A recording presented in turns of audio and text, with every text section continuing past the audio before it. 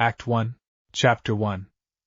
The order came down through 3 layers of deniability before it ever reached Naruto Uzumaki, which was exactly how the civilian council liked it. A cell of rogue chakra smugglers had set up shop in the borderlands north of the Land of Rivers, moving stolen jutsu scrolls to buyers with no particular loyalty to any of the 5 great villages. Someone needed to burn it down quietly, without a Konoha flag anywhere near the wreckage. Naruto had been given the mission with a 2-man support team and a promise that reinforcements were staged half a day out if things went wrong. He had not questioned the assignment when it came, not really. Deniable missions were a fact of shinobi life, and he had long since stopped expecting the council to hand him anything that came wrapped in comfort or convenience. If anything, he had almost welcomed it, one more chance to prove, loudly and unmistakably, exactly how far he had come since the days when people crossed the street rather than walked near him. Things went wrong within the first hour. The support team peeled away at the first sign of resistance, citing a compromised extraction route that nobody had mentioned in the briefing. The reinforcements never crossed the border at all. What waited for Naruto in that valley was not a handful of smugglers but a small army, seasoned missing nin bought and paid for by men who wanted a very particular problem solved without anyone's fingerprints on it. He fought them anyway. He always fought anyway. Kurama's chakra roared through him in waves, cloak flaring gold and orange against the dark tree line, and for a long while it was almost enough. He broke through 2 lines of shinobi, shattered a dozen jutsu meant to end him outright, and left the valley floor scorched and cratered under his feet. But there were too many, and they had been told exactly where he would be standing, and exactly when. He noticed, somewhere in the chaos of the fight, how coordinated they were, how little wasted motion there was in the way they rotated through waves of attackers, giving him no opening to rest and no clean line of retreat. This wasn't a hastily assembled smuggling operation defending its territory. This was a prepared kill squad, arranged with a patience that felt entirely too deliberate for men supposedly working for petty scroll thieves. By the time that realization fully settled in, it was already far too late to matter. The blade that finally caught him was coated in a paralytic he did not recognize, something that dulled Kurama's healing to a crawl the moment it entered his blood. He felt his knees buckle on the edge of a ravine he hadn't noticed in the dark, felt the ground give way beneath a foot gone numb and unresponsive, and then there was nothing beneath him at all. He did not remember the fall. He remembered the sound of the wind stopping, and the sound of the world going very quiet, and a voice inside him, ancient and furious, snarling at him to hold on. Above him, in the dying light, the missing nin who had been paid to end him peered over the edge of the ravine, saw nothing but blackness and distance, and reported back exactly what their employers wanted to hear. The Uzumaki boy was gone. No body. No trace. Nothing that could ever be traced back to the men who had arranged it. In a dim office in Konoha, a bandaged old man closed a file with a single word written across it in his own hand, and allowed himself something that was almost a smile. Missing. Presumed dead. It was, as far as anyone in the elemental nations was concerned, the end of the story. No one outside a very small circle would ever know how carefully the mission had actually been shaped. The route leaked days in advance to buyers who had every reason to want the 9 tails Jinchuriki dealt with quietly. The support team chosen specifically for a willingness to vanish the moment orders changed. It had taken months of patient arrangement to build a failure that would look, to anyone who came looking later, like nothing more than tragic, unavoidable bad luck. Tsunade would ask questions eventually. She always did. But questions without evidence were only noise, and noise, in that office, had always been something that could be managed. The old man filed the report away in a drawer that did not officially exist, and turned his attention to the next piece on a board only he believed he could fully see. Chapter 2. He fell for longer than should have been possible. The ravine that had looked like a simple drop from the surface was in truth the mouth of something far older and far deeper, a wound in the earth that predated the villages, predated the Sage of 6 Paths himself if the stories were to be believed.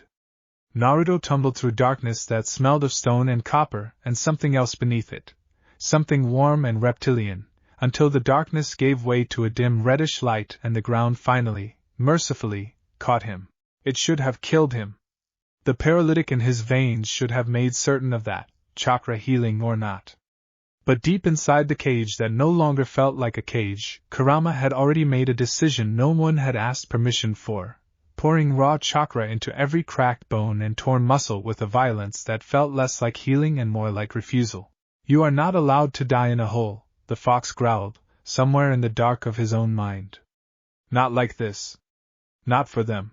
Naruto woke to bioluminescent moss crawling up cavern walls that stretched higher than any building he had ever seen, veins of pale blue and gold light pulsing faintly like something breathing.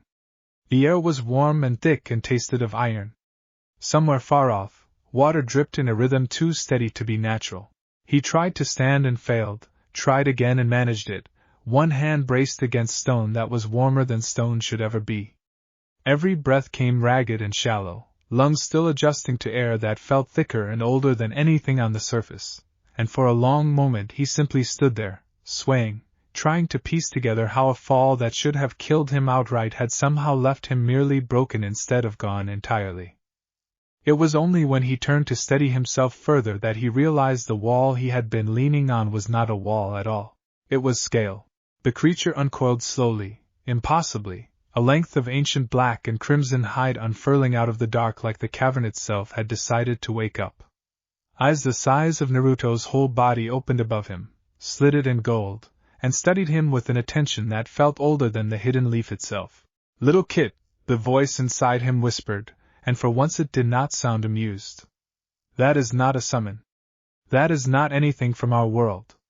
The great head lowered until it was level with Naruto, hot breath washing over him, and the dragon spoke in a voice that rumbled through the stone beneath his feet rather than through the air.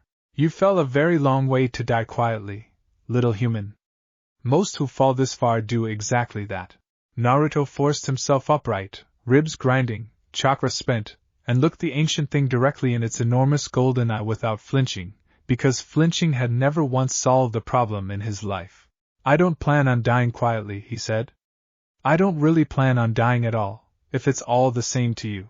Something that might have been amusement rumbled through the dragon's chest, low and rolling like distant thunder. It leaned back, coiling its great length around the edges of the chamber, and regarded him for a long, silent moment before it spoke again. "Bold words, for someone bleeding on my floor. Tell me your name, small thing who refuses to die." "Naruto Uzumaki," he answered, and even exhausted and broken he said it the way he always had, like a fact the whole world would eventually have to accept, the last stubborn scrap of a habit that would not survive the years to come but had not yet learned that its time was ending. The dragon's eyes narrowed, considering, and something shifted in the vast chamber around them. Dozens of smaller shapes stirring in the dark beyond the light, scales catching the glow of the moss like scattered stars. "Uzumaki," the dragon repeated slowly, as though tasting the weight of the name. "Then perhaps you were not so much falling, Naruto Uzumaki, as arriving." The other shapes stirring in the dark began to draw closer at that, dozens of scaled forms emerging from tunnels and ledges Naruto had not even noticed, some no larger than a horse, others so vast their outlines simply vanished into shadow before they ended. None of them spoke. All of them watched, with the same patient, ancient attention Ryujin had turned on him a moment before. Kurama's chakra coiled tight, and wary along Naruto's spine, a presence more cautious than he had felt from the fox in a very long time. "I do not know what these things are, Kit. I know only that they are old, older than the Sage of Six Paths himself if the bones of this place tell the truth, and old things in the dark are rarely patient with mistakes." Naruto forced his breathing steady, refusing to let the exhaustion dragging at every limb show any further than it already had. "Then I'll try not to make one." Ryujin's low rumbling laugh rolled through the chamber like something shifting deep underground. "A reasonable answer, for a creature who has already made the mistake of falling into my home bleeding and half dead. We will see whether the rest of you is as reasonable as your mouth." Chapter 3. They called the place the Rikoku Abyss, a cradle of stone and fire sealed away from the surface world since before the first shinobi villages had drawn their borders. The great dragon who had caught him introduced himself simply as Ryujin, eldest of the sages who dwelled there, keeper of a discipline the surface world had all but forgotten existed. "You wish to survive," Ryujin said, Once Naruto had been carried to a chamber of warm springs and given time enough to breathe. Every creature wishes to survive. But you carry something inside you that wishes for more than that. I felt it the moment you fell into my domain. A hunger not for power, but for the strength to never again be handed to your enemies like a gift. Naruto did not deny it. There was no point denying it, not to something that could apparently see straight through him. He had spent his whole life being underestimated by people who never bothered to look past the noise he made to survive, and something about this ancient, patient creature seeing through all of it in a matter of minutes felt less invasive than it probably should have. It felt oddly, like the first time anyone had actually looked at him and understood what they were seeing.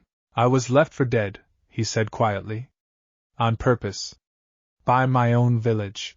Ryujin's tail flicked once against the stone, a sound like a temple bell. Many are, sooner or later. The question that matters is what you intend to become because of it. The trial, when it came, was not a test of strength in the way Naruto had expected. Ryujin led him instead to a spring of liquid fire deep within the abyss, its surface glowing molten gold, and told him plainly that most who entered it did not survive the attempt to draw its chakra into themselves. This is not senjutsu as your world understands it, Ryujin explained. Sage arts drawn from toads or snakes ask a shinobi to hold perfectly still and listen.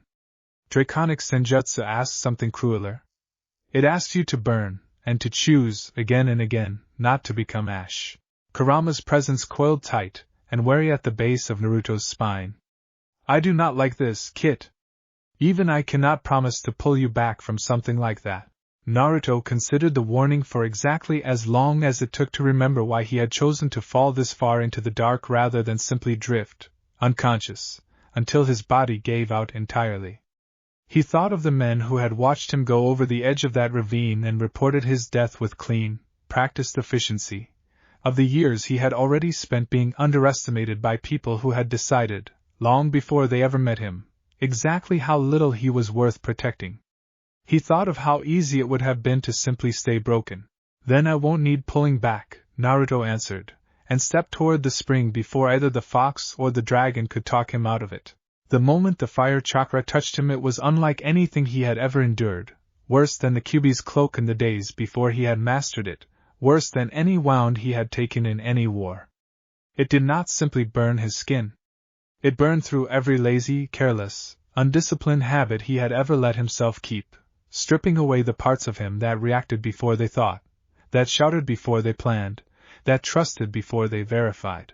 He screamed once, low and ragged, and then he stopped screaming and simply endured, because enduring was the only door left open to him.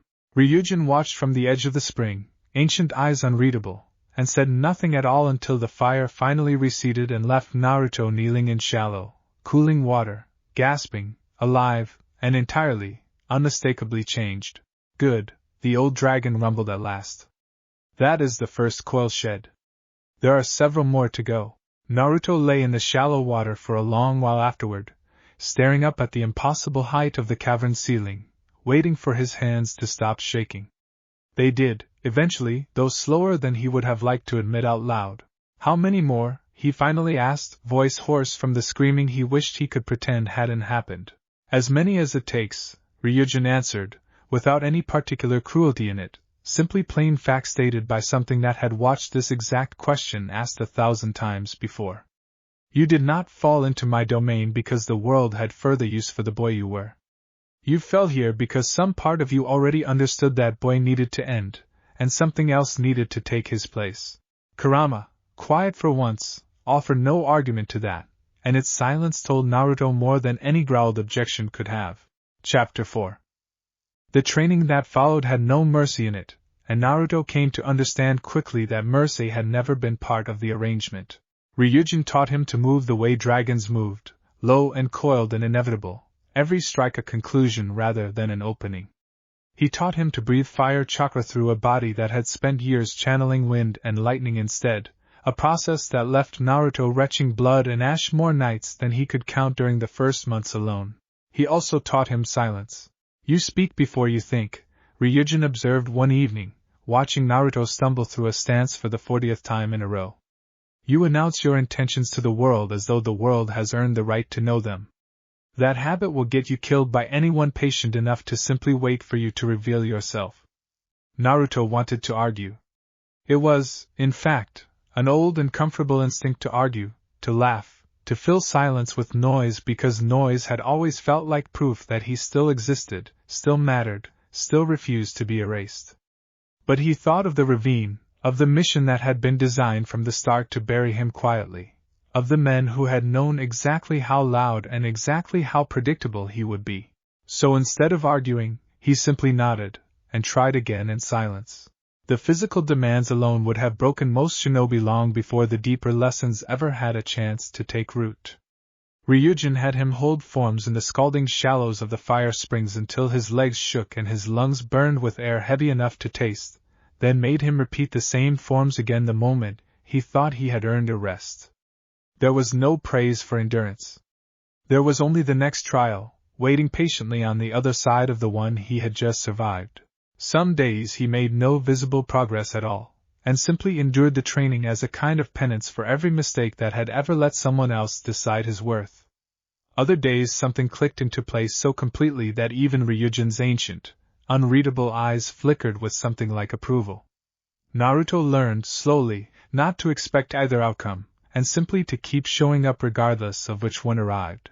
The other sages of the abyss watched his progress with varying degrees of interest, ancient serpentine shapes gathering at the edges of firelit caverns to observe the strange surface creature who refused to break no matter how many times the training broke him first. Some of them tested him directly, sending small torrents of draconic flame at him without warning simply to see whether he would flinch. He stopped flinching sometime around the 6th month. By the time the first full year had passed, uncounted as it was in that timeless place, the sages had stopped treating him as an oddity to be tolerated and started treating him, cautiously, as something closer to one of their own. It was a small shift, barely noticeable in the day-to-day rhythm of training, but Naruto felt it anyway, the way a person feels the temperature of a room change even before they can name why. Kurama, for his part, went from wary to something closer to grudging respect as the training continued, feeding chakra into the process in careful measured doses that helped Naruto's body survive what would have killed any ordinary shinobi outright. You are becoming something neither fully human nor fully what your ancestors called sage, the fox told him one long, quiet night, as scars that would once have been unbearable knit closed without complaint. I am not certain what that makes you. I am only certain it will terrify anyone who ever wronged you. Naruto, sitting cross-legged beside a spring of cooling embers, only closed his eyes and kept breathing, in and out, the way Ryujin had taught him, letting the old loud parts of himself burn a little further down towards something quieter and infinitely more dangerous.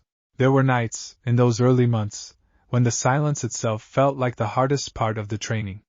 He had built so much of himself, for so long, around being heard, around being impossible to ignore, that learning to simply exist without announcing it felt at times like learning to breathe underwater. He kept at it anyway, because the alternative was remaining exactly the kind of predictable that had nearly gotten him killed. Ryujin noticed the struggle, as Ryujin seemed to notice everything, and offer no comfort for it beyond a single observation delivered without any particular warmth. The mountain does not announce when it is about to fall, he said. It only falls, and by the time you understand why, it is already far too late to move. Naruto took the lesson the way he had learned to take all of Ryujin's lessons by then, without argument, and folded it quietly into the growing collection of things he no longer needed to say out loud to believe. Chapter 5. Time moved strangely in the Rikoku abyss. There was no sun to mark the days, no seasons to mark the years, only the slow, patient rhythm of training and rest and training again, until Naruto genuinely lost count of how long he had been below the surface of the world he had once known. Ryujin did not seem concerned with counting either. When Naruto finally asked, one evening, how long he had actually been gone, the old dragon simply considered the question for a long moment before answering. Long enough, he said, that the boy who fell into my domain no longer exists in any meaningful sense. Long enough that whatever world waits above us has almost certainly moved on without him. Does that trouble you? It should have. Once it would have. The old Naruto would have panicked at the thought of years slipping away, of friends aging and changing and forgetting him, of a world that had simply closed over the space where he used to stand like water over a dropped stone. Instead he found only a calm, settled certainty where the panic used to live. "They'll understand when I come back," he said quietly. "And if they don't, I'll make sure the ones who left me to die understand something else entirely." Ryujin's massive head tilted, something like approval flickering behind those ancient gold eyes. "That is the sound of a sage speaking, not a boy. You are closer than you know." The years, however long they truly were, reshaped him in ways he could feel every time he moved. His chakra no longer surged in wild, uncontrolled bursts the way it once had. It coiled now, patient and deliberate, gathering itself the way a predator gathers itself before it strikes rather than a storm scattering itself across an open field. His reflexes sharpened into something economical, nothing wasted, nothing announced. Even his face had changed, subtly, the open eager softness of youth burned away and replaced by something calmer and far more watchful. When he caught his reflection in the still water of the springs, he sometimes had to look twice to be entirely certain the person looking back was still him. There were quieter changes too, ones that took longer to notice because they lived beneath the surface rather than on top of it. He no longer felt the old, restless need to fill every silence with noise, or to prove his worth to people who had already decided not to see it. He found he could sit with Ryujin for hours at a stretch, saying nothing at all, and feel no discomfort in the silence whatsoever, only a settled kind of patience he had never once possessed as a boy running loud and desperate through Konoha's streets. Sometimes, in those quiet hours, he let himself think of the people he had left behind without meaning to. Irika, who had never once treated him like a burden. Kakashi, who had taught him more about patience than he had realized at the time. Even Sakura, wherever her path had carried her by now. He did not let the thoughts consume him. He simply let them exist, the way Ryujin had taught him to let everything exist, without needing to immediately act on every feeling that passed through him. He trained alongside the other dragon sages when they allowed it, sparring against serpentine warriors who had mastered draconic senjutsu across lifetimes longer than entire shinobi clans. He lost, at first, more often than he won. Losses in that place carried a different weight than they once had, though, stripped of the old sting of humiliation he might once have felt. Each defeat simply became another lesson to fold quietly into the next attempt, without drama, without complaint, until eventually the losses themselves became rarer, and then rarer still. Then he lost less. Then, eventually, on a day that felt no different from any other day in that timeless place, he stopped losing at all. Ryujin watched that final victory in silence, coiled at the edge of the sparring chamber, and said nothing for a long while afterward. When he finally spoke, his voice carried a weight Naruto had not heard from him before. "There is one trial left, young sage. After it, you will not be the same creature who fell into my domain, nor even the creature who has trained here these long years. After it, you will simply be what you were always going to become." Naruto asked, quietly, what exactly that meant, and Ryujin answered him with something almost like patience. "It means the surface world will look at you and see a weapon, because that is the only language most of them have ever been taught to use for strength they cannot explain. It will be up to you, and you alone, to decide whether they are right to be afraid, or whether fear is simply the first, clumsiest word the frightened reach for when they meet something they do not yet understand." Naruto thought of the ravine, of the men who had been paid to leave him in it, of the quiet, careful cruelty of a system built to spend people like him without ever once asking whether they minded being spent. "Let them be afraid," he said finally. "I'm done making it easy for people like that to underestimate me." Chapter 6. The final trial took place at the very heart of the abyss, in a cavern so vast that its ceiling disappeared into darkness no light could reach. At its center burned a single flame, tall and steady and colored a deep, impossible crimson gold, fed by chakra so ancient that Ryujin himself would not name its true source.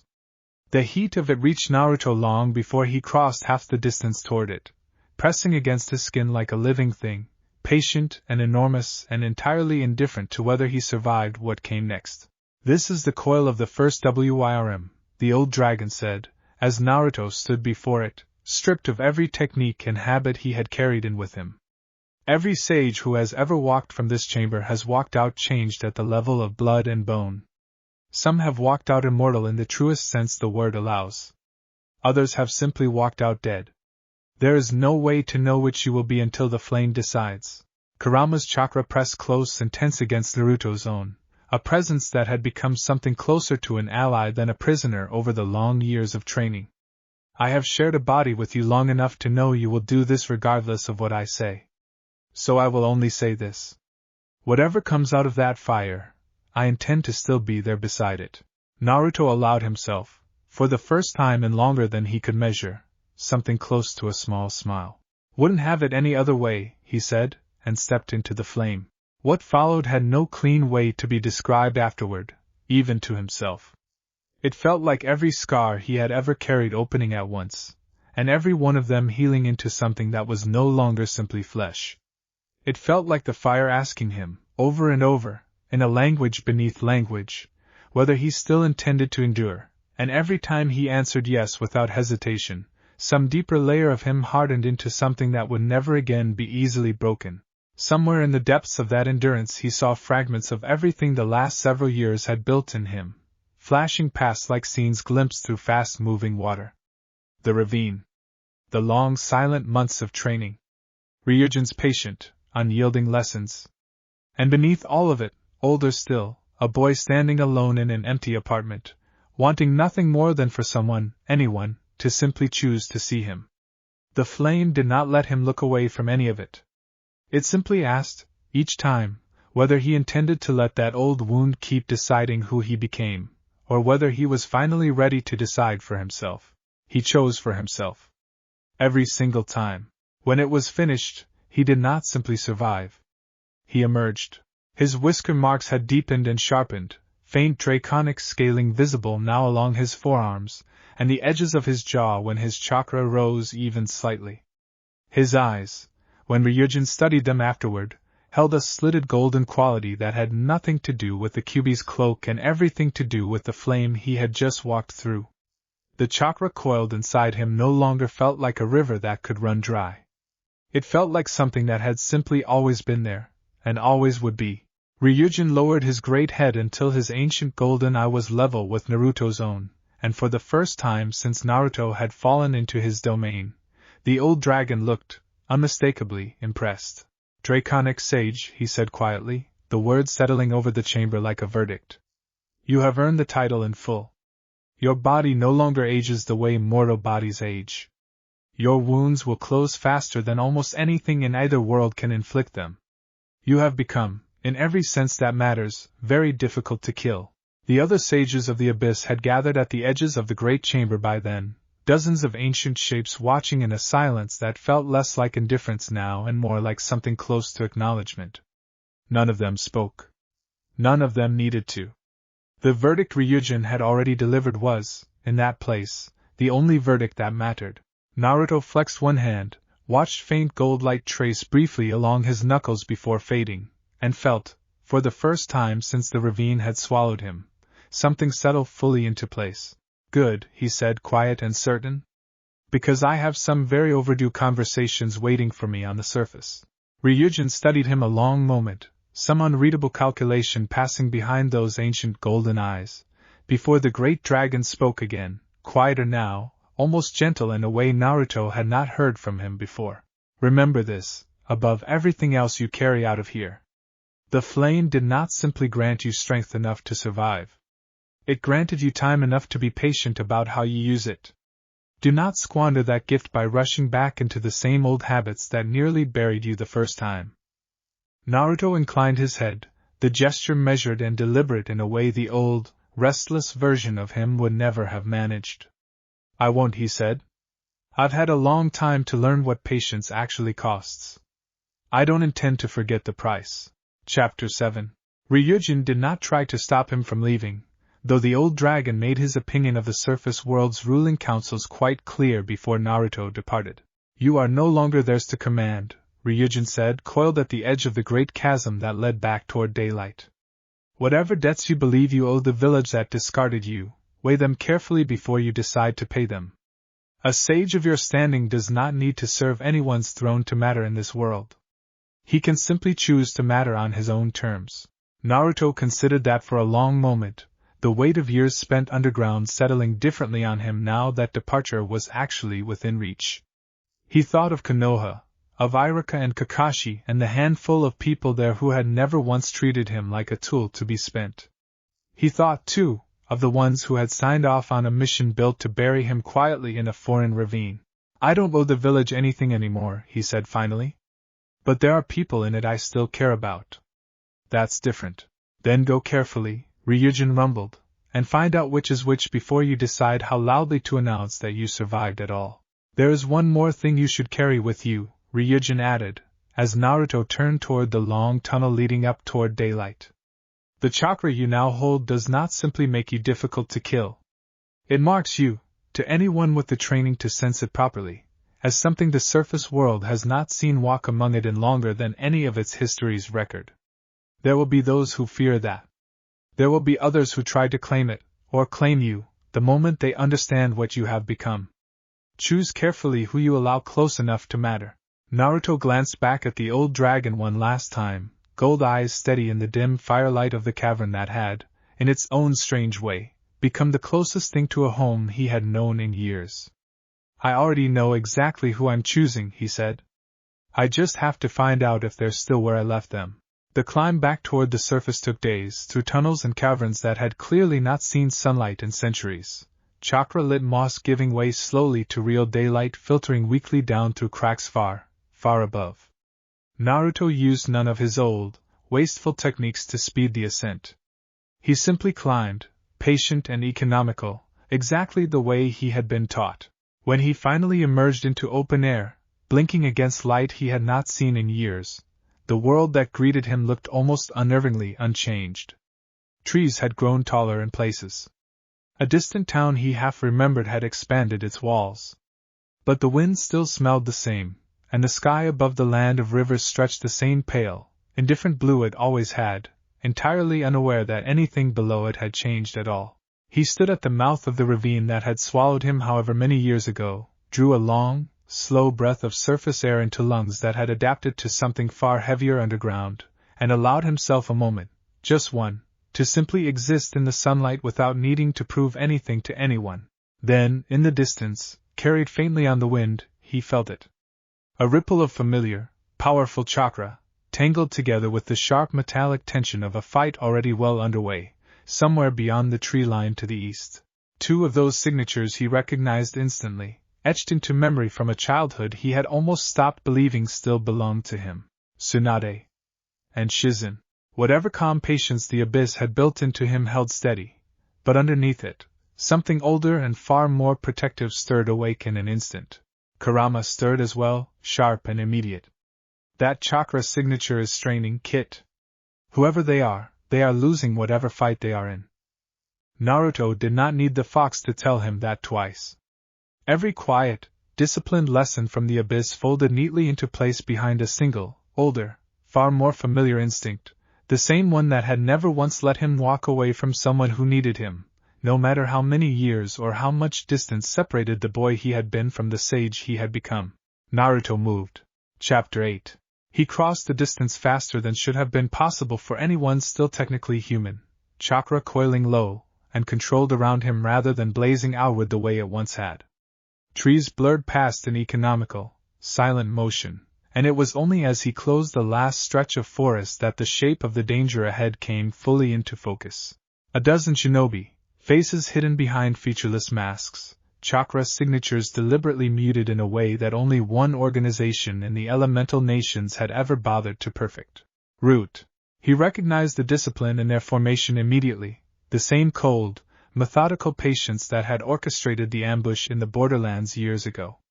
It made a grim kind of sense to him even in that first instant, that the same hidden hand which had once arranged his own quiet death might now be reaching for three women who had spent years asking inconvenient questions about exactly how that death had happened. Naruto slowed at the tree line just long enough to take in the scene below. Tsunade stood at the center of the clearing, chakra scalpels flaring at both hands, blood already soaking through the side of her robes from a wound that would have killed anyone without her legendary healing.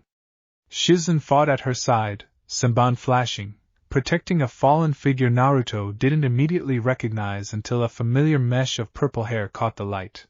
Anko Mitarashi, down, bleeding, snake summons dissolving in bursts of smoke around her as poison worked visibly through her system. They were losing. Slowly, carefully, deliberately, the way Root always fought when they had the numbers and the time to be patient about a kill. One of the masked figures raised a hand, chakra gathering for what was clearly meant to be the final, decisive strike against Tsunade's already faltering guard. Naruto did not shout a warning. He did not announce himself. The old Naruto would have done both, loud and reckless and entirely predictable. This Naruto simply moved, dropping from the tree line in absolute silence, gold chakra coiling around him like a second skin, and was standing directly between Tsunade and the incoming strike before anyone in that clearing had even registered that a 13th figure had entered the fight at all. The technique meant to end Tsunade's life shattered harmlessly against a barrier of draconic chakra that had not existed in the elemental nations in living memory, the impact rippling outward across the clearing like a stone dropped into still water, scorching bark and grass alike in a wide, contained circle that left everyone standing within it entirely untouched. Silence fell across the clearing, broken only by the ragged sound of Tsunade's own breathing. The masked Root operative who had thrown the strike took a single, involuntary step backward, some animal instinct screaming that whatever had just appeared in front of them was very, very far above their pay grade. Naruto did not turn to look at Tsunade. His eyes, slitted and gold and utterly calm, stayed fixed on the 12 masked shinobi arrayed in front of him, and when he finally spoke, his voice carried none of the loud, familiar warmth any of them might once have remembered. "You picked a bad day," he said quietly, "to hurt people I care about." For a moment nobody in the clearing moved at all, the masked operatives clearly recalculating, in real time, whatever confidence had let them believe this ambush would go quietly according to plan. Tsunade, swaying slightly on her feet, stared at the back of the figure now shielding her with an expression caught somewhere between disbelief and a grief so old it had almost become familiar. That voice, she thought, half convinced the blood loss was finally catching up with her in the form of some cruel, comforting hallucination. That can't possibly be. Shizune, still guarding Anko's fallen form, felt the sheer density of the chakra now pressing against the clearing and had to fight the instinct to step back from it entirely. It did not feel hostile.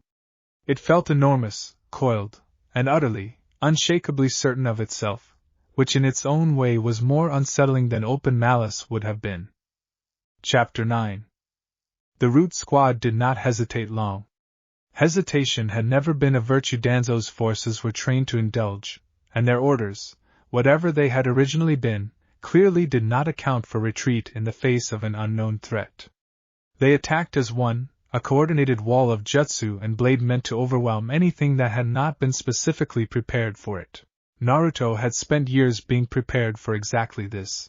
He moved through the first wave of attacks the way water moves through a narrow channel, effortless and inevitable, each strike he threw landing with a precision that dropped grown, seasoned shinobi in a single blow.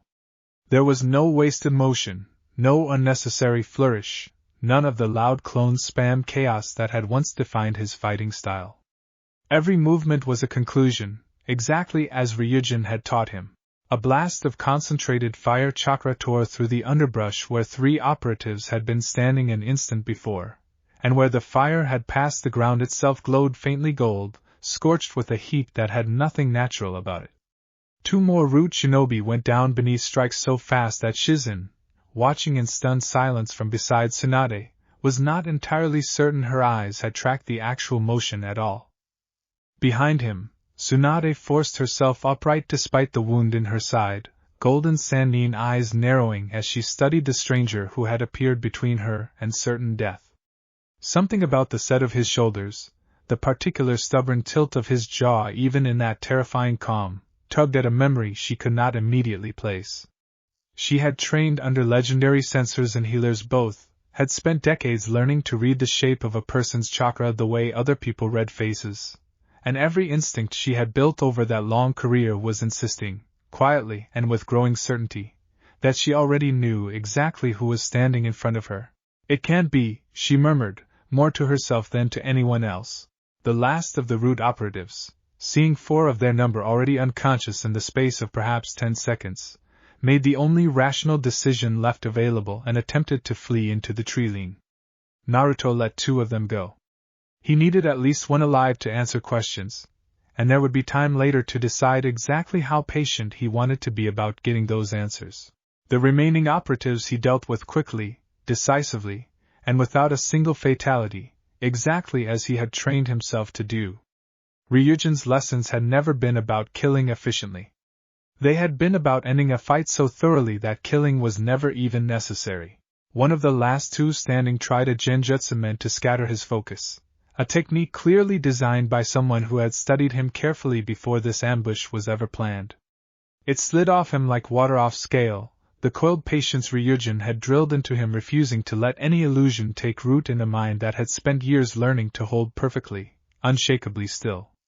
The operative's eyes widened behind his mask in the half-second before Naruto closed the distance and ended the exchange entirely. The last one did not even attempt a technique. He simply stood very still, hands slightly raised, some fragment of self-preservation overriding whatever orders had sent him into that clearing in the first place. Naruto studied him for a moment, filed away the particular way he held himself for later, and struck him down anyway, gently enough that he would wake with nothing worse than a headache and several very uncomfortable questions to answer for his superiors. When the clearing finally fell silent again, 8 masked figures lay unconscious among the scorched grass, and Naruto stood at the center of it all with barely a scratch on him, chakra settling back into its quiet, coiled rhythm as though the entire exchange had cost him almost nothing. He turned, finally, toward the 3 women he had come flying across half a forest to save, and found all 3 of them staring at him with expressions caught somewhere between disbelief and something far more complicated. Tsunade took one unsteady step forward, hand pressed to the wound at her side, gaze fixed on features that had changed and yet, somehow, unmistakably had not. The set of the jaw. The particular way he refused to look away from anything, even something that terrified him. Some things, apparently, no amount of ancient training could burn away entirely. Naruto, she whispered. It's really you. None of the remaining conscious root operatives attempted to press the fight any further after that. Whatever training Danzo had drilled into them, it had clearly never accounted for the possibility of facing something that could dismantle an entire coordinated squad without appearing to spend any real effort doing it. 2 of them exchanged a single, wordless glance before breaking for the tree-line, and this time Naruto let every remaining one of them run, filing away the direction of their retreat for later rather than wasting effort chasing shadows in the dark. He would have his answers eventually. There was no need to rush the asking. Chapter 10. For a long moment none of them spoke at all. Naruto closed the distance between them at a far gentler pace than he had crossed the battlefield, and up close the changes in him were even more obvious. The whisker marks deeper and sharper. The faint golden cast to eyes that used to be an ordinary, familiar blue. A stillness in him that had nothing to do with exhaustion and everything to do with years the 3 women in front of him had clearly not been told about. It's me, he said quietly, and something in the plain, steady honesty of it finally broke through Tsunade's disbelief entirely. She reached him in 2 strides, ignoring the protest of her own wound, and gripped his shoulders hard enough to bruise, as though she needed the physical proof that he was solid and real and not some grief-born illusion conjured by blood loss and exhaustion. Up close, she could feel the chakra radiating off him, dense and coiled and utterly unlike anything she had ever felt from him before, and yet unmistakably, achingly familiar underneath it. We were told you were dead, she said, voice rough. Missing, presumed dead, on a mission that never should have been authorized in the first place. I fought that authorization in council. I lost. I know, Naruto said simply. I've had a long time to think about who signed off on it, and why. Shizune knelt beside Anko, quickly working to stabilize the poison still moving sluggishly through her system, though her eyes kept flicking back toward Naruto with an expression of pure, stunned amazement. Anko herself, propped up on one elbow despite Shizune's protests, studied him with narrowed, assessing eyes that missed absolutely nothing. You look like you crawled out of something that ought to still be extinct, brat, Anko said, though there was no real edge in it, only genuine, bewildered wonder. Where in every hidden village's worst nightmare have you been? Somewhere that isn't on any map you've ever seen, Naruto answered. Somewhere I needed to be, to make sure nobody could ever leave me to die quietly in a ravine again. Tsunade's jaw tightened at that, the medic in her already cataloging the deeper implications of what he just said, even as the grandmother-shaped grief in her chest fought to simply be relieved he was standing in front of her at all. You were supposed to have backup, she said. I approved that support team myself. On paper that promised reinforcements within half a day. The paper lied, Naruto said simply, no real anger in it anymore. Only the flat, settled certainty of someone who had already spent years working through that particular betrayal and come out the other side of it. I've had a long time to think about who benefited from that lie, and why. Tsunade's grip on his shoulders tightened further, grief and fury and something fiercely protective all warring across her face at once. Danzo, she said, the name coming out like a curse. This has his fingerprints all over it. The mission. The ambush today. All of it. We've been quietly building a case against him for years, ever since your mission file crossed my desk and something about the authorization chain didn't sit right. Every time we get close to real evidence, it slips away, buried under layers of paperwork that were never supposed to exist in the first place. Naruto's expression did not change much, but something in the golden depths of his eyes went very, very still, the way deep water goes still right before something enormous moves beneath the surface. I know, he said again quietly. And I intend to make sure he understands exactly what he created, when he decided I was expendable. Shizune finally allowed herself to relax slightly once the last of the poison had been drawn safely out of Anko's system, though her eyes kept drifting back toward Naruto every few seconds, as though checking that he had not somehow vanished again the moment she looked away. It's a lot to take in, she admitted quietly. You vanish for years, and come back looking like you walked out of an old scroll about forgotten sages, and the first thing you do is save our lives without even raising your voice. Naruto managed something that was almost his old grin, though quieter now, worn smoother by everything that had shaped it in the meantime. Figured I'd made enough noise for one lifetime already. Seemed like it was somebody else's turn. Chapter 11. They made camp a safe distance from the scorched clearing while Shizune finished stabilizing Anko and tended what she could of Tsunade's wound, though Tsunade waved off most of the fussing with the particular stubbornness of someone who had survived far worse. Naruto kept watch at the edge of their small fire, chakra senses spread wide and patient across the surrounding forest in a way none of them had ever seen him do before. He's different, Shizune murmured to Tsunade, quiet enough that she hoped it wouldn't carry. Not just the eyes or the marks. Everything about the way he holds himself. He grew up somewhere we weren't watching, Tsunade answered, just as quietly, eyes fixed on the still, calm figure at the edge of the firelight. And apparently he grew up fast. Anko, propped against a fallen log with color slowly returning to her face, watched Naruto with an entirely different kind of attention, sharp and evaluating in the particular way she reserved for things she found genuinely, unexpectedly interesting. You saved us without breaking a sweat, she said eventually, voice carrying easily across the small clearing. 12 rude operatives, and you handled it like it was a training exercise. That's not the kid who used to trip over his own jutsu in the academy. That kid died in a ravine, Naruto said, without any particular drama in the way he said it, simple fact rather than performance. What crawled back out was something else. He explained it to them plainly. Once the fire had settled and Shizune had finally allowed herself to sit rather than fuss, laying out the mission, the betrayal, the fall, and the years spent beneath the earth learning a discipline the surface world had entirely forgotten. He left out none of the important parts and added none of the theatrics the old version of himself might have felt compelled to include. It was, in its own way, the most controlled and deliberate performance of honesty any of them had ever seen from him. Shizune listened in near total silence, only occasionally interrupting with a quiet, careful question about the physical toll such training must have taken, her medical instincts refusing to fully switch off even in the middle of a story that had nothing to do with treatable wounds. Anko, by contrast, interrupted constantly, peppering him with sharp, half-incredulous questions about dragons and flame and whether any of it could be replicated by anyone who wasn't apparently immune to dying, until even Naruto found himself huffing something close to quiet laughter at her persistence. Some things really hadn't changed after all, he thought, listening to her needle him for details he had no intention of giving away for free. It was, strangely, a comfort. When he finished, silence stretched over the clearing for a long moment, broken only by the crackle of the fire. They tried to erase you, Tsunade finally said, low and furious.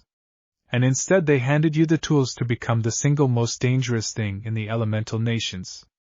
I hope, wherever he is right now, Danzo is losing sleep over exactly how badly that plan backfired. Naruto's gaze drifted toward the dying flames, gold light flickering faintly in his eyes in a way that had nothing to do with the fire in front of him. They handed me a choice, he said. To spend that danger serving a village that decided I was worth spending, or to spend it protecting the people who never once treated me that way. His eyes lifted, finding each of theirs in turn, Tsunade's, Shizune's, Anko's, steady and certain in a way that left no real room for doubt about which choice he had already made. I know which one I've chosen, he said quietly. I just need to know if the three of you are willing to stand with me while I build it. Anko let out a low, tired laugh that carried more relief in it than humor. You disappear for years, come back able to flatten an entire root squad without breaking a sweat, and the first real question out of your mouth is whether we want to help you build something. Never changed, brat. Or, well, I suppose you already did. Just not that part. Something in Naruto's carefully controlled expression eased slightly at that, the barest ghost of the old warmth flickering through the new, quieter certainty that had replaced most of it. Some things didn't need burning away, he said. Just the parts that got me nearly killed. Chapter 12. They did not answer immediately, and Naruto did not push them to. Some choices, he had learned in the long silent years beneath the earth, needed room to breathe before they could be made honestly. It was Tsunade who spoke first, once the fire had burned low enough that the forest around them had gone almost entirely dark except for its faint glow. As Hokage, I could offer you that title the moment we walk back through Konoha's gates. Half the council would object, and I would enjoy overruling every last one of them. Naruto shook his head, unhurried and certain. I don't want the hat, Tsunade. I never really did, not the way people always assumed. I wanted to matter to people who never had a reason to care about me first. That's not the same thing as wanting to sit behind a desk signing off on missions that get people killed quietly. Tsunade studied him for a long moment, and something in her weary, grieving expression eased slightly, as though a fear she hadn't voiced had just been quietly answered. Then what do you want instead, she asked? Naruto's gaze lifted toward the dark tree line beyond their small fire, toward a horizon that, for the first time in his life, belonged entirely to choices he intended to make on his own terms. Somewhere that answers to no council, he said. No hidden village, no elder sitting in the dark deciding whose life is worth spending. A place built on ground nobody else wants, that I make sure nobody with bad intentions ever gets to threaten twice. He looked back at the three of them, firelight catching faintly golden eyes that no longer belonged entirely to the world above ground. I'm not asking any of you to follow me out of obligation, he said. I'm asking because today wasn't the first time Root decided the three of you were inconvenient enough to remove, and it won't be the last, as long as men like Danzo are still drawing up lists. I can offer you somewhere they can't reach. Shizune was the first to answer, quiet but immediate. I've spent my whole life patching up the damage men like that leave behind. I would rather help build something that keeps the damage from happening at all. Anko's answer came with a sharp, genuine grin, the first real humor to cross her face since the ambush. Root just tried to gut me in a forest for the second time this year. Frankly, brat, wherever you're building this thing, sign me up before somebody else does. Tsunade was quiet longest, gaze moving between the three of them, weighing decades of duty against the debt she had never quite managed to repay a boy she had failed to protect. When she finally spoke, her voice was steady in a way it had not been all evening. I built my life around a village that kept asking me to bury the people I loved, she said. I'm done burying people for them. Wherever you're building this, Naruto, I'm coming too. Naruto looked at each of them in turn, and for the first time since the flame in the depths of the abyss had finished remaking him, something in his carefully controlled expression softened into a kind of quiet, unguarded gratitude that had nothing performative about it at all. He had spent years learning to need nothing from anyone, to stand entirely on his own strength so that no one could ever again decide his worth for him. He had not expected that lesson to make it easier, rather than harder, to accept exactly this kind of loyalty when it was finally offered. "Then we start tomorrow," he said quietly. "Not with revenge. Not yet. With ground. A place that belongs to us, and to no one else, that nobody gets to threaten without answering for it directly to me." Far to the south, in a windowless office lit by a single lamp, a bandaged old man read a hastily coded report from a rude operative who had barely escaped a forest that should have been an easy, quiet kill, and felt, for the first time in a very long while, something that might almost have been fear. 12 trained operatives, dispatched to remove 3 troublesome women who had asked too many questions, and 8 had returned unconscious, 4 had not returned at all, and every single one of them agreed on the description of the one figure who had ended the engagement without apparent effort. Gold eyes. Draconic markings. Chakra unlike anything catalogued in any bingo book on either side of the border. The boy he had buried was not only alive, he was coming back. And whatever quiet, patient shape his sanctuary eventually took, it would not be built with anyone's permission, least of all the permission of a man who had once decided, so easily, that Naruto Uzumaki was a cost worth paying. Somewhere out beyond the dark tree line, 3 women who had spent their lives serving a system that kept asking them to bury the people they loved sat around a dying fire with the one person that system had failed to erase, and for the first time in longer than any of them could easily remember, none of them felt like they were waiting for the next loss to arrive.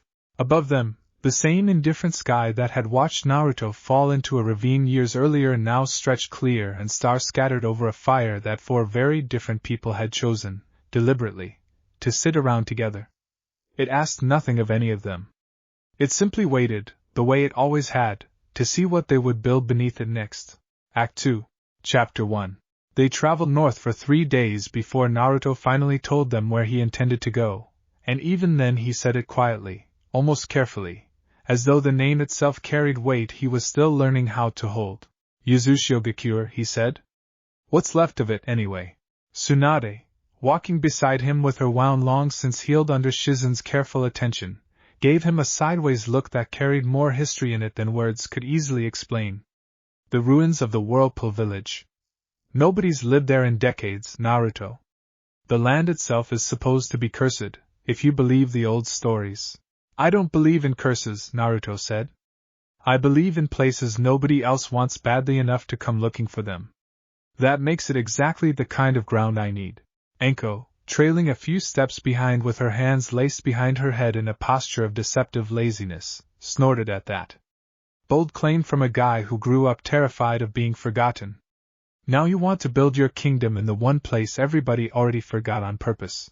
Naruto's mouth curved, faint and unhurried, nothing like the wide reflexive grins of his childhood.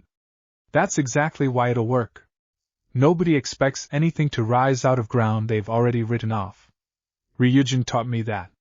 The strongest things in the world rarely announce themselves before they're ready." Shizune, quieter than either of them, studied the shifting terrain ahead where scrubland was slowly giving way to salt marsh and the first crumbling remnants of old defensive walls, moss-grown and half-swallowed by the earth. "There's more to it than strategy, isn't there?" she said. "This is where your clan came from." Naruto didn't answer immediately.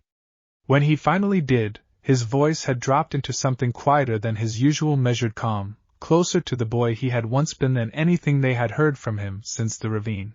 "My mother's people built something here that outlasted 3 wars before it finally fell. I spent a long time underground learning how not to be erased. Seems fitting to spend what comes next rebuilding a place that already refused to stay erased once before." Nobody argued with that. There didn't seem to be anything left worth arguing. They walked in comfortable silence after that, the coastal wind growing sharper and salter with every mile, until even Anko's usual restless energy settled into something quieter, more thoughtful.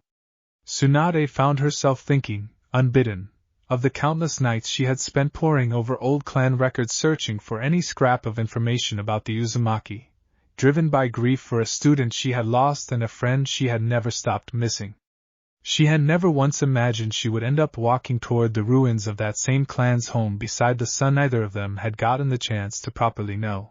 Shizune, meanwhile, found her thoughts drifting toward the practical concerns that had always grounded her, even in the strangest circumstances. Whatever they built out there would need proper medical infrastructure eventually, clean water, defensible positions, all the unglamorous scaffolding that turned a defiant idea into something that could actually survive contact with a world that had already tried once to erase it. She said as much aloud, and Naruto listened with the same patient attention he now brought to everything, nodding slowly at each point she raised. "You've clearly thought about this more than I have," he admitted. "I spent years learning how to survive on my own. I never really had to think about what it takes to keep other people alive and thriving alongside me." "Then it's a good thing you brought people who have," Shizune said, with a small, genuine smile that eased some of the old formal distance she had always kept between them. By the time they crested the final rise and the coastline finally opened up before them, gray water stretching endlessly toward a horizon none of them could quite name, all four had fallen into a quiet, comfortable rhythm that felt less like fugitives fleeing a dangerous world and more like people walking, deliberately and together, toward one they intended to build for themselves instead. Chapter 2. The ruins of Uzushigakure spread out before them like the skeleton of something that had once been magnificent, spiral motifs carved into broken stone gateways, the bones of towers standing at odd, weathered angles against the gray coastal sky. Salt wind moved through empty windows where families had once lived, and somewhere beneath the silence, Naruto could feel it, faint but unmistakable, the way Ryujin had taught him to feel old chakra buried deep in stone and root. "There's still power here," he murmured, half to himself, walking slowly through a courtyard where fuinjutsu seals had been carved so deeply into the flagstones that centuries of weather had failed to erase them entirely. Sealed away. Waiting. Tsunade watched him move through the ruins with an unfamiliar reverence, hands trailing lightly over inscriptions she couldn't read but recognized instinctively as important. "Your mother would have known what all of this meant," she said quietly. "Kushina used to talk about this place sometimes, late at night, when she thought no one else was listening. She never got the chance to bring you here herself?"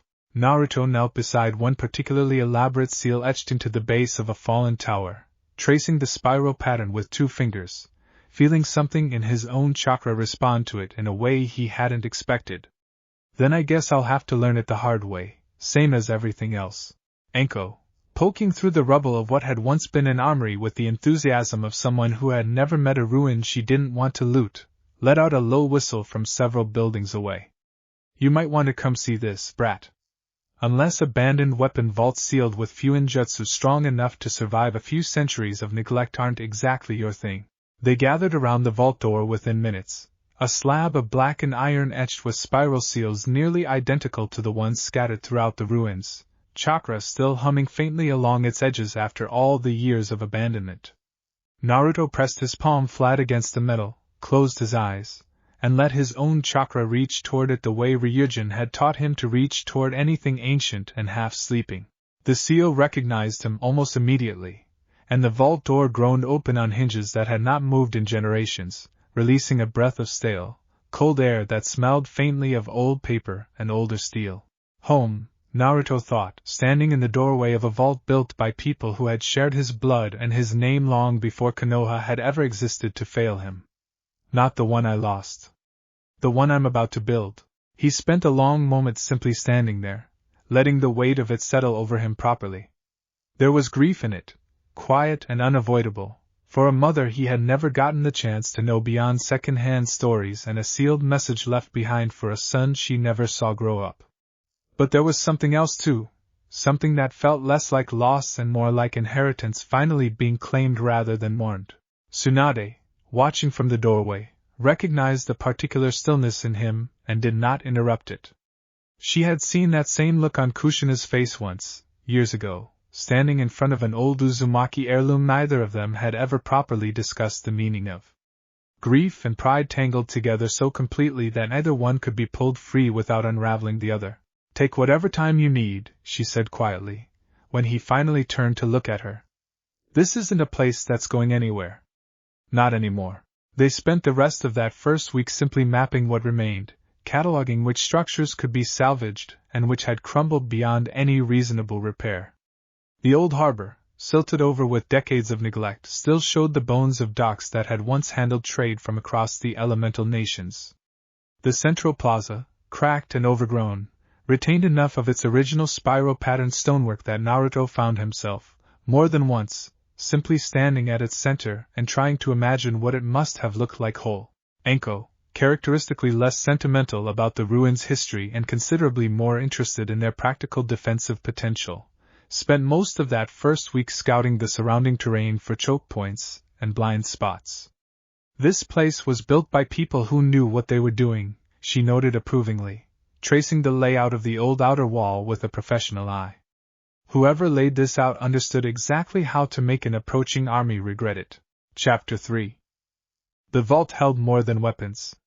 Scrolls lined shelves carved directly into stone, fuinjutsu techniques that predated most of what any surviving village still practiced, records of a clan that had once been feared and respected in equal measure before jealousy and war had conspired to erase them almost entirely from history. Naruto spent the better part of 2 days simply reading, cross-legged on the vault's cold floor, while Tsunade, Shizune, and Anko took turns clearing rubble and scouting the wider ruins for anything else worth salvaging. Some of what he found he recognized instinctively, techniques that echoed things his mother had apparently mastered without ever fully explaining their origin. Other scrolls described sealing arts so advanced that even Jiraiya, for all his reputation, would have struggled to fully decipher them. This is going to take years to properly understand, he admitted to Tsunade, once she finally convinced him to eat something and rest his eyes. Good thing you've got time now, she said, settling beside him with the particular weary satisfaction of someone who had spent the day doing honest physical labor instead of politics for the first time in longer than she cared to remember.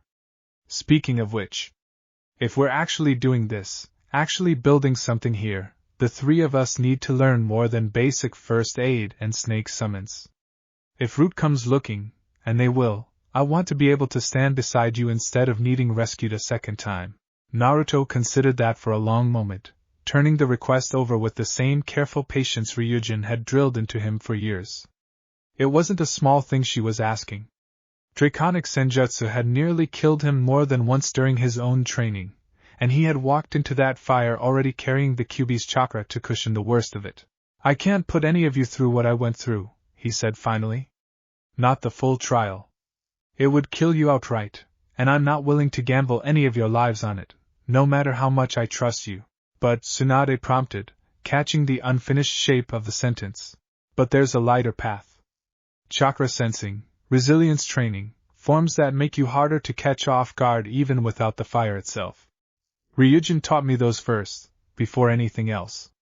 I can teach you the same way, slowly, without the parts that would burn you apart. Tsunade considered that carefully, weighing the offer against decades of experience training shinobi of every skill level. That's more than fair, she said finally. I've buried enough people rushing toward power they weren't ready for. I'd rather build this properly, even if it takes longer. Shizune, listening quietly from across the vault, finally spoke up. Then that's where we start. All of us. Tomorrow. Anko grinned, sharp and eager in the dim vault light. Finally. I was starting to think I'd have to learn dragon stuff by watching from the sidelines forever. Shizune smiled faintly at that, quiet amusement flickering across features usually reserved for careful professional composure. Somehow I suspect none of us are going to enjoy the actual process nearly as much as you're enjoying the idea of it. The training began the very next morning, out on a cleared stretch of what had once been a training field for the old village's own shinobi academy. Naruto started them exactly where Ryujin had started him, with stillness, forcing all three women to simply sit and breathe and extend their awareness outward into the marsh and stone around them without reacting to anything they sensed. It proved harder than any of them expected. Anko, in particular, struggled visibly with the discipline required to remain motionless when every instinct she'd built across a lifetime of survival screamed at her to move the moment she felt anything unfamiliar. You're trying too hard to control what you sense, Naruto told her, after her third failed attempt in a row left her more frustrated than the exercise probably warranted.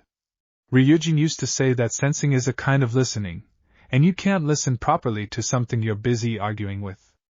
Stop treating every signal like a threat and let it just exist for a second before you decide what to do about it. Anko exhaled slowly, forced her shoulders to unclench, and tried again. This time, when a rabbit's small nervous chakra signature flickered somewhere in the reeds 30 yards away, she noticed it without her whole body tensing to respond, and something in her expression shifted, genuine surprise breaking through her usual practiced confidence. Huh, she said. That's actually kind of nice, once you stop white-knuckling it. Tsunade and Shizune progressed more steadily, both women bringing decades of medical and chakra-controlled discipline to bear on lessons that rewarded exactly that kind of patience. By the end of the first week, all three of them could hold a basic sensory field extending several dozen yards in every direction, nothing compared to what Naruto himself could manage, but enough, he judged, to make them considerably harder to surprise than they had been in that clearing against Root. The physical conditioning that followed proved harder still. Drills meant to build the same coiled, economical strength Naruto had spent years earning in the depths of the abyss. Tsunade adapted quickest, her existing chakra control and monstrous natural strength giving her a foundation the others had to build from scratch. Shizune found the endurance work grueling but approached it with the same methodical patience she brought to complex surgery, refusing to let a single session pass without measurable improvement. Anko, true to form, complained loudly and often about every new drill, and then quietly outperformed her own complaints by the following week, driven by a stubborn refusal to be left behind by the other two. Chapter 4. Far to the south, in the same windowless office where he had once closed a file on a boy he believed permanently dealt with, Danzo Shimura studied the coded report from his last surviving squad member with an expression that betrayed nothing to the two subordinates standing rigidly at attention before his desk. Confirmation, one of them said carefully. The Uzumaki boy is alive, transformed by some manner of ancient chakra none of our records account for. He has taken Lady Tsunade, her apprentice, and the Mitarashi woman with him. Current location unconfirmed, though scouts report movement toward the northeastern coastline. Danzo's single visible eye narrowed at that, calculation moving behind it with the same cold precision that had guided every decision he had made across 4 decades of quiet, deniable maneuvering. The northeastern coastline. There is very little of value along that stretch of coast, except for the ruins of a village that stopped mattering to anyone the day it fell. He rose from his desk slowly, moving to a shuttered window that overlooked nothing but a narrow alley, a habit he had kept for decades though he rarely bothered to actually open the shutters anymore. Yuzushobikur, he said quietly, testing the weight of the name aloud for the first time in years. A clan annihilated for the crime of being too powerful and too independent for its neighbors to tolerate. There is a certain grim symmetry in the boy choosing to rebuild it now. The subordinates exchanged a brief, wary glance, uncertain whether the observation required a response. Danzo did not wait for one. He allowed himself a moment of genuine, unhurried thought, weighing the boy's survival against every plan it now threatened to unravel. An immortal weapon that answered to no village, allied with a former Hokage who already suspected far too much about the mission that had supposedly killed him, was not a problem that could simply be filed away and ignored. Send a reconnaissance team, he said finally. Small. Quiet. I want to know precisely what has been built out there, and precisely how dangerous it has actually become, before we commit any further resources to removing it. The subordinate hesitated, a rare and telling break in Root discipline. Lord Danzo, the last squad we sent against him was dismantled in under a minute. Reconnaissance alone may not return. Then choose operatives whose loss I can afford, Danzo said, without any particular cruelty in the words, simply the same flat calculation he applied to every asset under his command. Information is worth more right now than force. We will not make the mistake of underestimating him twice. When the subordinates had gone, Danzo remained alone in his office for a long while, turning the boy's survival over in his mind like a stone he could not quite decide how to skip. Whatever the ravine had done to Naruto Uzumaki, it had not simply failed to kill him. It had built something that Danzo, for the first time and longer than he could easily remember, was forced to admit he did not yet fully understand. That, more than the failure itself, was the part that troubled him most. He thought back, briefly, to every file he had ever compiled on the boy across the years, the reports from academy instructors dismissing him as a talentless troublemaker, the assessments from Jonin-sensei grudgingly noting improvement they attributed to raw stubbornness rather than genuine skill. None of it had prepared him for a report describing a fully grown sage capable of dismantling a coordinated squad without visible effort. Somewhere in that gap between old assessment and new reality lay a miscalculation Danzo intended never to repeat. He drew a fresh sheet of paper toward himself and began, methodically, to draft a longer-term strategy, one that assumed from the outset that force alone would not be sufficient to resolve the problem the boy now represented. Whatever else Naruto Uzumaki had become in the years since that ravine, he remained, at his core, someone who had once craved recognition and belonging above almost everything else. That craving, properly understood, could still be turned into leverage, if the more direct approaches continued to fail as thoroughly as the first one already had. Patience, he reminded himself, setting the pen down at last. The boy has patience now. So must we. Chapter 5. The reconnaissance team arrived at the edges of the ruined village 11 days later. 3 operatives moving with the practiced, silent discipline Root had spent years drilling into every recruit stripped of a name, and given a number instead. They kept well outside the visible perimeter, cataloging what little activity they could observe from a distance, chakra suppressed to the barest possible trace. It was not enough. Anko found the first of them within an hour of their arrival, drawn by an instinct honed across years of interrogation work and a healthy professional paranoia about exactly the kind of quiet, patient watchers Root liked to send ahead of anything worse. She did not kill him.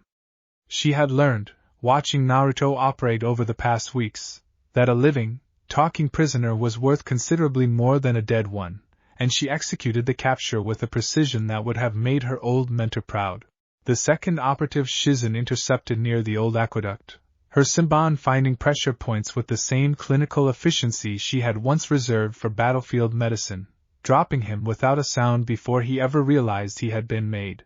The third made it almost to the outer wall before Naruto simply appeared in front of him, gold eyes catching what little light filtered through the coastal fog, and the man's nerve broke entirely before a single technique could be attempted.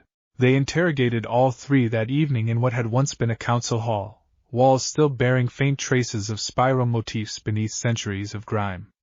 Anko handled the questioning with the same unsettling cheerfulness she brought to most things, though Naruto noticed she kept her actual methods carefully within lines that left no permanent damage, a restraint that hadn't always defined her reputation. "You've gotten softer," he observed quietly, once the first operative had given up everything useful he knew and been left to rest under guard.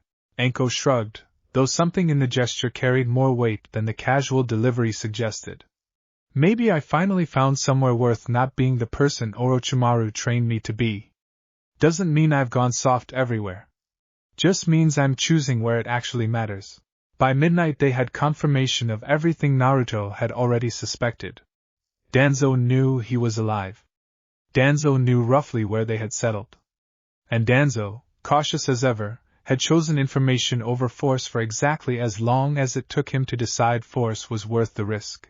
The captured operatives. Once it became clear that no torture was actually forthcoming and that cooperation carried the genuine possibility of eventual release rather than a slow death in some forgotten cell, proved considerably more forthcoming than Root's usual reputation for silence suggested they should be. One of them, younger than the other 2 and clearly still uneasy with the particular brand of loyalty Root demanded of its operatives, spoke at length about the conditioning process, the isolation, the systematic stripping away of names and pasts that Danzo's organization inflicted on children barely old enough to understand what was being taken from them. Naruto listened to that account in silence, jaw tight, old anger surfacing in a way the abyss had not entirely burned away after all. "There are children in that program right now," he said quietly, once the operative had finished. "There always have been," Tsunade said grimly. "It's one of the reasons Danzo has been so difficult to move against directly. Half the council refuses to believe Root still exists at all, and the other half simply doesn't want to know badly enough to ask uncomfortable questions. Then that's one more reason this place needs to survive long enough to matter, Naruto said. Somewhere those children could actually go, if they ever got the chance to leave. Anko, who understood better than any of them what it meant to be shaped young by someone else's cruel design, said nothing for a long moment, staring into the middle distance with an expression none of the others had seen from her before. Then, quietly, she nodded. Count me in on making sure that door actually opens for them, whenever it needs to. That won't last, Tsunade said grimly, studying the interrogation notes by lamplight. He'll come back with more than 3 scouts next time. Naruto's expression remained calm, though something steady and unshakable settled behind his gold eyes as he looked out over the ruined walls that were, slowly, starting to feel less like a graveyard and more like a home worth defending. Then we'll be ready for more than 3 scouts next time, he said. That's what the next several weeks are for. He said it with a calm certainty none of them thought to question, and in the weeks that followed, none of them had reason to. True to his word, the weeks that followed the interrogation were spent turning that early warning into something more permanent. Naruto walked the entire perimeter of the ruins personally, marking natural choke points and blind spots with the same patient thoroughness Ryujin had once applied to every lesson in the abyss, while Anko translated his observations into practical defenses, snake summons stationed at key points, tripwire seals borrowed carefully from the vault's ancient Fuin jutsu. Watch rotations that left no approach unmonitored for more than a few minutes at a time.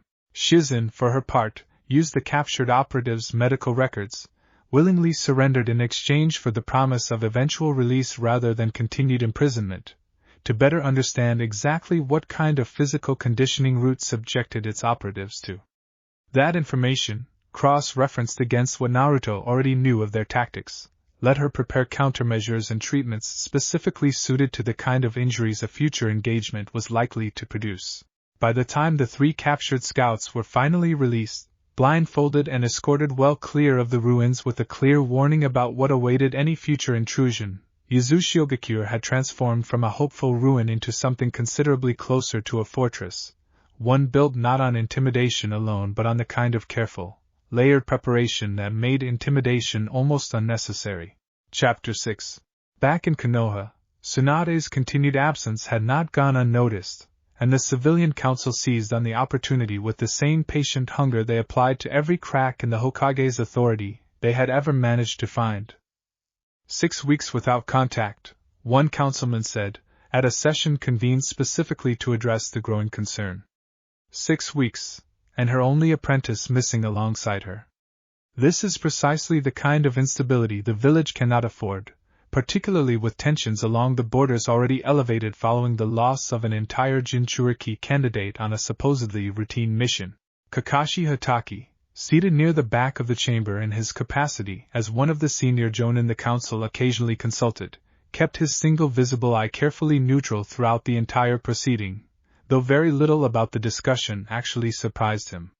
He had never fully believed the official account of Naruto's disappearance, and Tsunade's own quiet, unresolved fury in the weeks before her own departure had told him more than any official report ever could. When the council formally authorized a search party to locate the missing Hokage, Kakashi volunteered before anyone else in the room had finished considering the idea, and made certain, through channels the council never bothered to examine too closely, that he would be the one leading it. He left Konoha 3 days later with a small, hand-picked team he trusted not to ask questions he wasn't ready to answer, following a trail of scattered intelligence that eventually pointed, unmistakably, toward the long-abandoned ruins of a village that had not appeared on any active map in generations. Yuzushiogakure, he murmured to himself, studying the old, water-stained charts he had dug out of Konoha's archives before departing. Of course it would be there. Where else would an Uzumaki go, once he stopped needing anyone's permission to go anywhere at all? The council session that authorized his departure had not been without its own quiet tensions. Several of the more hardline members had pushed instead for a larger, more heavily armed contingent, one better suited, in their words, to retrieving valuable village assets rather than politely checking on a missing colleague. Kakashi had argued them down carefully, pointing out that an aggressive show of force sent chasing after a former Hokage who had left of her own accord risked embarrassing the village considerably more than a quiet, diplomatic inquiry ever could. Privately, he suspected an aggressive show of force sent after whatever Naruto had become would simply get a great many good shinobi killed for nothing, but that particular argument was not one he intended to make out loud in front of a council that had already proven, time and again, exactly how little curiosity it possessed about consequences it didn't have to personally face. He chose his team with the same care he applied to every mission that actually mattered to him. Shinobi he trusted to hold their tongues in front of the council afterward and their nerve in front of whatever they actually found. None of them asked too many questions during the journey north, though he could tell, by the second day, that all three had begun independently arriving at the same quiet suspicion he had carried with him since the moment the council first authorized the search. The journey itself took the better part of 2 weeks, tracking rumors and old trade routes that grew steadily less traveled the farther north they pressed. More than once Kakashi found himself grateful for the years of tracking experience that let him read faint, half-erased signs of passage other shinobi would have missed entirely, signs that told him, long before the ruins themselves came into view, that whatever they were approaching had clearly not gone unnoticed by other interested parties either. Chapter 7. Kakashi's team was spotted 3 miles out, well before they reached the ruined outer wall, and Naruto met them personally at the edge of the marshland rather than risk a misunderstanding born of unfamiliar chakra signatures approaching at speed. He recognized Kakashi instantly, even through the fog and the years, and something in his carefully controlled composure eased slightly at the sight of a face that had never once treated him like a burden or a weapon. Kakashi stopped walking the moment he saw him clearly, visible eye widening behind his mask in an expression Naruto hadn't seen from him since childhood. Something caught between disbelief and a grief so old it had nearly become permanent. "Naruto," he said quietly, voice rougher than his usual practiced calm. "We were told you were gone.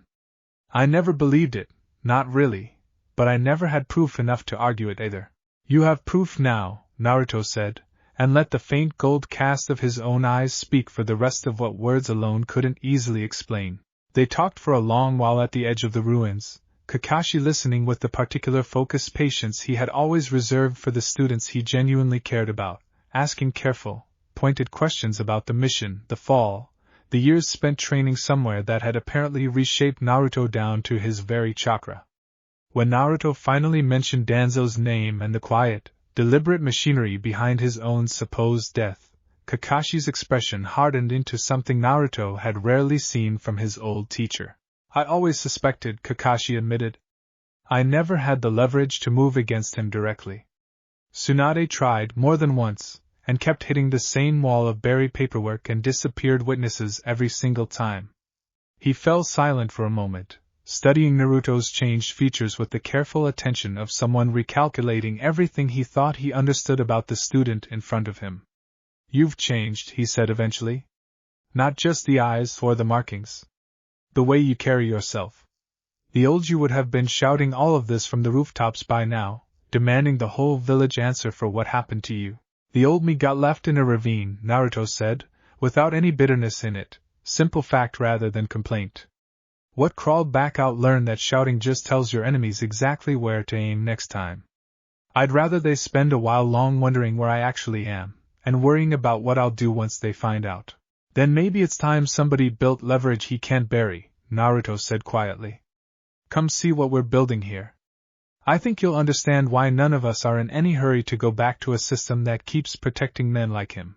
Kakashi's team spent the better part of a week at the ruins before he finally announced his intention to return to Konoha, and in that time his careful, professional composure gave way slowly to something closer to genuine wonder at what the four of them had managed to accomplish in so short a span. He watched Naruto teach chakra sensing drills with a patience the boy had never once displayed in the academy. He watched Tsunade laugh, unguarded and easy, in a way he hadn't seen from her since long before she'd taken the Hokage's hat. He watched Anko and Shizune move through the ruins with the quiet familiarity of people who had already decided, somewhere along the way, that this was home now. "Whatever you've built here," he told Naruto privately, on the evening before his departure, "it's more than a hideout. It's the first thing I've seen in years that actually looks like it might survive the world trying to tear it down." That's the plan, Naruto said simply. I've had enough of things I care about getting torn down because somebody else decided they were expendable. Chapter 8. Tsunade found Kakashi standing at the edge of the reconstructed council hall an hour later, staring up at spiral banners that had been carefully restored and hung along walls that were slowly, stone by stone, beginning to look like something worth calling a village again. You're not going to try to drag me back by my collar, are you? She asked, only half joking. Kakashi's masked mouth curved into something wry. Would it work? No, she admitted. It wouldn't. I've spent 30 years cleaning up messes for a village that keeps letting men like Danzo operate in the shadows it refuses to look at closely enough. I'm tired of being the one who apologizes for what that costs everyone else. She explained her decision plainly, the way she had come to explain most things since arriving at the ruins, without the careful political phrasing she had once relied on to survive council sessions. She intended to formally step back from the mantle of Hokage, delegating authority to a trusted senior Jonin council until a permanent successor could be properly selected, one who hadn't spent decades quietly protecting Danzo's interests behind a curtain of deniability. The council will fight you on this, Kakashi warned. Losing you entirely, on top of losing the boy they already declared dead, creates exactly the kind of instability they'll use to justify seizing even more control for themselves. Let them fight, Tsunade said. I'm done building my life around a village that only ever valued me for what I could hold together on its behalf. I'd rather help build something that doesn't need me to bury myself keeping it standing. Kakashi studied her for a long moment, then let out a slow, tired breath that carried more relief in it than exhaustion. For what it's worth, he said, I think this is the first genuinely happy decision I've seen you make in years. Tsunade's answering smile was small, but entirely real. Yeah, she admitted. Took me long enough to notice. They spoke a while longer about practical matters, the specific senior Jonin she intended to recommend for the interim Regency Council, the sealed evidence files she had quietly compiled over years regarding the irregularities in Naruto's original mission authorization, evidence she now intended to release publicly rather than continue holding in reserve for a fight she no longer needed to win from inside the system. Kakashi listened carefully, memorizing details he knew would matter a great deal once the council began looking for someone to blame for losing both a Hokage and a Jinchuriki in the same turbulent season. There will be consequences for releasing that file, Kakashi warned. Danzo has spent decades making sure inconvenient evidence disappears before it can ever reach the wrong ears. Let him try to bury it a second time, Tsunade said, something hard and satisfied settling into her expression. I made 3 copies before I ever left the village, hidden with people he'll never think to look for them with. This time, when it finally comes out, there won't be anything left for him to quietly make disappear. Kakashi departed the following morning, carrying both the resignation and the promise that Tsunade's carefully hidden evidence would surface through channels even Danzo would struggle to trace back to its source. Before he left, he found a private moment with Naruto near the outer wall, away from the others, his usual easy manner giving way to something more serious. Whatever happens next, he said, you have people in Konoha who still believe in you. More than you probably realize. Irika never stopped asking after you, every single time I saw him. Half the Jonin Corps quietly refused to accept the official account of your death, whatever the paperwork said. Naruto absorbed that in silence for a moment, something in his carefully controlled composure softening slightly at the mention of a name that still carried real weight for him. Tell him I'm alright, he said finally. Tell him I finally found somewhere that isn't waiting for a reason to spend me. And tell him thank you for never once treating me like I was. Kakashi's masked smile was faint but genuine. I think he already suspected as much. But I'll tell him anyway. Take care of yourself, Naruto. And take care of them, he added, glancing briefly toward where Tsunade, Shizune, and Anko stood together near the reconstructed hall. They've given up a great deal to be here. So did I once, Naruto said quietly. I don't intend to let any of it be wasted twice. Kakashi lingered a moment longer at the gate, taking in the reconstructed walls, the spiral banners, the quiet, purposeful activity of people rebuilding something worth the effort. Whatever happens with the council, he said finally, I'm glad you found this. You deserved it a long time before you actually got it.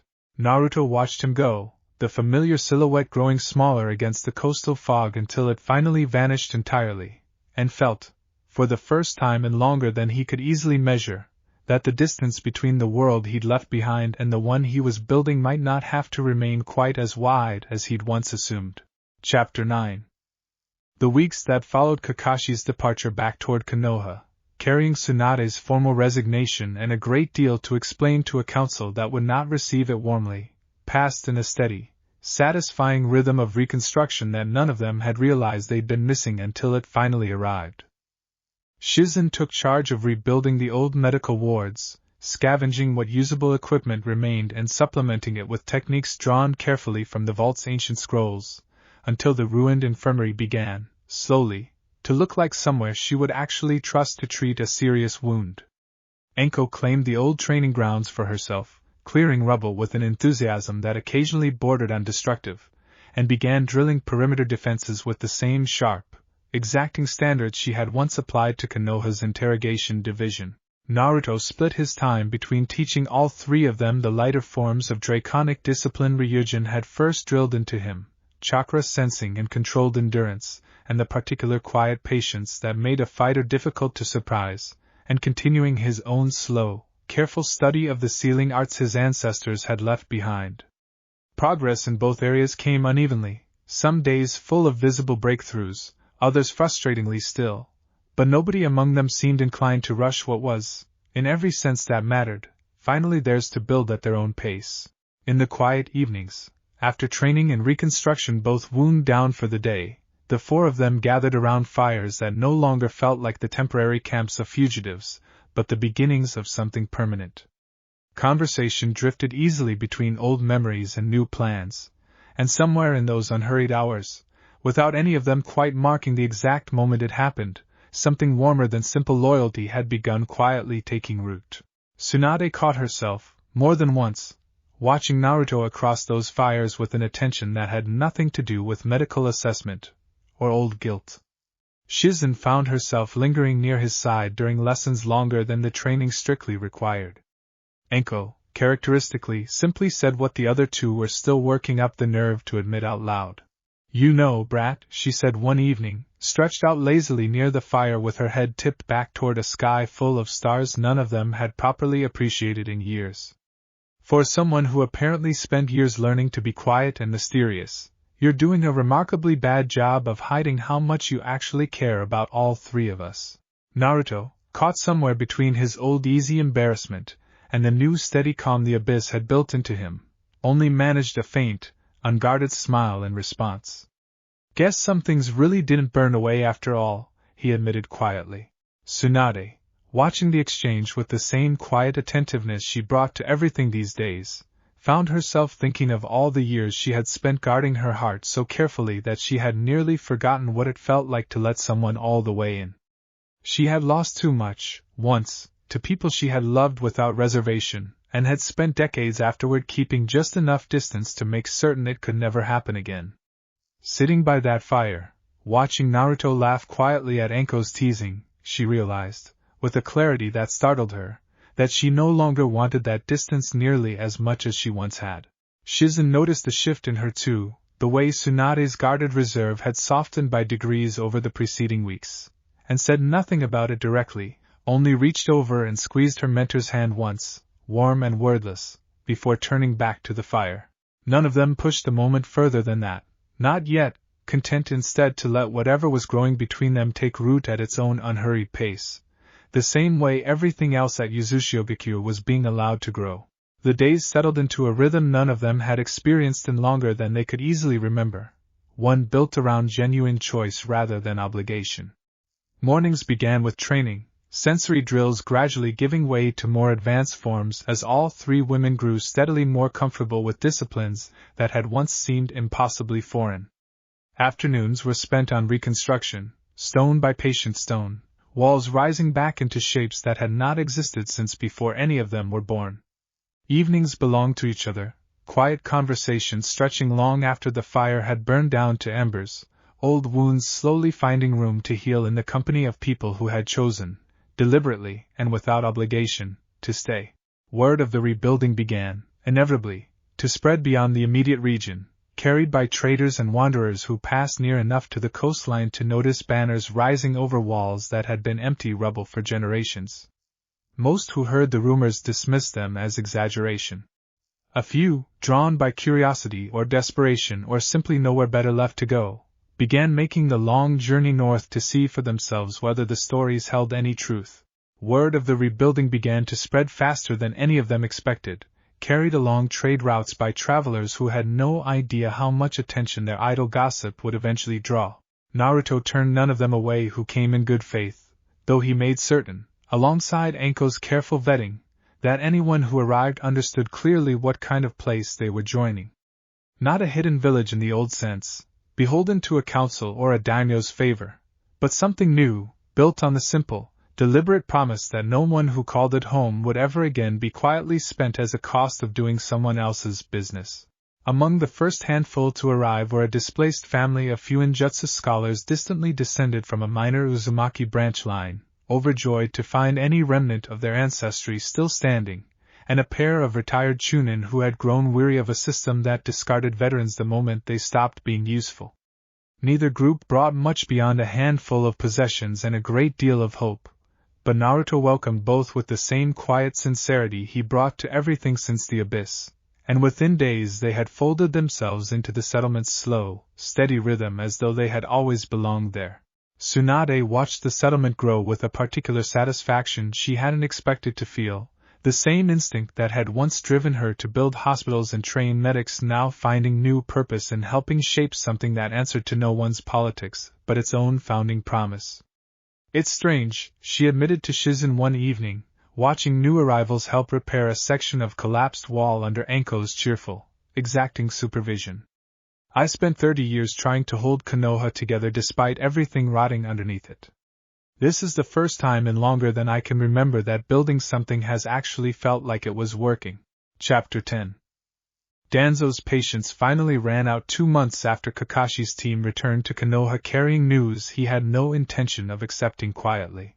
With Tsunade's resignation now a matter of open record and the council scrambling to manage a succession crisis that left his own faction with unprecedented room to maneuver, Danzo made the calculation that had eluded him for months. The boy and his allies were building something real, something that would only grow harder to remove the longer it was allowed to stand unchallenged. Waiting had already cost him more than he was willing to continue losing. He did not send Root this time. Root's failures had already taught him the limits of that particular tool.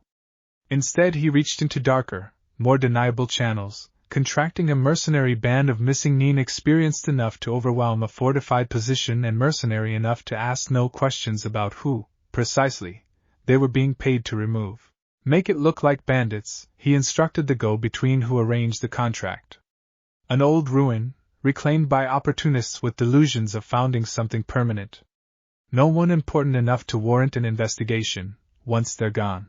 The mercenary band that arrived at Yuzushiogakyo's outer perimeter 3 weeks later numbered nearly 30 strong, seasoned killers drawn from half a dozen former villages, coordinated by a former Jonin commander who had built a reputation dismantling exactly this kind of fledgling settlement before it could grow into an inconvenience for whoever was paying him. They struck at dawn, expecting the element of surprise against what their intelligence had described as a handful of fugitives hiding among ruins. They found, instead, a fortified position ready and waiting for them. Sensor barriers Naruto had spent weeks helping the others perfect, already flagging their approach a full hour before they ever reached the outer wall. The mercenary commander, a hardened veteran named Ginkaku who had built his reputation dismantling exactly this kind of fledgling settlement across 3 different countries, felt the first flicker of unease when his forward scouts failed to report back on schedule. He pressed forward anyway, unwilling to abandon a contract already half paid, trusting in the sheer overwhelming numbers he had assembled to carry the assault through whatever unexpected resistance the ruins might offer. It was a trust that would not survive contact with what actually waited for him. Naruto had spent the better part of the previous night walking the perimeter himself, chakra spread wide and patient across the marshland in the particular stillness Ryujin had drilled into him across years of training. He had felt the mercenary band's approach hours before any conventional sensor could have registered it, a slow gathering density of hostile chakra moving steadily closer through the coastal fog, and had used every one of those hours to make certain nothing about the coming fight would be left to chance. Positions, he said quietly, gathering the other three at the base of the old council hall in the grey pre-dawn light. Anko, the eastern approach is yours. Shizune, hold the medical line exactly where we drilled it. Tsunade, you're with me at the center. Nobody fights alone today. Nobody has to. None of them argued, and none of them hesitated, moving to their positions with the calm, practiced confidence of people who had spent weeks preparing for exactly this moment, and trusted, completely, in both their own training and each other. Whatever came through the marsh fog that morning, they intended to meet it as exactly what they had become, not for fugitives hiding among ruins, but for defenders of a home worth protecting. Chapter 11. The battle that followed was over faster than the mercenary commander had any framework left to process. Anko met the first wave at the outer wall, snake summons coiling through the marsh grass and coordinated ambush patterns she had spent weeks designing specifically for this kind of terrain, dropping nearly a third of the attacking force before they even reached striking distance of the ruins proper. Shizune held the second line with a precision that turned every serious wound the enemy managed to land against Tsunade or Anko into a minor inconvenience healed within seconds, freeing both women to fight without the old fear of a single mistake proving fatal.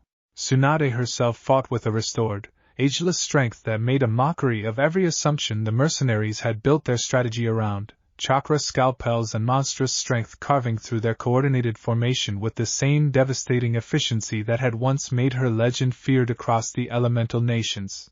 But it was Naruto who ended it.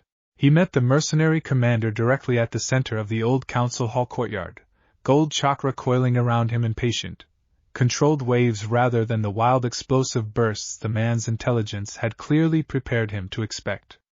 The commander, to his credit, did not hesitate, throwing every technique in his considerable arsenal in rapid, coordinated succession. None of it landed. Ginkaku threw a shattering earth-style technique meant to collapse the ground beneath Naruto's feet, followed instantly by a compressed water jutsu aimed to catch him off balance in the resulting chaos.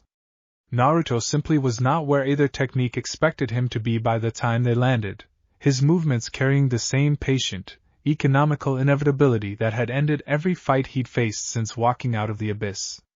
He closed the distance during the half-second gap between the commander's second and third technique, close enough that no jutsu requiring proper hand seals could save him anymore. Ginkaku, to his credit, did not panic even as his considerable reputation crumbled in real time. He abandoned ninjutsu entirely and drew a blade instead, meeting Naruto in close combat with the kind of desperate, skilled ferocity that had kept him alive across countless previous engagements. It was, briefly, the most serious resistance anyone had offered Naruto since he had walked out of the abyss, and for a handful of seconds the two of them traded blows fast enough that the gathered defenders watching from the wall could barely track the exchange at all. It ended, in the end, exactly the way every fight against him had ended since the flame had remade him. Ginkaku's blade met empty air where Naruto had been standing an instant before, and Naruto's answering strike found him solidly a heartbeat later, dropping the mercenary commander to the courtyard stones with a single, controlled blow that left him breathing, unconscious, and thoroughly, comprehensively beaten. Naruto moved through the barrage the way water moves through stone, economical and inevitable, and ended the exchange with a single strike that left the commander unconscious in the dirt before he had fully processed that his opening attack had already failed. The remaining mercenaries, watching their leader fall in seconds against an opponent none of their briefings had adequately prepared them for, broke formation entirely, and the ruins of Uzushigakure did not lose a single defender in the fighting that followed. When the last of the retreating mercenaries had vanished back into the marsh fog, Naruto stood at the center of the courtyard, breathing steady, chakra settling calmly back into its usual coiled rhythm, and looked around at the three women who had just fought at his side as something closer to equals than he had ever quite let himself believe possible. "Nobody's going to underestimate this place again after today," Anko said, wiping mud from her hands with visible satisfaction. Tsunade, surveying the battlefield with a healer's practiced eye and finding, to her genuine relief, no serious casualties among any of them, allowed herself a small, tired smile. "No," she agreed. "I don't think they will."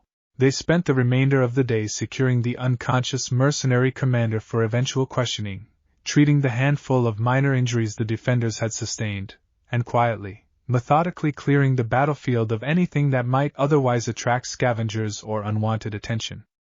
By evening, the ruins had returned to their usual peaceful rhythm, fires lit, dinner prepared, as though the morning's battle had been nothing more than an unusually strenuous training exercise.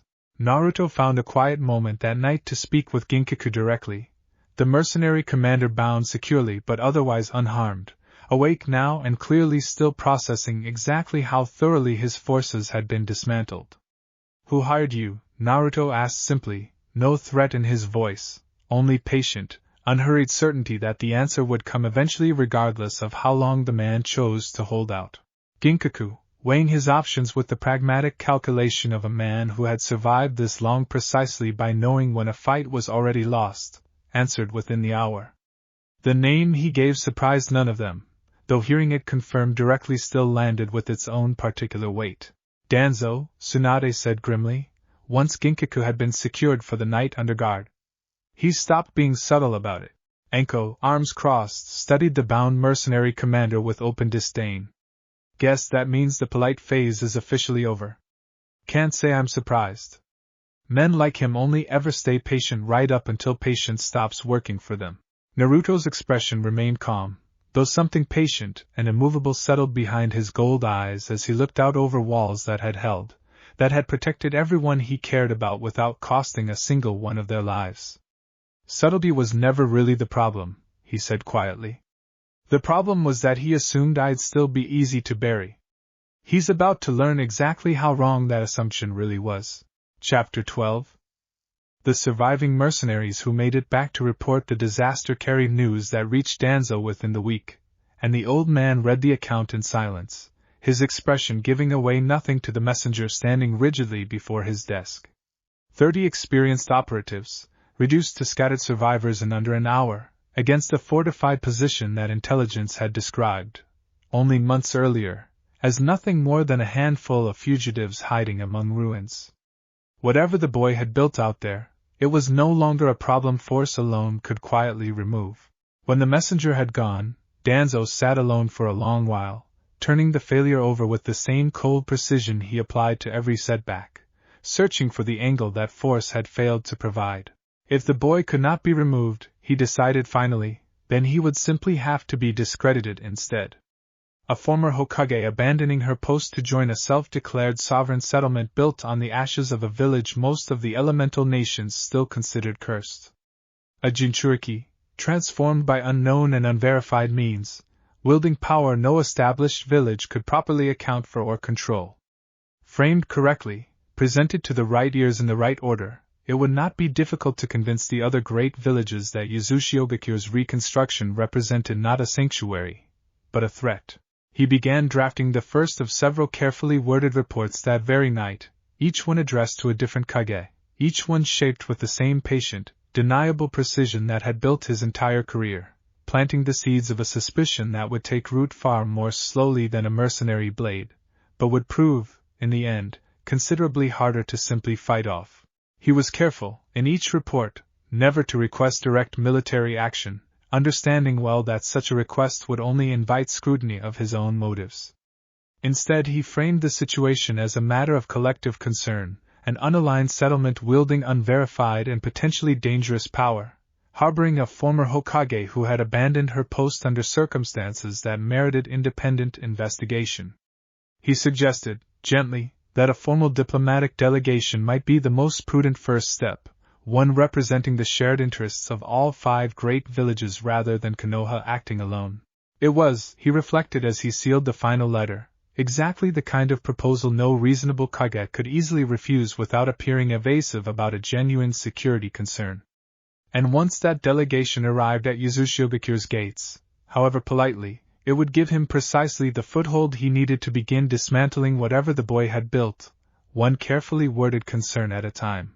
"Let them build their walls," he murmured to himself, sealing the first letter with quiet, practiced care.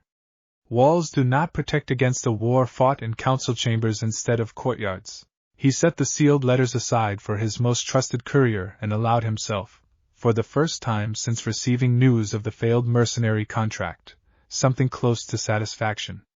Force had failed him twice now. Patience, applied correctly, rarely failed at all. Far to the north, unaware of the letters already beginning their slow journey across the elemental nations, Naruto stood at the highest remaining tower of Uzumaki as the sun set over rebuilt walls and restored banners. 3 women he had come to trust with everything he was standing quietly beside him, and allowed himself, for one unhurried moment, to simply believe that the worst of it might already be behind them. It was not. But he would not learn that until the first envoy arrived at his gates carrying words far more dangerous than any blade. Tsunade stood on his left, Shizune close beside her, Anko leaning easily against the tower's old stone railing with the particular relaxed confidence of someone who had finally stopped waiting for the next disaster to arrive. Below them, the reconstructed walls of Uzumaki caught the last orange light of the setting sun, spiral banners stirring gently in the coastal wind, and for the length of that single unhurried moment, none of them felt the need to say anything at all. It was Shizune who eventually broke the silence, quiet and thoughtful.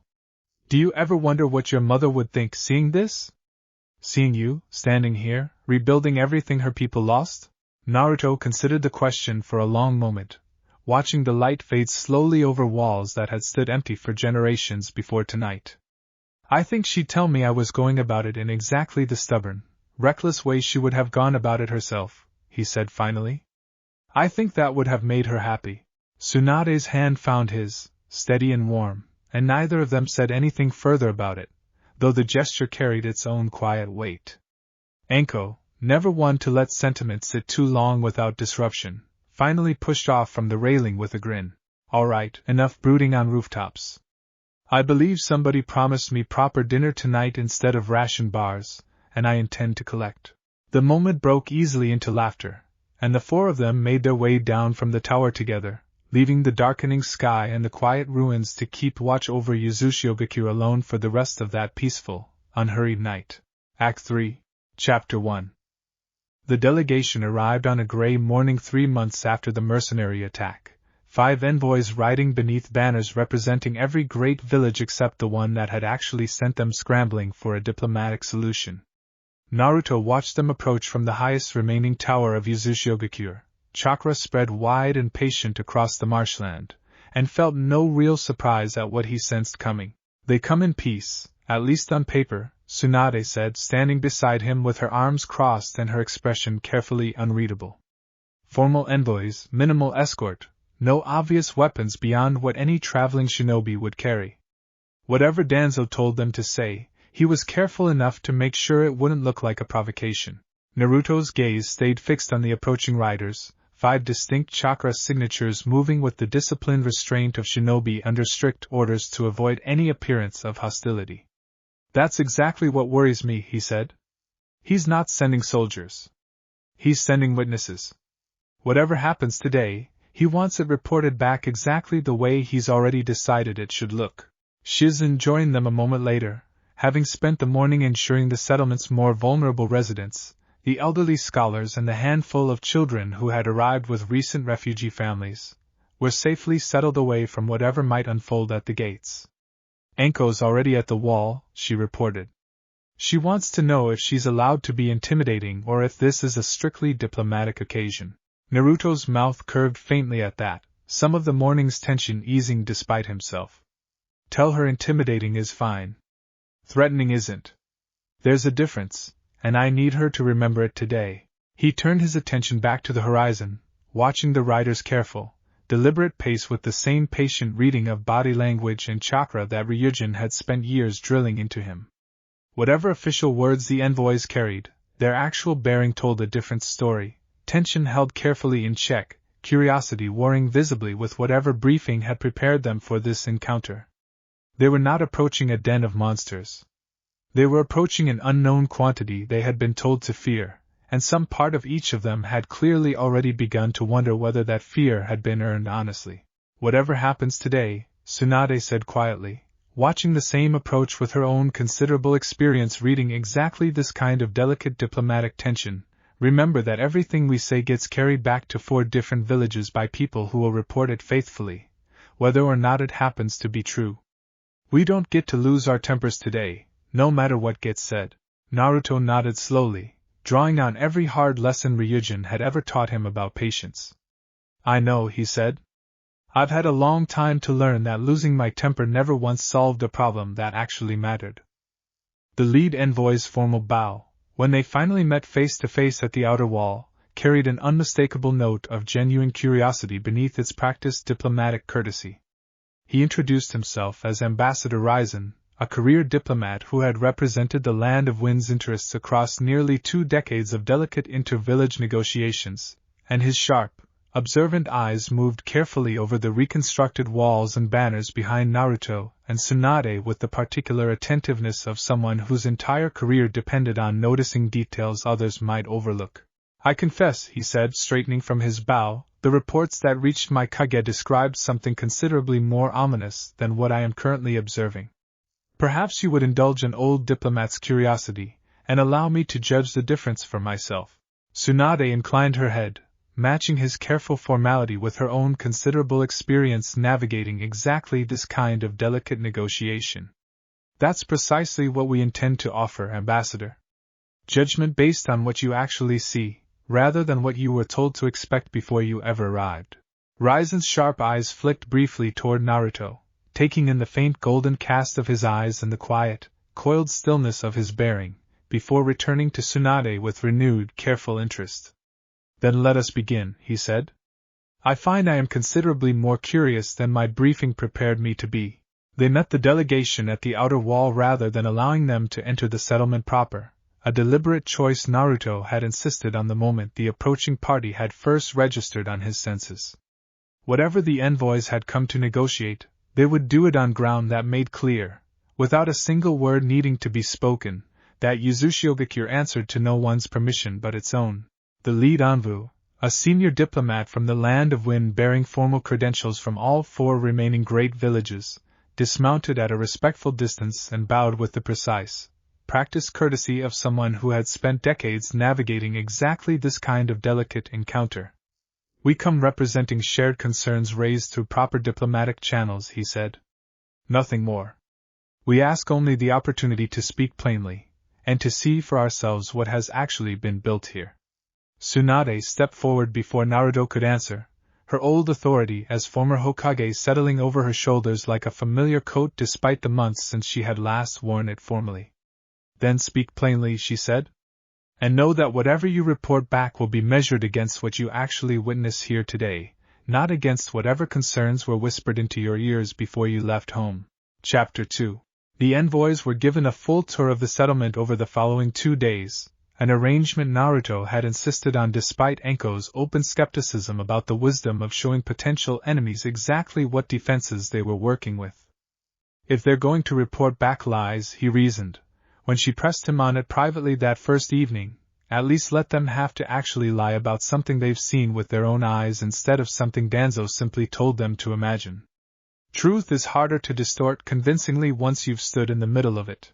The envoys walked the reconstructed medical wards where Shizune had trained a small but growing staff of healers, watched the training grounds where refugee families were being taught basic self-sufficiency alongside careful defensive fundamentals, and spoke at length with several of the newer arrivals, families who described, in their own words and without prompting, exactly why they had chosen to make the long journey north rather than remain wherever they had come from.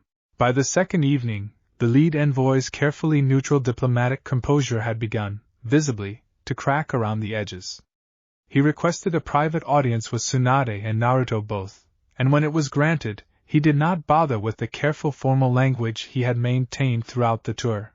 He had spent that afternoon, in particular, speaking at length with a family who had fled a border conflict in the Land of Rivers, listening as the eldest daughter described, in careful, measured detail, exactly what had driven them to make the long and dangerous journey north rather than remain in a homeland that had stopped being able to protect them. Ambassador Raizen had asked few questions during that conversation, choosing instead to simply listen, and something in the family's plain, unembellished account had clearly stayed with him through the remainder of the tour. I was told to expect a rogue Jinchuriki wielding uncontrolled power, and a fugitive former Hokage harboring dangerous ambitions, he admitted. What I have found instead is a functioning settlement that has taken in more displaced people in 3 months than most established villages manage in years, defended by discipline rather than cruelty. I do not know what to make of the gap between what I was told and what I have actually seen. Naruto studied him carefully before answering, weighing exactly how much to reveal against how much the man's own honesty had already earned. Then report the gap honestly, he said finally. That's all I'm asking of anyone who comes here in good faith. Not loyalty. Not endorsement. Just an honest account of what you actually witnessed, set against whatever story convinced your villages to send you looking for a threat that doesn't actually exist here. The envoy studied him a long moment, something shifting behind his careful diplomatic mask. And if my honest account contradicts the concerns of the man who convinced my Kage to authorize this delegation in the first place? Tsunade answered before Naruto could. Then perhaps that tells you something important about the man who sent you, she said. I spent 30 years learning exactly how carefully Danzo Shimura curates the truth that reaches people he needs to convince. I'd start asking why he needed all 4 remaining villages worried about a settlement he could have simply investigated through proper Konoha channels, if his concerns were ever genuinely about security at all. The envoy left the following morning with the rest of his delegation, though not before requesting, quietly and outside any official capacity, a private word with Shizune about the medical techniques she had adapted from the vault's ancient scrolls. Word travels slowly through proper channels, he admitted, but it travels considerably faster through healers comparing notes. If what you've built here proves half as sustainable as it appears, other villages will want to understand how, regardless of what politics eventually decides about your sovereignty. Shizune answered his questions as openly as she judged wise, understanding as well as any of them that goodwill earned through genuine cooperation would ultimately prove more durable than any formal treaty Danzo's maneuvering might otherwise threaten to undermine. Ambassador Raizen departed with a final, quieter word for Naruto himself, offered outside the earshot of his fellow envoys. Whatever happens in the months ahead, he said, I intend to report exactly what I witnessed here, regardless of whether it proves convenient for the man who sent me. That is the only honest service I know how to offer. Naruto thanked him sincerely, understanding better than most exactly how much courage that kind of honesty could sometimes require from someone whose career depended on navigating carefully around powerful, dangerous men. Watching the delegation ride back out through the marsh fog the following morning, Tsunade allowed herself a small, satisfied smile. That went considerably better than I expected, she admitted. Sometimes the truth really is the simplest weapon available. Chapter 3. The delegation departed on the 3rd morning carrying considerably more than the report Danzo had likely anticipated, and word of what they had actually witnessed spread through diplomatic channels far faster than any of them expected. Within 2 weeks, the sealed evidence Tsunade had hidden away before ever leaving Konoha finally surfaced, delivered by trusted hands to precisely the people who could do the most damage with it.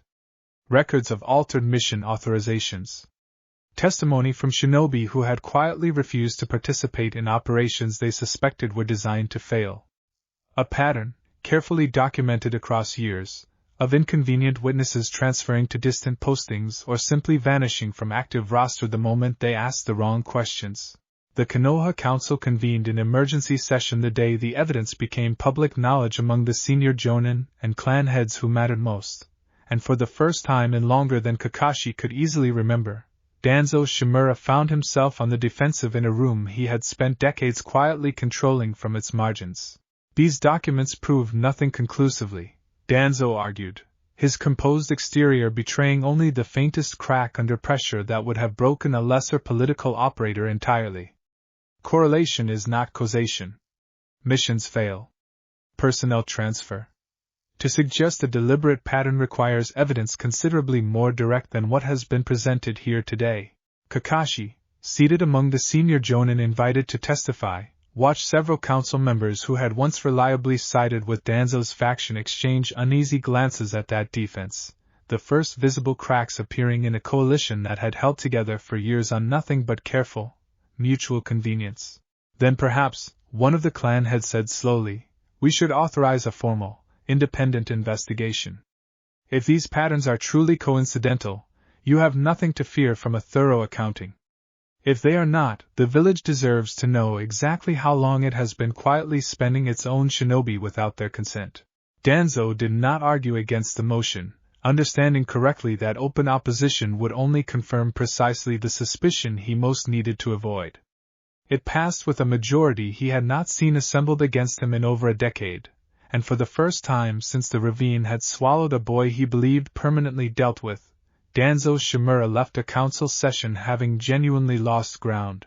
Word of the vote reached Yuzushiobikyo within days, carried by one of Kakashi's trusted couriers along with a longer private letter detailing exactly how narrowly the motion had passed and precisely which clan heads had finally been willing to break from Danzo's long-standing coalition.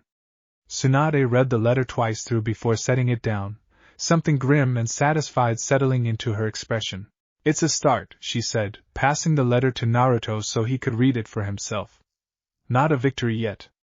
Danzo's cornered animals are always more dangerous than confident ones. But it's the first real crack anyone's managed to put in his position in longer than I can remember." Anko, reading over his other shoulder with characteristic bluntness, snorted at the careful diplomatic language the letter used to describe what had clearly been a genuinely tense confrontation. "Sounds like half the council finally grew a spine," she said. "Took them long enough." Shizune, more measured in her assessment, folded the letter carefully once everyone had finished reading it. "Better late than never," she said. "Though I imagine Danzo isn't going to make the next several weeks easy for any of them." Naruto read the letter carefully, weighing every detail against what he already understood of the old man's patterns. "Cornered means desperate," he said finally. "And desperate means he stops being careful about how loudly he moves. We should prepare for that, not just celebrate the vote." Shizune, reading over his shoulder, frowned at the careful, coded language Kakashi had used throughout the letter, a habit he had clearly maintained specifically for correspondence that might fall into the wrong hands. "Do you think he suspects something more concrete than just general caution?" she asked. "Or is this simply Kakashi being thorough the way he always is?" Naruto considered the question carefully before answering. "Knowing him, probably both," he said. "He's never been the type to raise an alarm without something solid behind it. If he's warning us to prepare, I trust that instinct enough to actually prepare." Chapter 4. He did not take the loss quietly, whatever careful composure he maintained in public. Alone in his office that evening, Danzo reviewed the wreckage of a strategy that had taken him decades to construct, weighing options that grew steadily more desperate as each more measured alternative revealed itself as insufficient to the growing crisis. An independent investigation, properly conducted, would eventually uncover far more than the boy's original mission file. It would uncover Root itself, the conditioning programs, the disappeared operatives, for decades of careful, deniable cruelty that had always depended entirely on nobody ever looking closely enough to see the whole pattern at once. He could not allow that investigation to run its full course. The interim council governing Konoha in Tsunade's absence remained, for now, largely sympathetic to a careful, measured process, trusting in proper procedure to eventually reveal the truth without requiring anyone to act rashly in the meantime. That patience, Danzo understood, was itself the last remaining vulnerability he could still exploit. A council that trusted procedure could be maneuvered, if enough of its key members could be quietly replaced or removed before the investigation reached anything genuinely damaging. He began, that same night, activating contingencies he had maintained for exactly this kind of crisis, resources and loyalists positioned across decades specifically for the possibility that his careful accumulation of shadow authority might one day be directly threatened. It would require moving faster and more openly than he had ever previously allowed himself, a departure from the patient deniability that had protected him for so long. But a slower, more careful approach no longer had time enough left to work. If subtlety could no longer save him, he decided, then he would simply have to seize what he needed before anyone still capable of stopping him had the chance to properly organize against it. He spent the following days reviewing decades of carefully compiled contingency files, resources he had positioned across the village and beyond it specifically for moments of existential crisis, loyalists embedded in positions of quiet influence who owed their careers and in some cases their very survival to arrangements only he fully understood. Most of those resources had been designed for subtler purposes, nudging policy, removing inconvenient witnesses, ensuring troublesome investigations quietly lost momentum before they ever gathered real force. None of them had been designed for what he now found himself contemplating. A direct move against the interim council itself, timed and executed with enough precision to look, in the aftermath, like an emergency response to a genuine security crisis rather than the desperate seizure of power it would actually represent. It was reckless in a way nothing he had attempted across 4 careful decades had ever been. It was also, he concluded grimly, the only remaining path that still offered any realistic chance of preserving everything he had spent his life building. He began drafting the operational framework that very night, cross-referencing loyalist positions against the Council's scheduled joint session with the other great villages, an event that would conveniently gather every relevant target in a single location at a single predictable time. If it worked, he would emerge from the chaos as the steady hand that had prevented catastrophe, positioned to seize the authority the investigation currently threatened to strip from him entirely. If it failed, he understood clearly, there would be no careful deniability left to fall back on afterward. There was, buried somewhere beneath the cold calculation, a flicker of something almost like regret, not for the plan itself, which he considered simply necessary, but for the narrowing of options that had brought him to this point at all. He had built his entire career on the conviction that the village's survival justified whatever quiet cruelty it required, and he had genuinely believed, for most of 4 decades, that history would eventually vindicate methods most of his colleagues lacked the stomach to even contemplate. Now, cornered by a boy he had once dismissed as an expendable inconvenience, he found himself forced to gamble everything on a single desperate throw. It was, he reflected grimly, an uncomfortable position for a man who had spent his entire life ensuring he was never the one left exposed to genuine risk. He finished the final draft of his operational plan just before dawn, reviewing it once more with the same meticulous attention he had applied to every consequential decision of his long career, then sealed it away in a hidden compartment known only to himself, ready to be executed the moment circumstances demanded it.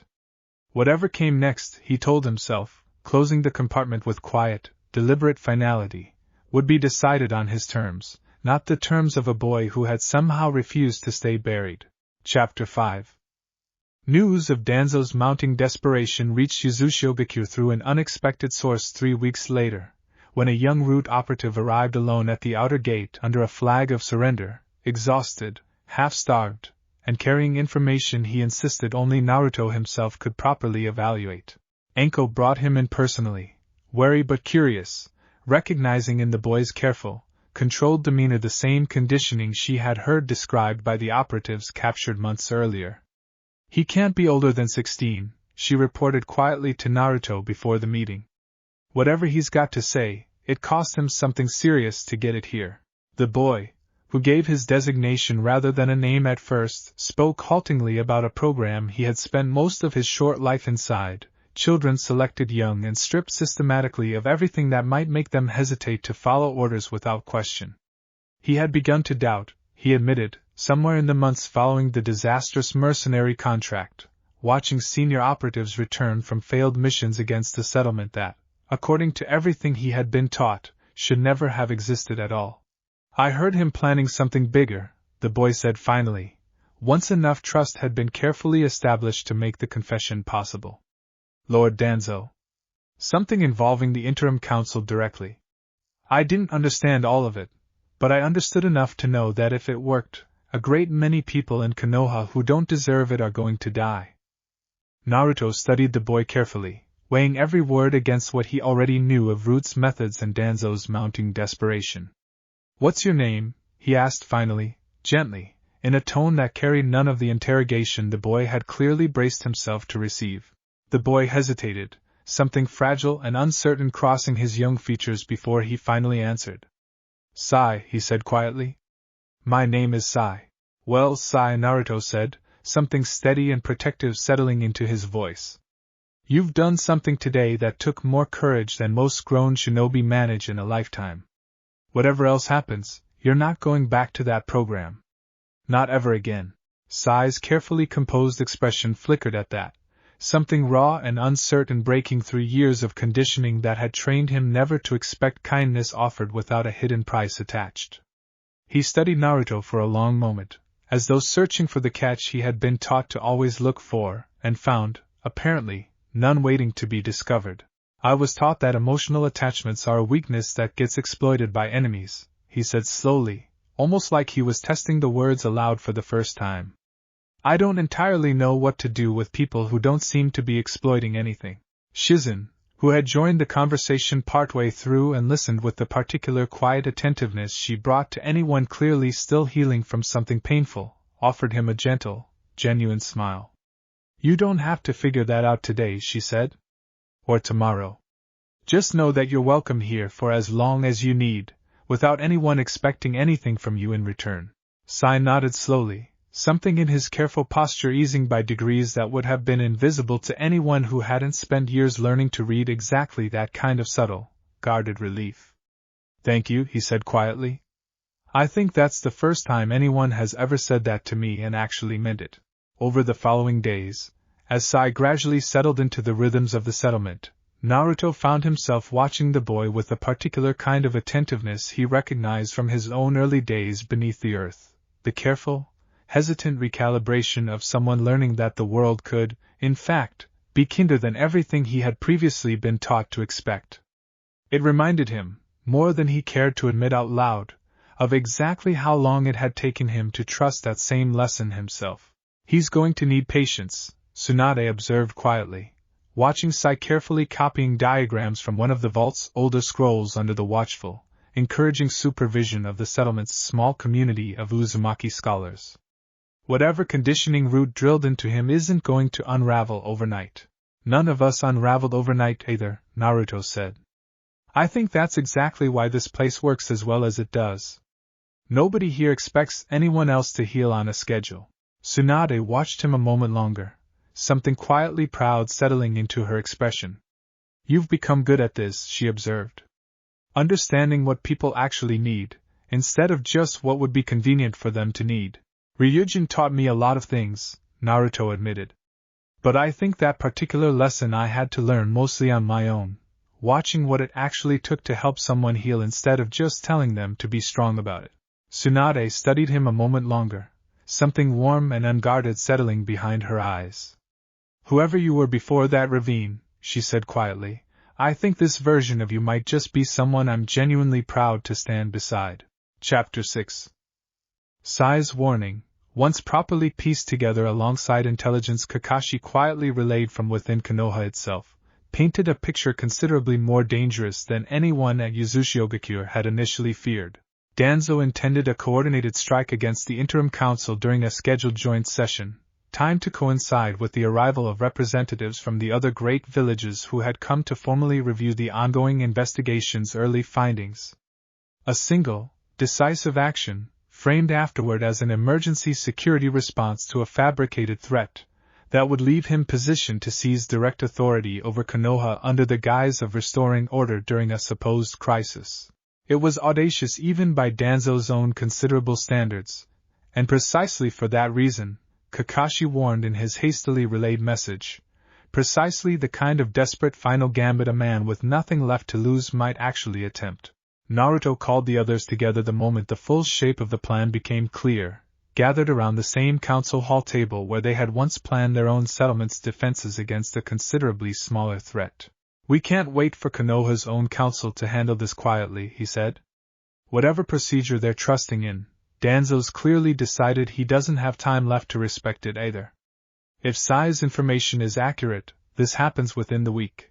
Tsunade's expression had hardened into something Naruto recognized from the ambush that had first reunited them, grim and fierce and entirely without hesitation. Then we go to Konoha, she said. Not as fugitives sneaking back in through the shadows. As exactly what we've actually become. If Danzo wants a confrontation badly enough to risk everything on one desperate strike, he's about to get one. Shizune, already moving toward the medical stores to begin preparing supplies for what she clearly expected would be a difficult journey, paused only long enough to add her own quiet agreement. I'll come too. Whatever happens, people are going to need treating afterward, one way or another. Anko grinned, sharp and eager despite the gravity of what they were planning. Been a while since I've had a good reason to visit my old stomping grounds. Let's go remind Danzo exactly what happens when he underestimates people twice in the same year. They departed within the hour, leaving the settlement in the capable hands of the small council of trusted residents who had gradually taken on more of Yuzushiobiku's day-to-day governance over the preceding months. Sai insisted on accompanying them despite his youth and his recent, still fragile extraction from roots conditioning, arguing with quiet, stubborn conviction that his knowledge of Danzo's methods and hidden infrastructure would prove more valuable in Konoha than anywhere else. You don't have to prove anything to any of us, Naruto told him gently, before they set out. Nobody here is measuring your worth by what you're willing to risk. I know, Sai answered. I'm not doing this to prove anything. I'm doing it because I might actually be able to help stop something terrible from happening to people who never did anything to deserve it. That matters to me now, in a way I don't think it used to. Naruto studied him a moment longer, then nodded, recognizing in the boy's quiet determination an echo of something he understood intimately from his own long journey out of the abyss. All right, he said. But you stay close to Kakashi once we're inside the village. Understood? Sai nodded firmly, and the four of them set out shortly after, moving at the same accelerated pace that had carried them safely across half the elemental nations in the aftermath of the ambush that had first reunited them all. The journey passed largely in focused silence, each of them turning over their own private preparations for whatever awaited them in Konoha, though Anko broke the quiet more than once with characteristically dark humor that nonetheless helped ease the mounting tension none of them could fully ignore. You know, she said somewhere during their second day of travel, this is either going to be the most satisfying thing any of us have ever done, or an absolute disaster. There doesn't seem to be much room for anything comfortably in between. Tsunade's answering laugh carried more genuine warmth than the grim circumstances probably warranted. That's usually how it goes, in my experience. Might as well enjoy the anticipation while we still can. Shizune, quieter than the other two, spent much of the journey reviewing the medical supplies she had packed, mentally rehearsing treatment protocols for every kind of injury she could reasonably anticipate. It was a habit that had served her well across countless missions, and one that offered its own particular kind of comfort in the face of an uncertain confrontation still waiting for them ahead. Chapter 7. They reached Konoha's outer gates 2 days later, moving faster than any conventional travel should have allowed, Naruto's draconic chakra sustaining a pace that would have exhausted ordinary shinobi within hours. Kakashi met them just inside the gate, having arranged, through careful, quiet coordination with allies still loyal to proper procedure rather than Danzo's growing desperation, to ensure their arrival drew as little premature attention as possible. The joint session begins at midday tomorrow, he said, falling into step beside them as they moved through streets Naruto hadn't walked in years. Danzo's people have already begun positioning. I don't know exactly when he intends to move, only that it will almost certainly be during the session itself, when every relevant target is gathered conveniently in one place. Naruto absorbed the layout of the village around him with the same patient, comprehensive attention Ryujin had drilled into him across years of training, chakra senses spreading wide across streets and rooftops that had once been simply familiar and were now, unmistakably, a battlefield waiting to happen. I need eyes on every approach to that council chamber before tomorrow, he said. Not just the obvious ones. Danzo's spent decades building contingencies nobody else knows exist. If he's cornered enough to try this, he'll use every single one of them. Sai, who had insisted on accompanying them despite Naruto's initial reluctance to bring someone so recently extracted from the very organization they were moving against, spoke up quietly from where he'd been listening at the edge of the group. I can help with that, he said. I know the old tunnel systems. Some of them were built specifically for operations like this one. I can show you where they connect. Kakashi studied the boy for a long moment, some old professional caution warring visibly with the plain sincerity of the offer. You'd be putting yourself at considerable risk, going back into that system, he said. Sai's expression remained carefully composed, though something steadier than simple fear had settled behind it. I've spent my whole life being a tool for that system, he said. I'd rather be something else, even if it's dangerous. Especially if it's dangerous. Kakashi relented, and the three of them spent the remainder of that afternoon methodically working through Sai's detailed knowledge of the tunnel network, marking access points and connecting corridors on an old village survey map that had not been updated in years.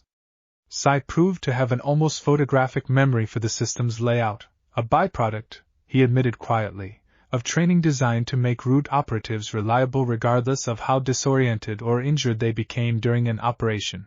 By late afternoon, they had identified 4 separate points where the tunnels surfaced within striking distance of the council chamber, along with 2 additional emergency exits that Sai warned had likely been added sometime after his own most recent assignment through that section of the system.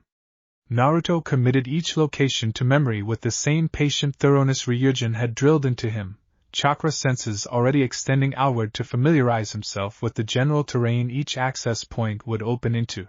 "This is good work," Kakashi told Sai, once the map was finally complete. "Better than anything our own intelligence had managed to compile on Root's internal infrastructure. You should know that." Sai accepted the praise with the same careful uncertainty he brought to most unfamiliar kindness, though something in his posture had visibly straightened by the time the conversation moved on to other preparations for the following day.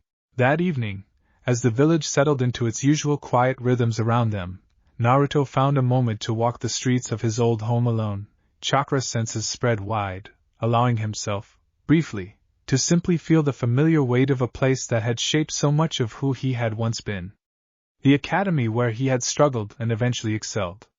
The ramen stand where Iruka had first shown him a kindness that cost nothing and meant everything. The Hokage monument, watching over it all with the same silent, patient permanence it always had. He did not linger long. Tomorrow would demand every ounce of the discipline the abyss had built into him, and sentiment, however genuine, was a luxury that could wait until afterward. But he allowed himself that single quiet hour anyway, walking streets that had once defined him, carrying forward now toward a future that finally, truly, belonged to him rather than to anyone else's expectations. He returned to the others just as the last light faded from the sky, finding Tsunade, Shizune, and Anko gathered together in quiet conversation, each of them carrying their own private thoughts about the confrontation waiting for them at dawn. None of them needed to ask where he had been. Some things, after everything they had shared together, no longer required explanation. Tsunade simply made room for him beside her without a word, and the 4 of them sat together in comfortable silence until it was finally time to rest for whatever tomorrow would demand of them. Chapter 8. The night before the joint session passed in careful, methodical preparation, Sai's knowledge of Root's hidden tunnel network allowing Naruto and Kakashi to map out no fewer than 4 separate approaches Danzo's forces could potentially use to bypass the council chamber's conventional security entirely.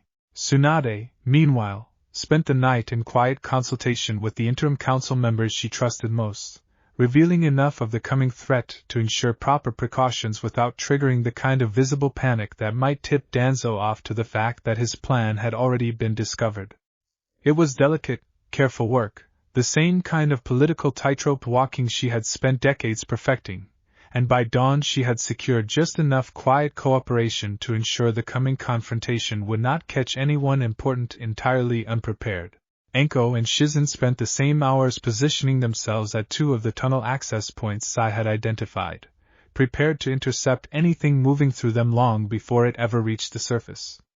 Neither of them slept, though neither showed any visible sign of the exhaustion that should have accompanied it, adrenaline and purpose carrying them through the long, tense hours until dawn finally broke over the village. Naruto himself spent much of the night simply walking the village he had once called home, chakra senses spread wide, cataloging every hostile presence he could detect among the more obvious loyal shinobi moving through their usual patrols. Root operatives, positioned carefully throughout the village in 1s and 2s, disguised well enough to pass casual inspection but not well enough to escape a sage who had spent years learning to sense exactly the kind of muted, disciplined chakra signature Root specialized in producing. By the time the sun rose fully over the Hokage monument, Naruto had a complete picture of exactly how many pieces Danzo had positioned on his final board, and exactly where each of them waited. "Let him make his move," he said quietly, standing at the edge of the council building as the first council members began arriving for the scheduled joint session. We know where every piece is now. All that's left is watching him play a hand that's already lost. Kakashi joined him a moment later, having spent the final hours before dawn coordinating quietly with the small handful of senior jonin he trusted enough to loop into the full scope of what was about to unfold. Everyone's in position, he confirmed. The council members who know are staying calm, exactly as we asked. The ones who don't know are walking in completely unaware, which honestly might be safer for all of us. Panic spreads faster than any of Danzo's operatives could manage on their own. Naruto nodded slowly, watching the steady stream of council members and visiting representatives filing into the chamber below, each one entirely unaware of exactly how close they had come to walking into a carefully orchestrated massacre. There's still time to warn them properly, he said, half a question rather than a statement. Kakashi considered that briefly before shaking his head. If we warn everyone now, some of them panic, some of them flee, and Danzo simply adjusts his plan and tries again later when we're not as prepared. Better to let this play out exactly where we can control it, and make sure nobody who doesn't already know gets hurt in the process. It was a hard calculation, and Naruto felt the weight of it settle over his shoulders the same patient way Ryujin had once taught him to carry difficult decisions without letting them fracture his focus. Then we make absolutely certain nobody gets hurt, he said. That's not negotiable. Tsunade, Shizune, and Anko had each spent that same final morning reviewing their assigned positions with the same careful, methodical thoroughness they had brought to every engagement since Uzumaki founding, and by the time the sun had fully cleared the horizon, all four of them stood ready at their respective posts, chakra senses spread wide, waiting for the first sign of Danzo's move with the patient. Unshakable stillness that had become, over the preceding year, as natural to each of them as breathing. Sai remained close to Kakashi exactly as instructed, positioned at a vantage point that let him watch the chamber's main approach without exposing himself to unnecessary risk, his sharp eyes scanning the gathering crowd for any sign of the subtle, disciplined bearing that marked a root operative attempting to pass unnoticed among ordinary shinobi. Chapter 9. The joint session convened at midday exactly as scheduled, interim council members and visiting representatives from 3 other great villages gathering in the same chamber where, months earlier, Danzo had first authorized the mission that was supposed to end Naruto's life quietly and permanently. Danzo made his move less than 20 minutes into the proceedings, precisely as Sai's intelligence had predicted, root operatives emerging simultaneously from 3 of the 4 tunnel approaches Naruto's team had already identified and neutralized, moving with the coordinated, disciplined speed of a strike force that had rehearsed this exact scenario dozens of times in preparation. They found, waiting for them at each compromised entrance, exactly the kind of resistance their planning had never accounted for. Anko met the first wave with the same sharp, decisive efficiency she had brought to every confrontation since Uzumaki founding, snake summons coiling through the narrow tunnel corridors and coordinated ambush patterns that turned Root's own preferred tactics back against them with brutal precision. Shizune held the second approach with a calm, clinical thoroughness that dropped operative after operative without a single serious injury on her own side, her months of additional training under Naruto's tutelage finally proving its full worth in exactly the kind of engagement it had been designed for. The third approach, the one Danzo himself had personally overseen, led directly toward the council chamber's rear entrance, and it was there that Naruto finally intercepted the old man directly, gold chakra coiling around him in patient, controlled waves as Danzo's small personal guard scattered before an opponent none of their extensive preparation had adequately accounted for. Danzo stopped his advance the moment he recognized who stood between him and his final, desperate objective, single visible eye narrowing with an expression that carried, for the first time in longer than anyone had ever witnessed from him, something close to genuine uncertainty. "You should be dead," he said, quiet and flat, the closest thing to surprise his carefully controlled voice had shown in decades. Naruto's gold eyes held steady, calm and unshakable in a way that carried more weight than any raised voice ever could. "You made sure of that once already," he said. "I'm not particularly interested in giving you a second attempt." Danzo's remaining guard, 3 operatives handpicked for exactly this kind of critical final defense, moved to intercept before he could finish processing the shift in his own carefully calculated odds.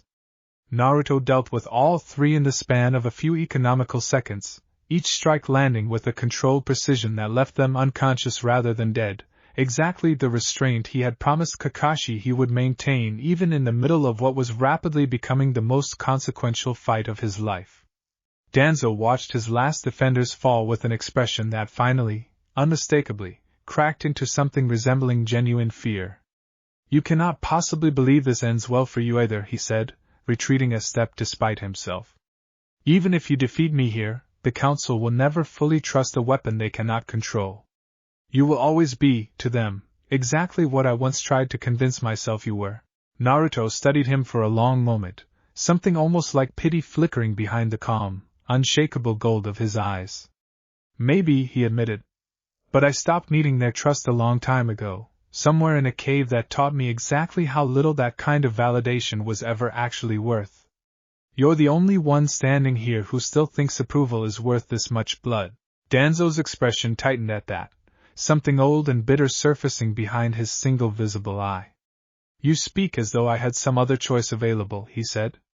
"Everything I have done because someone had to be willing to make the decisions weaker men flinched away from." Naruto shook his head slowly, no anger left in the gesture, only a tired, settled certainty that had nothing left to prove. "You had a choice every single time," he said. "You just kept choosing the version of strength that costs other people the most, and you the least. That's not the same thing as necessity. It never was." Danzo had no answer left to offer that, and something in his expression, briefly, betrayed the exhaustion of a man who had spent 4 decades convincing himself of a story that had just, finally, run out of road. Chapter 10. Whatever Danzo had prepared for this confrontation, whatever contingency he had held in reserve for the possibility of facing the boy directly, none of it proved sufficient against what Naruto had actually become. He fought with the accumulated skill of 4 decades of careful, ruthless practice, techniques drawn from a lifetime spent surviving political and physical conflicts that would have ended lesser shinobi many times over. For a handful of 10 seconds, his forbidden techniques, sealed arts drawn from stolen Sharingan and decades of careful, illicit preparation, actually seemed capable of matching the sheer density of draconic chakra arrayed against him. It was not enough, and some deep, calculating part of Danzo seemed to recognize that fact almost as soon as the exchange began in earnest. Naruto moved through his defenses with the same patient, economical inevitability that had ended every serious fight he had faced since walking out of the abyss, each strike landing with a controlled precision that stripped away Danzo's carefully layered defenses one deliberate exchange at a time. There was no wasted motion in it, no unnecessary cruelty, only the steady, unstoppable progression of someone who had spent years learning exactly how to end a conflict as thoroughly and quickly as possible. The final exchange left Danzo on his knees in the dirt behind the council chamber, his considerable arsenal of forbidden techniques exhausted, his personal guard scattered or captured, his carefully prepared coup collapsing in real time as reports flooded in from every other compromised approach that had likewise failed to breach the chamber's defenses. "It's over," Naruto said quietly, standing over the old man who had once decided, so easily, that a 13-year-old Jinchuriki was worth spending as the cost of a convenient political arrangement. "Whatever you thought you were protecting the village from, all you actually protected was your own comfortable place inside it." Danzo said nothing in response, and there was, in the end, nothing left worth saying. The council members who emerged from the chamber to witness his defeat firsthand needed no further explanation of exactly what had almost happened, or exactly who had stopped it. Tsunade arrived moments later, having secured her own approach against a smaller contingent of root operatives with the same fierce, decisive efficiency she had brought to every fight since the ambush that had first reunited her with Naruto. She took in the scene before her, Danzo kneeling defeated in the dirt, his personal guard scattered and unconscious around him, and allowed herself, for the first time in longer than she could easily remember, a long, unguarded breath of genuine relief. "It's really over," she said quietly, more to herself than to anyone else. Shizune and Anko arrived within minutes of each other, both reporting their own tunnel approaches successfully secured without a single serious casualty among the defenders. Sai, who had stayed close to Kakashi exactly as instructed throughout the confrontation, emerged from the chamber's rear entrance looking pale but steady, watching the man who had once controlled every aspect of his young life finally brought to account. "He looks smaller than I remember," Sai admitted quietly, studying Danzo's defeated posture with an expression caught somewhere between relief and a grief he hadn't expected to feel for the architect of everything that had been taken from him. "I spent years afraid of him. I don't know what to do with him looking this small now." Naruto placed a steady hand on the boy's shoulder, the gesture carrying none of the awkwardness that might once have accompanied it from the boy Naruto had been before the abyss. "That's what fear usually looks like, once you finally stop letting it control you," he said. "He was never actually as big as he made himself seem. None of them ever are." The remaining council members who had been sequestered safely within the chamber throughout the brief, contained confrontation emerged cautiously once word reached them that the danger had passed, and the sight that greeted them, Danzo restrained and defeated in the courtyard, Naruto and his allies standing calm and unharmed around him, told a story that would spread through Konoha and beyond it far faster than any official announcement could have managed on its own. Within hours, the full account of Danzo's attempted coup had reached every corner of the village, carried by witnesses who had seen enough with their own eyes to need no further convincing. The narrative Danzo had spent decades carefully curating around himself, the necessary shadow, the quiet protector willing to make hard choices others couldn't stomach, collapsed entirely under the weight of what an entire council had just watched him attempt against them directly. By evening, formal arrest procedures had already begun, conducted with none of the quiet deniability Danzo himself had always relied upon, but with the full, open transparency of a village finally ready to hold its own shadows properly accountable. Kakashi oversaw the process personally, insisting on a transparency Danzo himself had never once extended to anyone he deemed expendable, and by the time night fell fully over Konoha, the man who had once orchestrated a boy's quiet death sat in a cell built for exactly the kind of accountability he had spent his whole life avoiding. Chapter 11. The weeks following Danzo's defeat unfolded with the particular chaotic energy of a village finally confronting a truth it had spent decades quietly avoiding. The independent investigation, freed at last from any remaining fear of interference, moved swiftly once Danzo's own captured operatives began speaking openly about the true scope of Root's activities. Children conditioned and stripped of their names. Missions deliberately sabotaged to remove inconvenient shinobi. Decades of careful, deniable cruelty finally laid bare before a council that could no longer pretend not to see it. Danzo himself was stripped of every remaining title and position, his considerable political network dismantled piece by careful piece over the following months, his ultimate fate left in the hands of a tribunal that intended, for the first time in his long and carefully hidden career, to hold him properly accountable rather than allow the matter to quietly disappear. Sai, along with the other young Root operatives gradually identified and extracted from the program's remaining structure, found sanctuary exactly where Naruto had promised, welcomed into Uzumaki growing community with the same patient, deliberate care that had characterized everything else built there. Sai in particular took quickly to the settlement's quieter rhythms, his careful, watchful nature finding unexpected purpose in helping catalog the vault's ancient scrolls alongside the small community of Uzumaki scholars who had made their way north in recent months. Konoha's council, in the aftermath of Danzo's defeat, formally recognized Uzumaki sovereign status, an alliance forged not through subordination but through mutual respect between two distinct communities that had each, in their own way, survived what should have destroyed them. Kakashi himself, offered the newly vacant position of Hokage by a council eager for stable, trusted leadership, accepted it with the same quiet reluctance he brought to most burdens worth carrying properly. "I'll need advisors I actually trust," he told Naruto, during a quiet visit to Uzumaki shortly after his formal appointment. "Consider this an open invitation, whenever you're willing to visit and offer some of that hard-won perspective." Naruto's answering smile carried none of the old desperate need for approval that had once defined him, only quiet, settled satisfaction at an offer extended between genuine equals. "I think I can manage that," he said. "Just don't expect me to come running every time the council can't agree on something small." The tribunal reviewing Danzo's case took the better part of 2 months to reach its conclusions, methodically working through decades of evidence that grew more damning with every additional testimony gathered from Root's surviving operatives. In the end, stripped of every remaining title, position, and the vast shadow network he had spent his entire adult life quietly constructing, Danzo Shimura was confined under permanent, closely monitored restriction, denied the swift, quiet end his own methods had so often offered to others. Forced instead to spend whatever years remained to him fully understanding the consequences of choices he had once believed no one would ever properly hold him accountable for.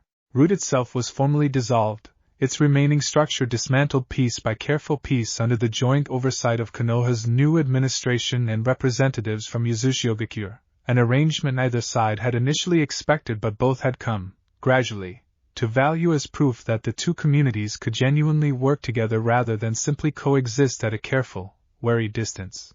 Uzumaki population continued its steady, organic growth throughout those same months, drawing not only displaced families and disillusioned shinobi but scholars and healers curious about the settlement's unique blend of ancient Fuinjutsu tradition and hard-won modern discipline. Naruto found himself, more than once, genuinely surprised by how naturally leadership had come to sit on his shoulders, not the loud, desperate leadership he might once have imagined for himself, but something quieter, steadier, built on the same patient trust Ryujin had spent years teaching him to embody. Formal recognition, when it finally arrived, came not as a single dramatic announcement but as the accumulated result of months of careful diplomatic groundwork, treaties signed and ratified between Uzumaki small governing council and representatives from Konoha and, gradually, the other great villages as well. Each agreement built on the same foundation of demonstrated trust rather than imposed authority. It was, Tsunade observed more than once, a slower path to legitimacy than any of them might once have expected, but a considerably more durable one for having been earned so deliberately. Ambassador Raizen himself returned for the formal signing, this time with none of the careful diplomatic wariness that had marked his first visit, and offered Naruto a genuine, unguarded smile as the final treaty was sealed. I believe this is the part where I admit my initial reports back to my Kage undersold you considerably, he said. I intend to correct that oversight thoroughly in every report that follows. Chapter 12. The evening of Uzushiogakure's first formal recognition ceremony found Naruto standing once more at the highest remaining tower, exactly as he had the night after the mercenary attack, except now the walls below him held permanent banners rather than hastily restored ones. And the settlement stretching out beneath the darkening sky had grown into something that no longer needed defending quite so desperately against the possibility of being erased.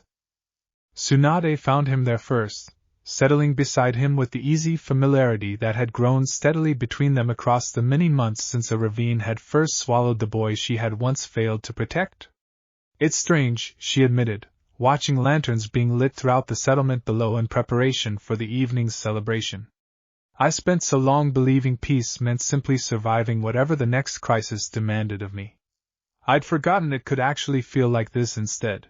Shizune joined them a few minutes later, having finally handed off the last of the evening's medical preparations to the capable staff she had spent months carefully training, and Anko arrived last of all, characteristically loud about her arrival despite the quiet solemnity of the moment, dropping onto the tower's edge with a contented sigh.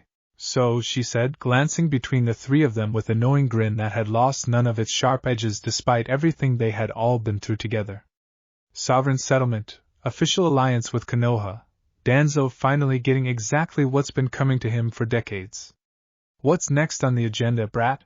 Naruto considered the question for a long moment, watching the last of the sunset fade over walls that had once been nothing but scattered ruins and scattered ghosts, walls that now held a genuine, growing community of people who had chosen, deliberately, to build something worth protecting together. Whatever comes next, he said finally, quiet and certain in a way that carried none of his old childhood need to prove himself to anyone who doubted him. I think we handle it exactly the way we handled everything else. Together, and on our own terms, not anyone else's. Below them, the lanterns of Uzumaki spread out across the reconstructed village like scattered stars fallen to earth, and far beyond the borders of the elemental nations, in a place no surface map had ever properly charted, an old dragon who had once measured a broken boy's resolve against the patient fire of the abyss felt, faintly, the settled, steady chakra of a sage who had finally, fully, become exactly what he was always going to become. Good, Ryujin thought, somewhere in the depths of a home neither Naruto nor his queens would ever entirely leave behind. Let the world see what patience and fire can build, when given time enough to finish growing. Down in the village proper, the celebration continued long into the night, lanterns strung between rebuilt towers, music drifting up from the central plaza where refugee families and long-time residents alike had gathered to mark the settlement's formal recognition. Sai sat near the edge of the gathering, sketching the scene with quiet, careful strokes on a scroll he had claimed as his own, capturing something of the warmth and unguarded joy he had spent most of his young life believing simply didn't exist in the world he'd been raised to serve. Tsunade found Naruto again later that evening, once the formal ceremonies had finally given way to simple, unstructured celebration, and settled beside him at the edge of the gathering with 2 cups of sake she had clearly been saving for exactly this moment. To Uzumaki, she said, offering him one. And to every single person who refused to let it stay buried. Naruto accepted the cup, though he drank sparingly, more interested in the company than the drink itself. To all of you, he corrected gently. None of this happens without the 3 of you choosing to stand beside me, back when standing beside me was still considerably more dangerous than staying away. Anko, overhearing from a few steps away, sauntered over with her own cup already half finished, grinning in the easy, unguarded way that had become steadily more common since their arrival at the ruins so many months before. Careful, brat, she said. Keep talking like that, and you'll have all 3 of us getting sentimental in public. Wouldn't want to ruin your whole mysterious dragon sage reputation. Shizune joined them last, settling quietly into the small circle with the same warm, steady presence she brought to everything, and for a long while none of them said anything further at all, content simply to sit together beneath a sky finally, genuinely free of the fear that had shadowed every one of their lives for far too long. It was Tsunade who eventually broke the comfortable silence, her voice quiet but entirely certain in a way that carried the weight of a decision long since settled. Whatever comes next, she said, I intend to be here for all of it. Not out of obligation. Not because I owe anyone a debt I still need to repay. Just because this is where I actually want to be. Shizune reached for her mentor's hand at that, quiet agreement passing between them without need for further words, while Anko raised her cup in an easy, informal toast that needed no elaborate speech to carry its full weight. To choosing this, she said simply. Every single day, for as long as any of us gets to keep choosing it. They raised their cups together beneath the lantern light, for people who had each, in their own way, once believed they were destined for nothing more than being spent by someone else's design, and who had instead found, against every reasonable expectation, exactly the kind of home worth choosing over and over again. The night stretched on around them, warm and unhurried, and for the first time in longer than any of them could easily remember, none of them felt the need to watch the horizon for the next threat waiting to arrive. Whatever came next, they would face it exactly the way they had faced everything else since the ruins had first opened their gates. Together, and on ground that finally, entirely, belonged to them. Naruto looked at each of them in turn, gold eyes warm in the lantern light, and felt, for the first time since a ravine had swallowed a boy who once believed he had to earn every scrap of belonging he was ever given, that he had finally, fully, stopped needing to earn this at all. It had simply, quietly, become his. Then let's build the rest of it together, he said. However long it takes. Act 4. Chapter 1. 6 months of genuine peace had settled over Uzumaki by the time the first troubling reports began filtering north, carried along the same trade routes that had once brought only rumor and curiosity to the sanctuary's gates. Naruto read the latest dispatch from Kakashi twice through before setting it down on the council table, weighing its contents against the quiet, hard-won stability the last several months had finally allowed all of them to enjoy. Another Jinchuriki gone missing, he said. That makes 3 this year, across 3 different villages. Kumogakure's 2 tails vanished from a supposedly secure border post without a trace. Tsunade's expression sharpened at that, old instincts from decades spent managing exactly this kind of quiet, spreading crisis rising immediately to the surface. No bodies, no ransom demands, no claimed responsibility? Nothing, Naruto confirmed. Just a clean, professional extraction each time, and a pattern nobody's been able to properly trace back to its source. Kakashi thinks it's organized. Coordinated across multiple targets, multiple villages, which means whoever's behind it has resources most rogue factions simply don't have. Shizune, reviewing the same dispatch from across the table, frowned at a detail buried in its final paragraph. It mentions a cloak, she said. A witness in the land of lightning claimed to see two figures fleeing the scene wearing black cloaks patterned with red clouds. Nobody's been able to identify the affiliation. Anko, leaning back in her chair with her usual deceptive laziness, went very still at that description, something sharp and wary crossing her features. I've heard that description before, she said quietly. Years ago, back when I still ran information networks out of Konoha's interrogation division. An organization operating in the shadows between villages, recruiting missing men with reputations too dangerous for any single village to properly contain. We never confirmed a name. Just the cloaks, and a body count that made everyone who investigated them stop investigating rather quickly. Naruto absorbed that in silence for a long moment, the old, familiar weight of a growing threat settling over him with none of the panic it might once have carried, only the patient, measured calculation the abyss had spent years teaching him to apply to exactly this kind of danger. Kurama's chakra stirred at the base of his spine, old and wary in a way the fox rarely allowed itself to show anymore. I know that organization, Kit, the voice rumbled quietly, for Naruto's ears alone. Or at least, I know enough to recognize the shape of what they're after. If they're hunting Jinchuriki specifically, they're not simply after power. They're after something considerably older and more dangerous than any single-tailed beast. Naruto kept his expression carefully neutral for the benefit of the others still gathered around the council table, though internally he pressed the fox for more. What do you mean, older? Older than the beasts themselves? Older than the division that created us as separate beings at all, Kurama answered grimly. That is not a story I intend to explain in the middle of a council meeting, Kit. Later, when we have the privacy such a conversation actually deserves. Naruto's jaw tightened, gold eyes settling into the calm, coiled stillness that had become, over the preceding year, as natural to him as breathing. Then we'd better find out exactly what that something is, he said, before they finished deciding I'm worth adding to their collection. The council session continued late into the evening, each of them contributing what fragments of information or intuition they could offer toward a threat that remained, for now, frustratingly abstract. Tsunade drew on decades of political experience to sketch out likely diplomatic responses from the other great villages once the pattern became more widely understood. Shizune began quietly compiling a comprehensive medical protocol for treating survivors of failed or interrupted extractions, understanding better than any of them how critical rapid, informed treatment could prove if the pattern continued. Anko, meanwhile, reached out through old, careful channels to former contacts who might know more about the organization's movements than official reports currently reflected. By the time the meeting finally concluded, a rough, provisional plan had begun taking shape, one built not around panic but around the same patient, methodical preparation that had carried Uzumaki safely through every previous crisis.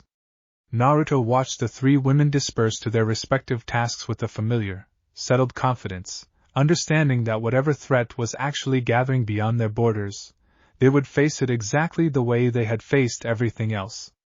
Together, and without unnecessary haste, he lingered in the empty council hall a while longer after the others had gone, turning the full weight of the situation over in his mind with the same patient deliberation Ryujin had spent years instilling in him. Whatever waited ahead, he intended to meet it with eyes open and preparation thorough, rather than the reckless, desperate improvisation that had so often defined his younger years. Chapter 2. Kurama proved reluctant to share the full weight of what it suspected, offering only fragments across the following days as Naruto pressed for more detail between the settlements' ordinary daily rhythms. There are legends among the tailed beasts older than any shinobi village, the fox finally admitted, one quiet evening as Naruto sat alone at the edge of the reconstructed harbor, watching the tide roll steadily against ancient, weathered stone. A being that existed before any of us were split apart, and sealed away individually.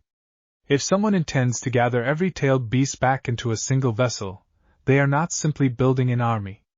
They are attempting to reassemble something the world has spent a very long time keeping safely apart. Naruto turned that over carefully, weighing it against everything Ryujin had once taught him about patience and the dangers of acting on incomplete information. Do you know how to stop it, if that's really what they're planning? Kurama's answer carried a rare, genuine uncertainty that unsettled Naruto more than outright alarm might have. I know it would be catastrophic if they succeeded, it said. I do not know precisely how to prevent it beyond making certain they never get their hands on me, or on you. That, at least, is something I intend to guarantee personally. Naruto found something quietly reassuring in the fox's blunt, unwavering commitment, a far cry from the wary, resentful prisoner it had once been during the earliest days of their partnership.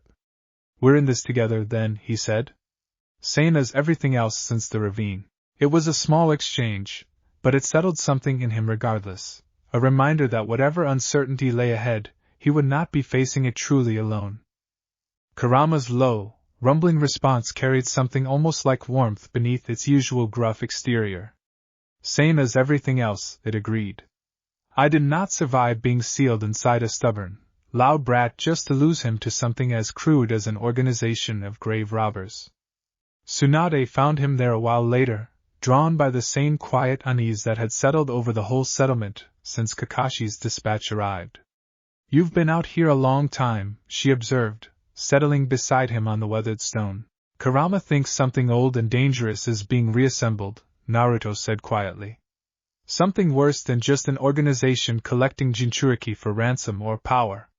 I don't have enough information yet to know how worried I should actually be. Tsunade considered that in silence for a moment, old political instincts already working through the practical implications. Then we gather more information, she said finally. Carefully, and without walking into anything we don't fully understand yet. I've spent enough of my life reacting to incomplete intelligence. I'd rather not repeat that mistake with something this potentially catastrophic. Naruto nodded slowly, some of the tension easing from his shoulders at the simple, practical clarity of her approach. I think it's time I paid Ryujin another visit, he said. If anyone in either world might actually know something concrete about what we're dealing with, it's him. Tsunade studied him for a long moment, old worry flickering behind her otherwise composed expression. You've been gone that long before, she said. I remember what it cost you the first time, even if you came back stronger for it. Just promise me you're not walking back into that fire looking for another trial that might not have a guaranteed way back out. Naruto's expression softened slightly at the genuine concern beneath her carefully measured words. I'm not looking for another trial, he promised. Just answers? I've learned the difference between reckless and necessary since the last time I walked into that abyss. I don't intend to forget it now. She held his gaze a moment longer, searching for any sign that his reassurance was simply what she wanted to hear rather than what he actually believed, and found, apparently, enough honest certainty in it to finally nod her own reluctant agreement. Then go, she said. Just don't take longer than you have to. We need you here, especially if this threat turns out to be everything Kurama seems to think it might be. He departed the following morning, chakra already coiling into the patient, efficient rhythm that would carry him swiftly toward the coast and the hidden chasm waiting beyond it, leaving Uzumaki in the capable, steady hands of the three women who had built it alongside him from nothing but ruins and stubborn hope. Chapter 3. The journey back to the Rikoku Abyss took the better part of a week, Naruto traveling alone at Tsunade's reluctant agreement, understanding as well as she did that whatever answers waited in that ancient, timeless place would come more freely without an audience. Ryujin received him in the same vast chamber where the final trial had once remade him entirely, ancient golden eyes studying his approach with the same patient, unreadable attention that had first evaluated a broken, bleeding boy so many years before. You return troubled young sage, the old dragon observed, before Naruto had even finished crossing the chamber floor. That is not a quality I associate with the calm you left this place carrying.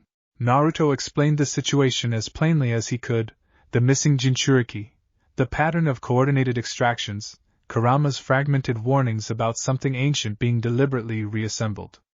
Ryujin listened without interruption, expression unreadable throughout the entire account, until Naruto finally fell silent, waiting for whatever judgment the old dragon intended to offer. There are old stories in this abyss too, Ryujin said finally, stories older even than the fox's own memory extends. Of a being that existed before the division of chakra itself, whose fragments were scattered and sealed away specifically because the whole proved too dangerous for any single will to safely contain. If your fox's fears are accurate, then whoever is orchestrating this collection understands considerably more about the true nature of chakra than anyone currently active in the surface world should reasonably know. The other sages of the abyss, gathered once more at the edges of the great chamber as they had during Naruto's original trial, stirred restlessly at the mention of that old, half-forgotten story, several of the ancient shapes exchanging what might have been uneasy glances among creatures who otherwise showed little visible reaction to anything. It was clear, even without further explanation, that whatever Ryujin was describing carried weight considerably beyond simple legend among the abyss's oldest inhabitants. They remember it too, Naruto observed quietly, watching the assembled dragon's subtle unease with growing concern of his own. Ryujin's expression remained carefully composed, though something in his ancient eyes suggested the old dragon shared more of that unease than he cared to openly display. We remember enough to take the possibility seriously, he said. Whether it is actually what your organization is attempting, or simply an old story being misapplied to a considerably more mundane threat, remains to be seen. But I would rather prepare you for the worst possibility, and be pleasantly wrong than prepare you for something lesser and discover, too late, that we underestimated what you were actually facing.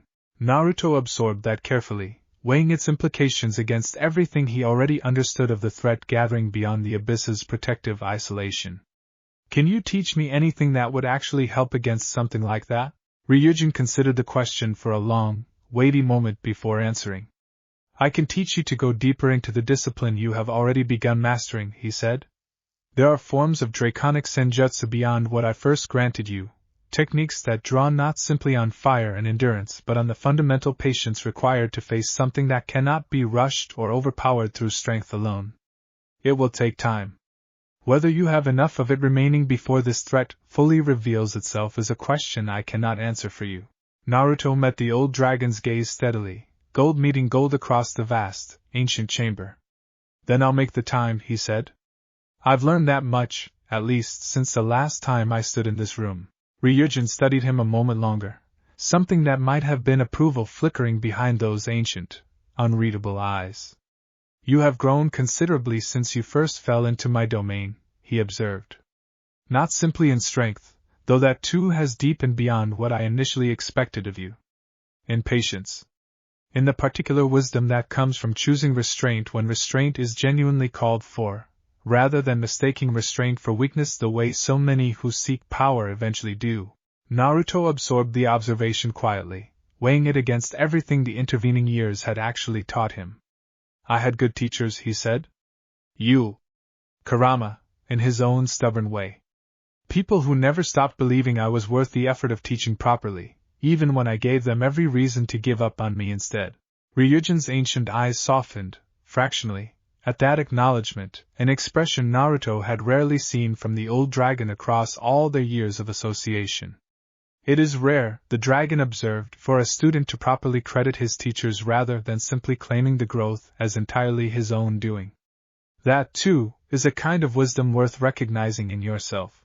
They began the deeper training that very afternoon, Ryujin leading him back toward the same spring of liquid fire where his original transformation had first taken root, the ancient flame burning as patiently as it had the very first time Naruto had ever stepped into its depths. Then let us continue that education, Ryujin said, rising to his full, imposing height with a slow, deliberate motion that stirred the ancient air of the chamber around them. What I intend to teach you now will demand more of you than anything you have previously endured in this place. Are you prepared to begin? Naruto drew a slow, steady breath, calling on every reserve of patience the abyss had already carved into him. I've been prepared since the moment I heard how many people are already missing, he said. Whatever this takes, I'm ready to start. Chapter 4. He remained in the abyss for nearly a month, training in techniques considerably more demanding than anything he had mastered during his original years beneath the earth, forms that asked him to hold his draconic chakra in states of perfect, unwavering stillness for hours at a stretch, building toward a deeper mastery Ryujin promised would prove essential against an enemy whose true nature remained maddeningly unclear. When he finally returned to the surface, chakra denser and more controlled than ever before, he found Uzumaki had not remained idle in his absence. Tsunade had spent the intervening weeks coordinating carefully with Kakashi and the other great villages, quietly compiling every scrap of available intelligence about the pattern of disappearances into a single, comprehensive picture. "It's worse than we initially thought," she told him, once he had rested enough to properly absorb the briefing. 5 Jinchuriki missing now, not 3. Kumogakure has gone fully on alert, keeping their remaining Jinchuriki under heavy, constant guard. Suna's doing the same. Whoever's behind this is working faster than anyone anticipated. Naruto studied the map spread across the council table, red markers indicating each confirmed disappearance scattered across the elemental nations in a pattern that, when properly considered, suggested a coordinated, methodical campaign rather than opportunistic strikes. "They're being careful about which targets they choose," he observed. "Weaker security, more isolated postings. Whoever's planning this has done considerable reconnaissance before ever making a move." Shizune, who had spent much of the preceding month establishing formal communication channels with allied medical networks across several villages, added her own grim observation. "There's something else. 2 of the missing Jinchuriki were found afterward, alive but barely, their tailed beasts confirmed extracted. Both survivors described the same thing. A masked figure directing the operation, and cloaked partners who did the actual extraction." Naruto's expression hardened at that, gold eyes narrowing with a focus that carried none of his old childhood recklessness, only patient, deliberate resolve. "Then it's time we stopped simply gathering information and started actively preparing to stop them," he said. "Whoever they are, they're not going to find Uzumaki an easy target if they ever decide to come looking here." He rose from the council table and moved to the tall windows overlooking the settlement's central plaza, watching the ordinary, peaceful rhythm of daily life continue below, entirely unaware of the growing shadow that had begun creeping steadily closer to everything they had built together. "Whatever this organization is planning," he said quietly, more to himself than to the others, "we've already proven this place is worth protecting. I don't intend to let that change now, no matter how dangerous the threat actually turns out to be." Tsunade joined him at the window, following his gaze down toward the plaza below, where children who had arrived as frightened refugees now played openly among rebuilt fountains and restored gardens. "We'll protect it," she said quietly. "All of it. Exactly the way we always have." Anko, who had spent the preceding weeks quietly reactivating old contacts across the criminal underworld she had once navigated as part of Konoha's interrogation division, arrived at the council session with her own grim addition to the growing picture. "Word on the streets gotten caggier than usual," she reported. "Nobody wants to talk about the cloaks, not even people who normally sell out their own grandmother for the right price. That tells me whoever's actually behind this has a reputation dangerous enough that silence feels safer than information brokering, even to people who make their living on exactly that kind of information." Naruto absorbed that observation carefully, turning it over against everything else the Alliance had gathered. "Fear that effective usually means the threat's already proven itself capable of following through on it," he said. "We should assume they're every bit as dangerous as the silence around them suggests." Tsunade nodded grimly, already moving toward the practical matter of translating growing concern into concrete action. "Then we start reinforcing our own defenses immediately," she said. "Not just walls and watch rotations. Contingency plans, evacuation routes, direct coordination protocols with every allied village willing to commit to genuine mutual defense. If this organization is even half as coordinated as the pattern suggests, we need to match that coordination or risk being picked apart one target at a time." Shizune, already sketching out a rough framework for expanded emergency medical protocols, added her own practical consideration. "We should also prepare for the possibility that some of our own people might eventually be targeted directly," she said. "Naruto's chakra alone marks this settlement as a considerably higher priority than most Jinchuriki postings. That means everyone here needs to understand what that risk actually looks like, not just the 4 of us." Chapter 5. The weeks that followed saw Uzumaki transform once again, this time not simply into a fortified sanctuary but into the anchor point of a growing informal alliance among villages that had, until recently, viewed each other with considerably more suspicion than cooperation. Kakashi, using the trust his own transparent handling of the Danzo affair had earned him among his fellow Kage, quietly proposed a shared intelligence network specifically focused on tracking the mysterious organization's movements, an idea that found surprisingly receptive ears once the scope of the threat became more broadly understood. Naruto himself traveled briefly to Kumogakure at the Raikage's personal invitation, meeting for the first time the massive, boisterous Jinchuriki known as Killer Bee, who had so far avoided the pattern of disappearances through a combination of overwhelming personal strength and, as he cheerfully admitted, an instinct for danger sharpened across years of surviving exactly this kind of quiet, patient threat. "You got that same weight in your eyes I recognize from my own reflection," Bee observed, studying Naruto with unexpected perceptiveness beneath his usual exuberant rhyming cadence. "Carrying something big inside, learning how to make peace with it instead of letting it carry you instead." Naruto found himself genuinely warming to the man's unconventional wisdom, recognizing in him a kindred understanding of exactly what it meant to build an identity around something the rest of the world instinctively feared rather than understood. "If this organization comes for you," he said, "I want you to know Uzumaki stands ready to help however we can. Nobody deserves to face this kind of threat alone." Bee's usual boisterous energy quieted slightly at that, something genuinely moved flickering behind his sunglasses. "Ain't had many offers like that in my life, brother," he admitted. "Most folks either fear what I carry or want to use it. Appreciate you seeing past both." The two of them spent the following days in careful, mutual exchange, comparing notes on their respective relationships with the tailed beasts they carried, Naruto sharing what fragments of insight Kurama had offered about the growing threat, Bee offering his own considerable experience navigating decades of Kumogakure's occasionally uneasy relationship with its own Jinchuriki heritage. Bee's own bond with the Eight Tails, forged across decades of patient, mutual respect rather than the fear and conflict that had once defined so many Jinchuriki relationships, offered Naruto a valuable perspective on exactly how deep a partnership between host and tailed beast could genuinely grow. "You and your fox got a real bond now, brother," Bee observed, during one of their long evening conversations. "I could tell that the moment we met. Way that chakra of yours moves like it's dancing instead of fighting. That kind of trust ain't something this organization's gonna find easy to break, no matter how hard they might try."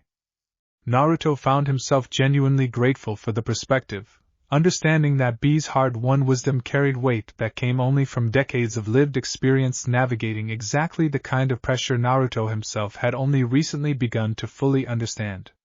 "How did you build that kind of trust?" he asked. "With Gyuki, I mean? It sounds like it wasn't always this steady." Bee's expression grew momentarily more serious beneath his usual exuberant energy. "Took years, brother," he admitted. "Lot of mistakes, lot of stubborn arguing before either of us figured out we wanted the same things deep down. Point is, don't rush it, and don't assume the bond you got now is the ceiling. Best partnerships keep growing long as both sides keep choosing to put in the work." The Raikage, observing their growing camaraderie with evident satisfaction, extended a formal invitation before Naruto's departure back toward Uzumaki. "Kumogakure stands ready to commit fully to this alliance," he said. "Whatever resources, whatever intelligence, whatever direct support your settlement needs, you have our word it will be there when called upon."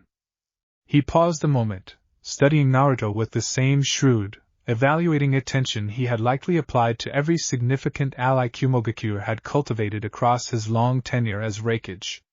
"I'll admit," he added, "I did not expect the boy from Danzo's old mission files to grow into someone I would trust this readily with my own village's security. Times change, it seems, more thoroughly than old reports ever properly account for." Naruto thanked him sincerely, recognizing the genuine weight behind the offer from a village that had, until recently, guarded its own Jinchuriki with considerably more insular caution than open cooperation typically allowed. "This alliance only works if all of us actually mean commitments like that," he said. "I intend to make sure Uzumaki holds up its end just as fully." He departed Kumogakure the following morning, chakra-assisted travel carrying him back toward the coast at a pace that left the Raikage's own escort visibly impressed despite their considerable experience with elite shinobi capability. B accompanied him partway, insisting on seeing him off personally with the same boisterous warmth that had characterized their entire exchange. "You come back and visit again soon, brother," B said, clasping his hand firmly before finally turning back toward the village. "Ain't often I meet somebody who actually understands the weight without me having to explain every piece of it first." Naruto's answering smile carried genuine warmth. "Count on it," he said. "And if you ever need help before then, you already know where to find us." The rest of the journey back to Uzumaki passed in quiet, focused reflection, Naruto turning over everything he had learned during his time in Kumogakure against the growing picture the Alliance had already assembled, searching for any pattern or connection that might yet prove useful once the next confrontation inevitably arrived. Chapter 6.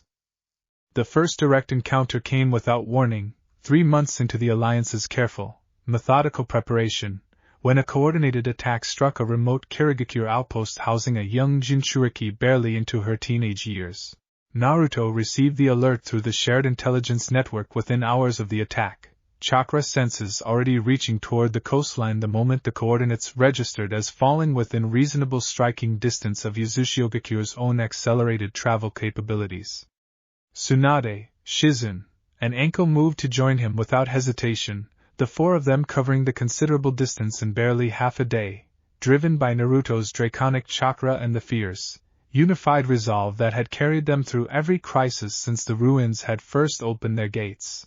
They arrived to find the outpost already breached, its modest defensive garrison scattered and wounded but, mercifully, still alive, and 2 cloaked figures standing at the center of the wreckage, one tall and stitched together in a manner that suggested techniques considerably outside conventional shinobi practice, the other carrying an enormous, crude scythe with an unsettling, almost gleeful energy. "Well, well," the scythe-wielding figure said, turning to face their approach with open, hungry interest. "Looks like the rumors about the Dragon Boy weren't exaggerated after all. Been hoping to test that claim myself."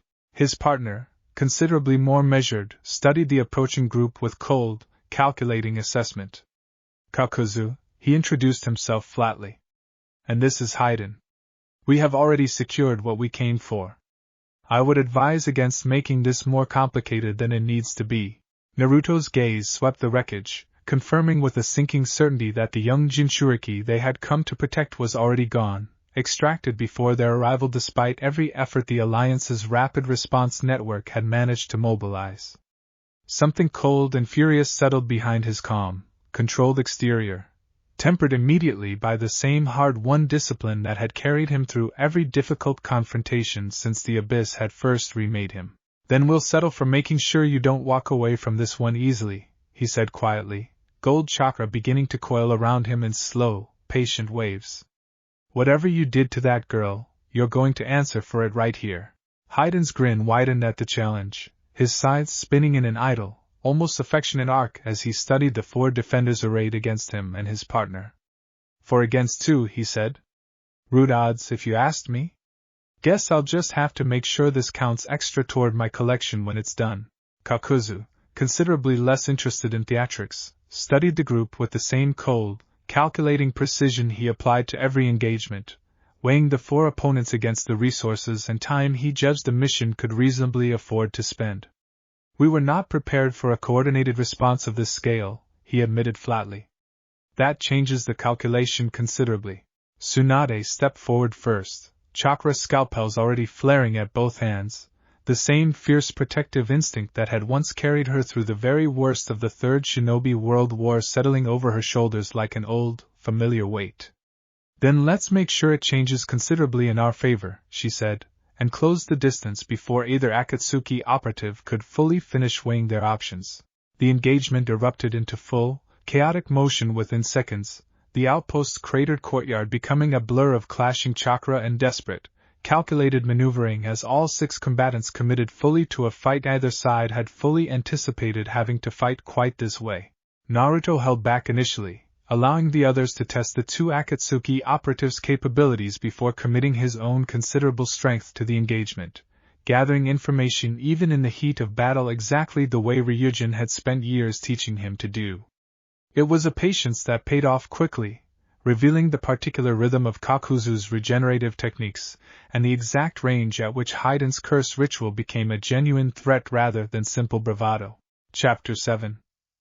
The fight that followed tested every ounce of the deeper training Ryujin had drilled into Naruto during his month back in the abyss, Kakuzu's stitched-together body proving disturbingly resilient against strikes that would have ended most opponents outright, each apparent defeat simply revealing another layer of durability beneath it. Haiden, meanwhile, fought with a reckless, almost gleeful brutality that made him considerably more dangerous to engage carelessly, his curse technique threatening anyone whose blood he managed to draw with a connection Anko recognized immediately from old, half-forgotten intelligence briefings and refused to let any of them risk triggering.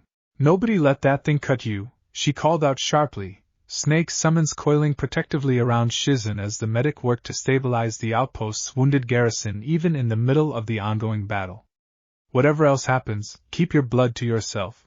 Tsunade met Kakuzu's monstrous strength with her own restored, ageless power, chakra scalpels probing for the precise seams in his stitched physiology that might actually prove vulnerable, while Naruto turned the full weight of his deepened draconic senjutsu against Haiden's reckless, overextended aggression, patient and immovable in a way that gradually, methodically wore down the immortal zealot's frenzied momentum.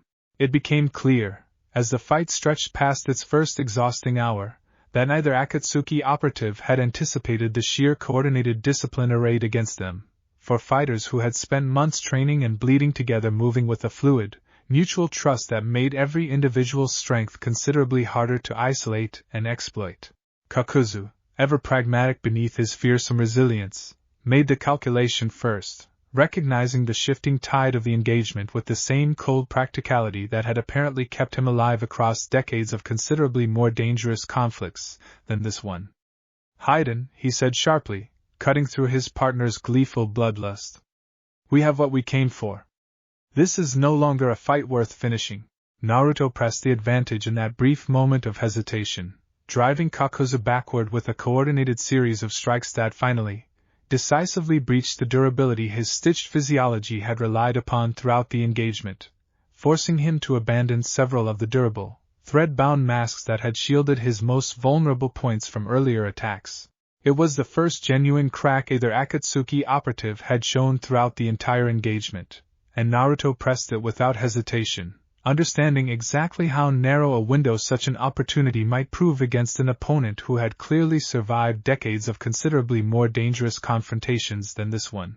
Haiden protested loudly, clearly relishing the engagement despite the mounting evidence that it was not, in fact, going his way, but retreated regardless when Kakuzu simply turned and began withdrawing without waiting for further argument, leaving Naruto's group standing amid the wreckage, victorious in the immediate confrontation but unable to prevent the outcome that had already been decided before they'd even arrived.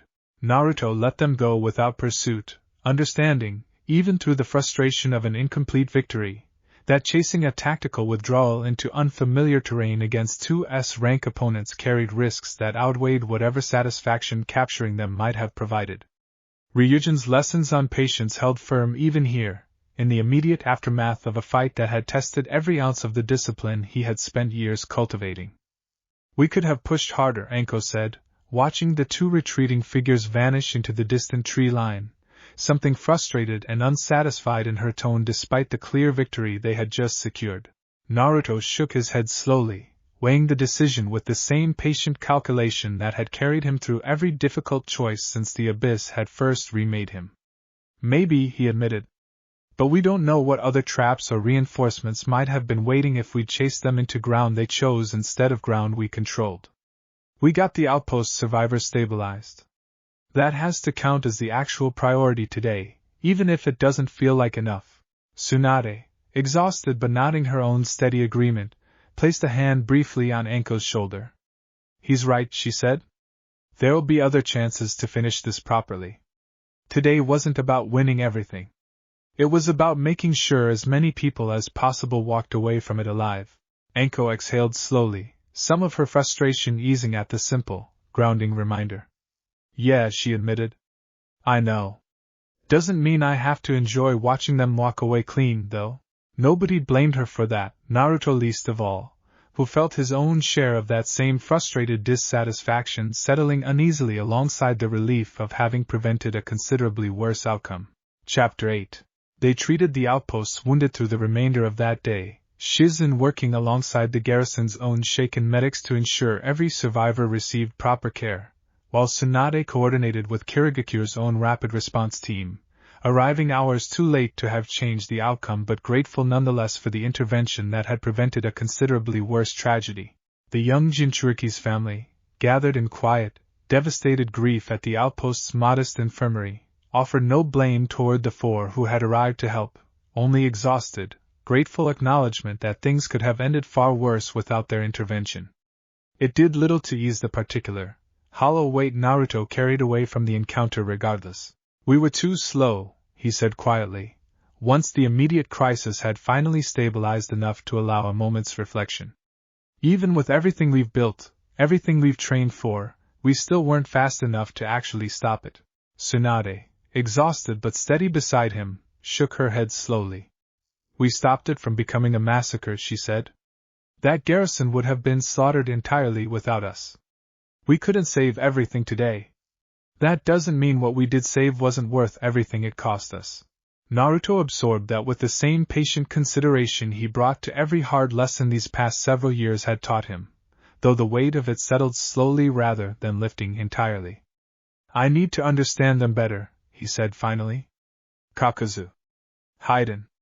Whoever's actually directing this from behind the scenes. We can't keep reacting to attacks, we're always one step behind. Anko, cleaning blood from her hands with grim, methodical focus, offered her own hard-earned perspective. Then we build better intelligence, she said. Faster warning networks, deeper cooperation between villages that have spent too long distrusting each other over old grudges. If this organization is coordinated enough to plan this carefully, we need to be coordinated enough to actually get ahead of them for once. Shizune, quiet but resolute, added her own steady agreement. And we keep doing exactly what we did today, regardless of whether we arrive in time to prevent every tragedy.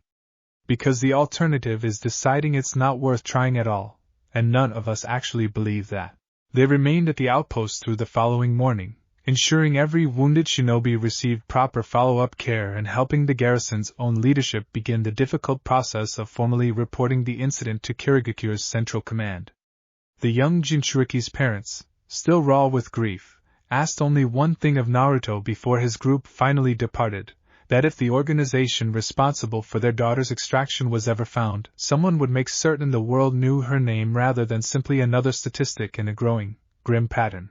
Her name was Isaribi, they told him quietly. She loved the sea.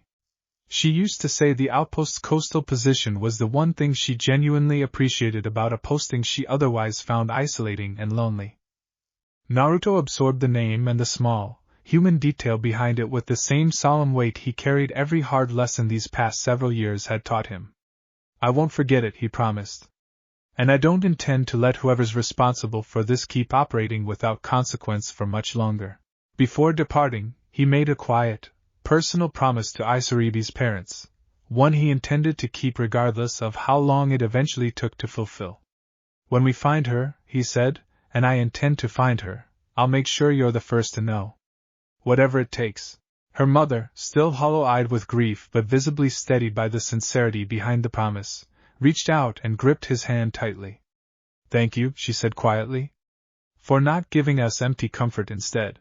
Naruto carried that promise with him for the remainder of the journey home, a quiet, private weight added to everything else he already intended to see through, regardless of how long or how difficult the road toward finally fulfilling it eventually proved to be. It was a weight he had learned over the years to carry without letting it fracture his focus, exactly the way Ryujin had taught him to carry every hard truth the world continued to hand him. The journey back to Uzumaki passed in unusually quiet reflection, each of them processing the weight of the day's events in their own private way. It was Shizune who finally broke the silence, midway through their second day of travel, voicing a concern that had clearly been sitting with her since the fight's conclusion. Do you think we're actually equipped for what's coming? She asked. Today was 2 operatives, and it still nearly overwhelmed us more than once. If this organization really is trying to gather every tailed beast, we might eventually be facing considerably more than 2 at a time. Naruto considered the question with the same careful honesty he brought to every difficult truth these past several years had forced him to confront. I don't know yet, he admitted. But I know we're stronger today than we were a year ago, and I intend to make sure we're stronger still by the time it actually matters. That's the only answer I've got right now. It'll have to be enough until we learn more. Chapter 9. Word of the Kirigakure outpost attack spread quickly through the Alliance's shared intelligence network, and within days representatives from every participating village had gathered at Uzushigakure for an emergency summit, the first formal, in-person gathering the fledgling coalition had convened since its careful, informal beginnings months earlier. Kakashi arrived personally, alongside a contingent that included the Raikage himself, a rare and significant gesture that underscored exactly how seriously Kumogakure now regarded the growing threat. Representatives from Suna and Akashi's, still rebuilding Kirigakure delegation rounded out the gathering, each bringing their own hard intelligence and their own mounting concern about an organization that had, until recently, seemed like little more than distant rumor. We know considerably more now than we did even a month ago, Kakashi told the assembled representatives, laying out a comprehensive map that consolidated every confirmed sighting and disappearance the Alliance had managed to track. An organization operating under the name Akatsuki, composed of missing nin with individually formidable reputations, directed by a figure whose identity remains frustratingly unconfirmed. Their objective, based on everything gathered so far, appears to be the systematic collection of every tailed beast currently sealed within a living host. The Raikage's expression darkened considerably at that confirmation, old protective instincts for his own Jinchuriki plainly warring with the broader strategic weight of the threat being described. Then we stop treating this as isolated incidents, and start treating it as the coordinated war it actually is, he said flatly. Kumogakure will not sit passively waiting for the next target to be chosen from among our own. Naruto, standing at the center of the gathering in his capacity as Uzushigakure's acknowledged leader, felt the full weight of the room's attention settle on him as he spoke, though it carried none of the old desperate need for validation that might once have accompanied it. Uzushigakure will commit whatever resources this alliance needs, he said simply. Intelligence, defensive support, direct intervention where it's needed most. We've already proven we can meet them in the field. Now we need to prove we can get ahead of them before the next attack happens at all. The summit stretched long into the evening, alliances solidifying into formal, mutual commitments that would have seemed impossible to imagine only a year earlier, 5 distinct communities choosing, deliberately, to stand together against a threat none of them could hope to face safely alone.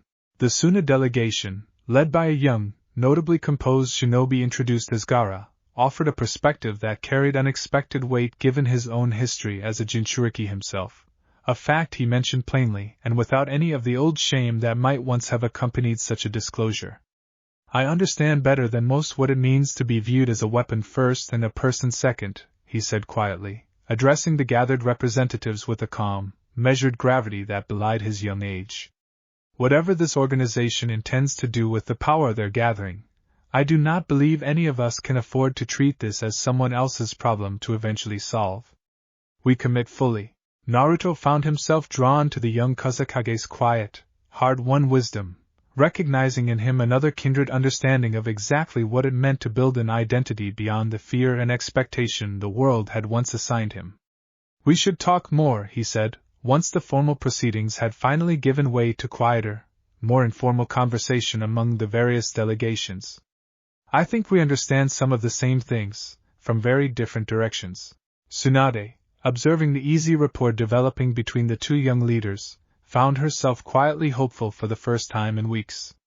Whatever this alliance actually costs us in the end, she said to Shizune later that evening, at least it's bringing people like that together. That's worth something on its own, regardless of how the rest of it eventually turns out. Gaara's answering nod carried the same measured, deliberate quality that defined everything about him. I would welcome that, he said. It has been some time since I found anyone who genuinely understood the particular weight of carrying something the rest of the world instinctively fears.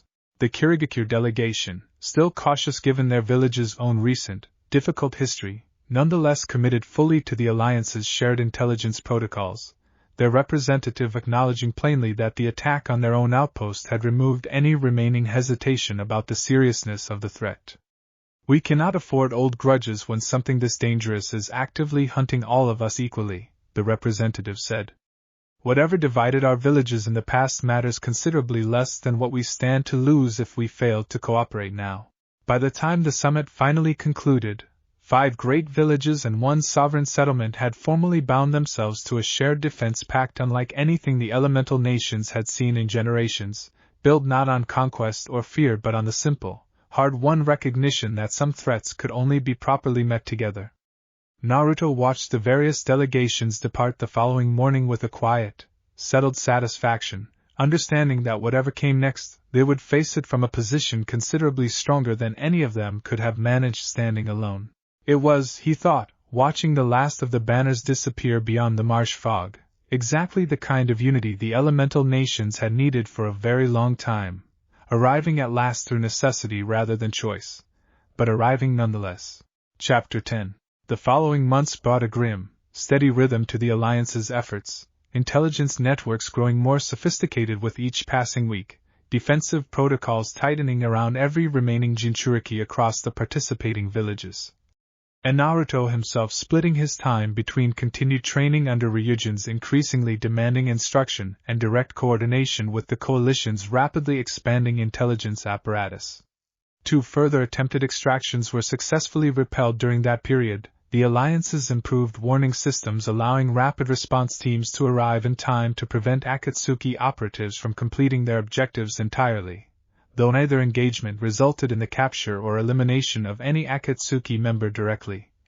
The organization's operatives consistently prioritizing tactical withdrawal over unnecessary risk whenever an engagement turned unfavorable.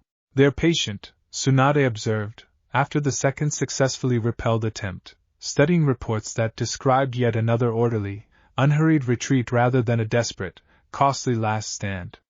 Whoever's directing them clearly values their operatives too highly to spend them recklessly. That kind of discipline is considerably more dangerous than simple aggression would be. Naruto, poring over the same reports with the same patient, methodical attention Ryujin had spent years cultivating in him, found himself in grim agreement. It means they're planning for the long game, he said. However many Jinchuriki they've already gathered, they're clearly willing to wait as long as necessary to gather the rest. That should worry us more than if they were simply rushing headlong at every remaining target. It was during this same tense, uncertain period that a handful of new arrivals reached Yuzushiyogakure's gates, drawn by growing word of the Alliance's efforts, among them several former shinobi who had grown disillusioned with the increasingly militarized atmosphere settling over their home villages in response to the mounting threat. Naruto welcomed each of them with the same patient, deliberate care that had defined the settlement since its founding, understanding that the coming conflict would need more than warriors alone to properly sustain itself. It was during this same tense, uncertain period that Sai, now fully settled into Yuzushiyogakure's community, and increasingly trusted with matters of genuine strategic importance, approached Naruto privately with an observation that had been quietly troubling him for weeks. The masked figure the survivors described, he said. I think I might have crossed paths with someone matching that description once before, back during my time en route. A meeting Danzo took extremely seriously, conducted with more caution than I ever saw him extend to anyone else. I didn't understand the significance at the time. I'm starting to wonder if I should have paid closer attention. Naruto's full attention sharpened immediately at that, gold eyes fixed intently on the boy who had, over the preceding months, become as trusted a member of the settlement as anyone who had been there from its very founding. Tell me everything you remember, he said. Every detail, no matter how small it seems. This might be the first real lead we've had since all of this started. Sai's expression grew visibly more uncertain at the sudden weight of attention, old conditioning still occasionally resurfacing in moments of genuine pressure despite months of steady healing among people who had never once treated him as merely a useful asset. I don't want to give you false hope based on an impression I can't properly verify, he said carefully. I'd rather be honest about the limits of what I actually remember than have you build a strategy on something that turns out to be nothing. Naruto's expression softened at that, recognizing the particular careful honesty that had, over the preceding months, become one of the qualities he trusted most about the boy. That's exactly why I trust what you're telling me, he said. You've never once exaggerated something just to make yourself seem more useful. Whatever you remember, however uncertain, is worth taking seriously. Sai seemed to steady slightly at that reassurance, and continued his account with renewed careful precision, describing every detail of the meeting he could recall, the masked figure's unusual chakra signature, a particular pattern of movement that had struck him even then as oddly familiar, fragments of conversation he had only partially overheard before being dismissed from the room entirely. Naruto listened to every word without interruption, committing each detail to memory with the same patient thoroughness Ryujin had drilled into him across years of training, understanding that even the smallest, seemingly insignificant fragment might eventually prove the key to unraveling a threat that had so far remained frustratingly elusive. By the time Sai finished, a faint, uneasy picture had begun to form, incomplete but no longer entirely blank, and Naruto found himself grateful, once again, for the boy's quiet courage in sharing something he could easily have kept to himself instead. Chapter 11. Sai's memory, sharpened by the same rigorous conditioning that had once made him a reliable route operative, provided details considerably more useful than he had initially credited himself with retaining. A meeting held in secret, years before Danzo's downfall, with a masked figure whose chakra signature had struck even the young operative as unnervingly familiar despite the careful concealment. Familiar how? Naruto pressed gently, once Sai had finished recounting every detail he could recall. Sai considered the question carefully, brow furrowed in genuine concentration. I've thought about that a great deal since our conversation, he admitted. At the time I simply filed it away as another face I wasn't meant to remember clearly. But looking back, there was something about the way he moved. Something that reminded me, faintly, of old surveillance footage I once reviewed of a shinobi long presumed dead. I don't want to make a claim I can't properly substantiate, but I think it's worth investigating further. Naruto brought the observation to the full council that evening, weighing it carefully against everything else the Alliance had managed to gather. If Sai's instinct proves accurate, he said, we might be dealing with someone considerably more dangerous than an ordinary missing mean operating in the shadows. Someone with old, deep knowledge of exactly how villages like Konoha actually function from the inside. Tsunade's expression turned grim at the implication, decades of political experience already working through the unsettling possibilities such a connection might represent. If Danzo was meeting with this figure in secret, she said slowly, then whatever Akatsuki is actually planning may have roots considerably deeper and older than any of us initially suspected. That's not a comfortable thought. Kakashi, consulted via the Alliance's secure communication channels, promised to quietly review whatever remained of Danzo's confiscated records for any trace of the meeting Sai had described, though he cautioned that Danzo's careful, deniable methods meant such records, if they existed at all, would likely prove maddeningly difficult to properly trace. I'll dedicate a small team to it personally, Kakashi added. If there's even a fragment of a connection to be found, I want us to be the ones who find it first, rather than discovering it only after it's already cost someone else dearly. Naruto thanked him sincerely, grateful once again for the steady, trustworthy partnership Konoha's new Hokage had proven himself to be across every challenge the Alliance had faced together so far. Whatever we're actually facing, Naruto said, once the council session finally concluded, we can't afford to keep treating this as a series of isolated incidents any longer. Something bigger is coordinating all of this, and I intend to find out exactly what, before they finish whatever they're actually building toward. Naruto watched the council disperse with a quiet sense that real progress had finally been made, however small it still felt against the scale of the threat they were facing. Sai remained after the others had dispersed, something visibly still weighing on him despite having already shared everything he could remember. There's one more thing, he said quietly, once it was just the two of them left in the council hall. I keep wondering whether I should have said something sooner. If I'd remembered this earlier, if I'd understood its importance before now, maybe some of what's already happened could have been prevented. Naruto turned to face him fully, recognizing the particular weight of guilt in the boy's careful, controlled voice. "You didn't know what you were carrying," he said gently. "Conditioning like what Root put you through doesn't just strip away names. It strips away the ability to trust your own instincts about what actually matters. You're only now learning to trust that instinct again. That's not a failure. That's healing, exactly the way it's supposed to work." Sai considered that for a long moment, something in his carefully guarded posture easing slightly at the reassurance.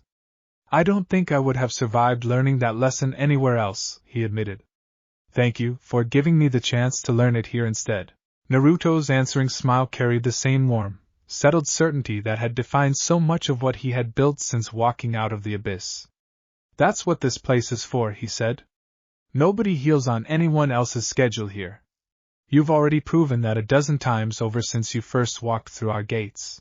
Sai left the council hall that evening carrying himself a little straighter than he had upon arriving, and Naruto watched him go with the same quiet, settled satisfaction he felt every time he witnessed proof that the sanctuary they had built together was accomplishing exactly what he had always hoped it might. It was, he reflected quietly once the boy had gone, exactly the kind of victory that mattered most, considerably more than any battle won against Akatsuki operatives in the field. Chapter 12.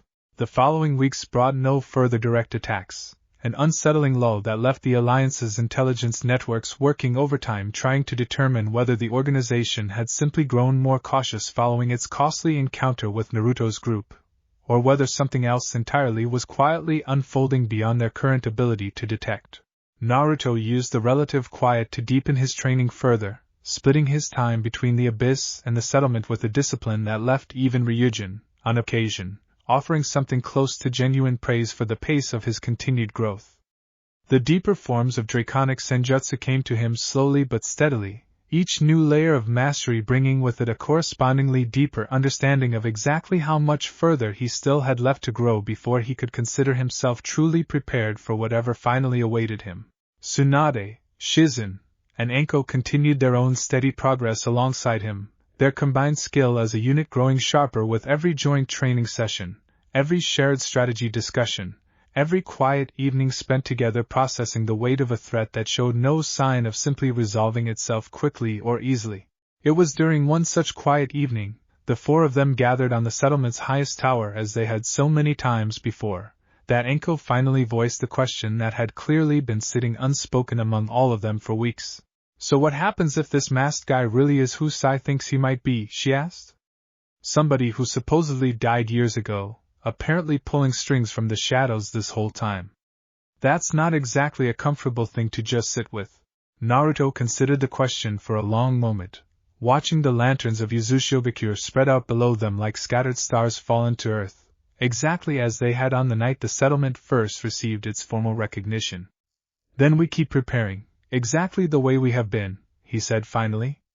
"Whoever he actually is, whatever he's actually planning, we've already proven we can meet threats considerably worse than anyone expected us to survive. I don't intend to let this be any different." Tsunade's hand found his in the darkness, steady and warm, and for a long moment none of them said anything further at all, content simply to sit together beneath a sky that, however uncertain the days ahead might prove, still belonged entirely to the family they had chosen to build together. Shizune broke the comfortable silence eventually, her voice quiet but carrying its own steady certainty. "Whatever comes," she said, "I keep thinking about that girl's parents. About making sure her name actually meant something, the way we promised them it would. I think that's worth remembering, especially on nights like this when the uncertainty feels heaviest." Anko nodded slowly, some of her usual restless energy settling into something quieter and more reflective. "Isaribi," she said softly, testing the weight of the name aloud. "Yeah. I don't intend to forget it either." Naruto looked out over the settlement below, lanterns flickering steadily against the darkening sky, and felt the full weight of everything they had built together settle over him, not as a burden but as a promise worth keeping regardless of whatever uncertainty still lay ahead. "We'll find them," he said quietly. "However long it takes, however many more hard nights like this when it costs us. Nobody else's daughter disappears without us doing everything in our power to stop it first." None of them doubted him, and none of them needed to say so aloud. It had simply, quietly, become as certain a fact between them as the tide rolling steadily against the ancient harbor stones below, a promise made not out of desperate obligation but out of the same deliberate, chosen loyalty that had carried all of them this far already. They remained on the tower a while longer, watching the last of the settlement's lanterns flicker steadily against the deepening night, none of them in any particular hurry to end the quiet, comfortable stillness that had become, over the preceding year, one of the small, steady comforts they all relied on to carry them through whatever difficulty the following day might bring. Eventually, one by one, they made their way back down toward the settlement proper, each of them carrying their own private thoughts about the uncertain road ahead, but none of them carrying it alone. Far to the south, in a hidden valley no map had ever properly charted, a masked figure watched a capture-tailed beast chakra finally settle into the great ceiling statue's grasp, and turned his attention, patient and unhurried, toward the one remaining vessel whose power intrigued him more than any other he had yet encountered. Interesting, the masked figure murmured to himself, studying reports of a dragon-marked sage who had twice now proven considerably more troublesome than any ordinary Jinchuriki should reasonably have managed. Perhaps it is finally time I paid the Uzumaki boy a personal visit of my own. He set the reports aside and turned his attention back toward the great ceiling statue looming silently above him in the darkness, patient as ever, understanding well that whatever the Uzumaki boy had become, time and careful preparation remained, as always, his most reliable allies. Somewhere far to the north, entirely unaware of the patient, calculating attention now turning toward him, Naruto slept soundly beside the people he had chosen as his family, gathering his strength for whatever the following morning, and the many uncertain mornings still waiting beyond it, would demand of him next. Act 5. Chapter 1. The masked figure arrived at Uzushiogakure 3 weeks after Sai's unsettling recollection first reached the council table, and he did not arrive the way any of them had prepared for. Naruto woke in the deepest hours of the night to a presence he had never once since slipped past the settlement's considerable defenses, a chakra signature that felt, impossibly, both there and not there at once, flickering at the edge of his awareness like a candle guttering in wind that shouldn't have been able to reach it. He rose without waking Tsunade, chakra coiling into patient, wary readiness, and found the figure waiting for him at the edge of the reconstructed harbor, exactly as though he had been invited. "You sense more than most," the masked man observed, an orange spiral mask catching the moonlight as he turned to face Naruto's approach. "That took you longer to notice than I expected, given everything I've heard about you. Still, longer than anyone else currently breathing has managed." Naruto studied him carefully, gold eyes narrowing as he weighed the stranger's stillness against the sheer, unnerving wrongness of a presence that seemed to bend the moonlight itself around its edges. "You're the one Sai remembered," he said. "The one who met with Danzo." "Among other things," the masked man agreed, with no particular concern in the admission. "I've gone by several names across the years. None of them matter especially much anymore. What matters is that I've come a long way to finally meet the boy who fell into a dragon's cave and crawled back out wearing its scales." Naruto's chakra coiled tighter, ready to act the instant the stranger's stillness broke into anything resembling an attack.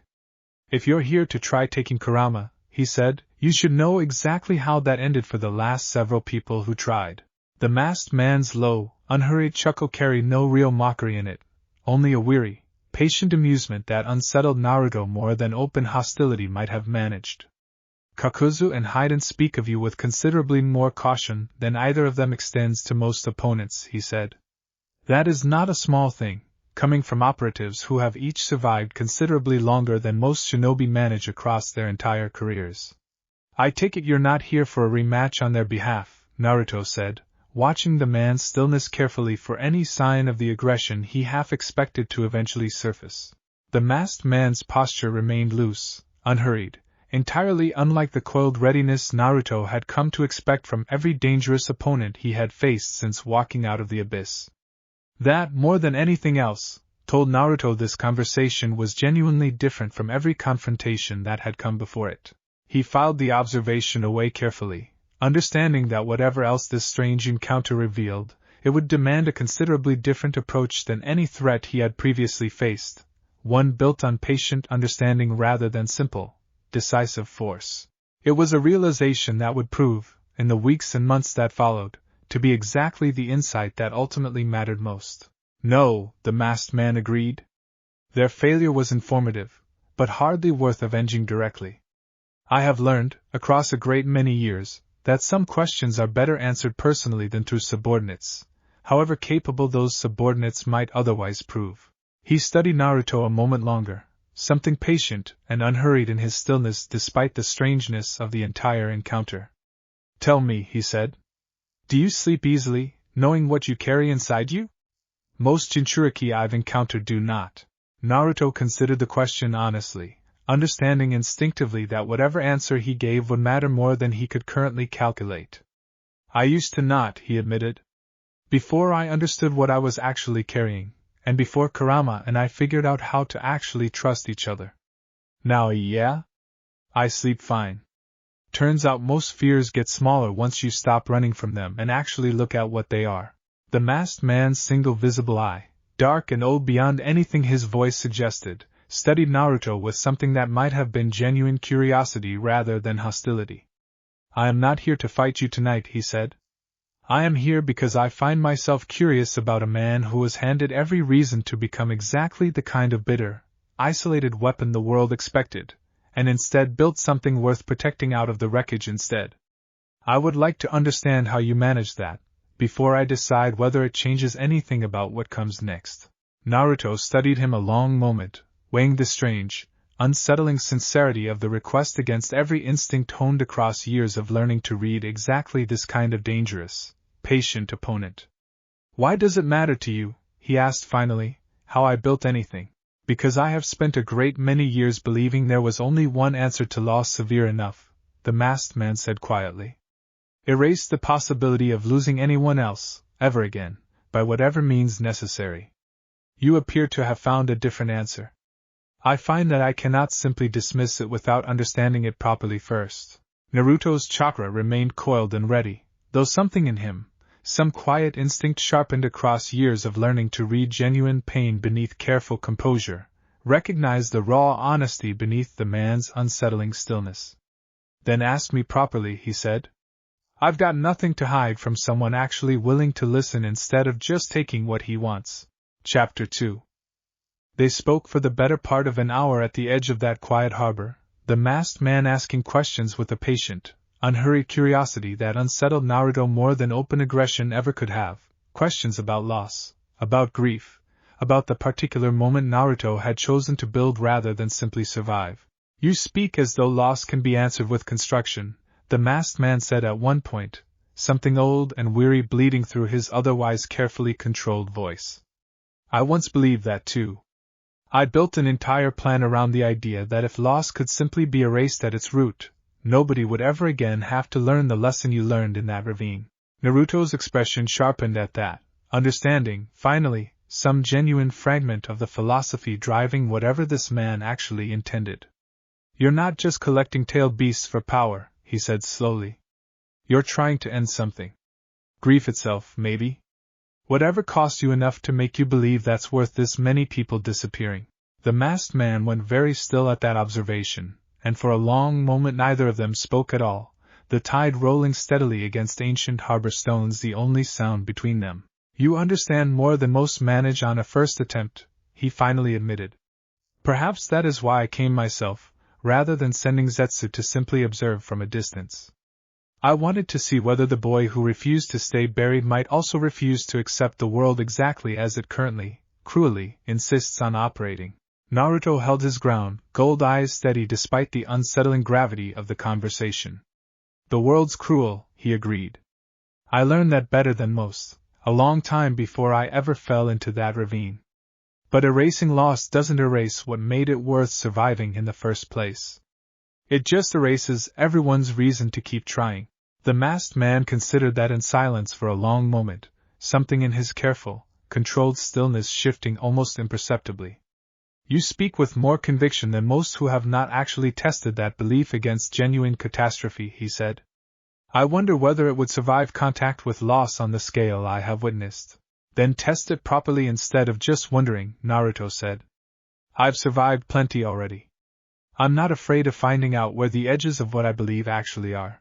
Careful what you invite, the masked man said quietly, something almost like genuine warning threading through the otherwise measured words.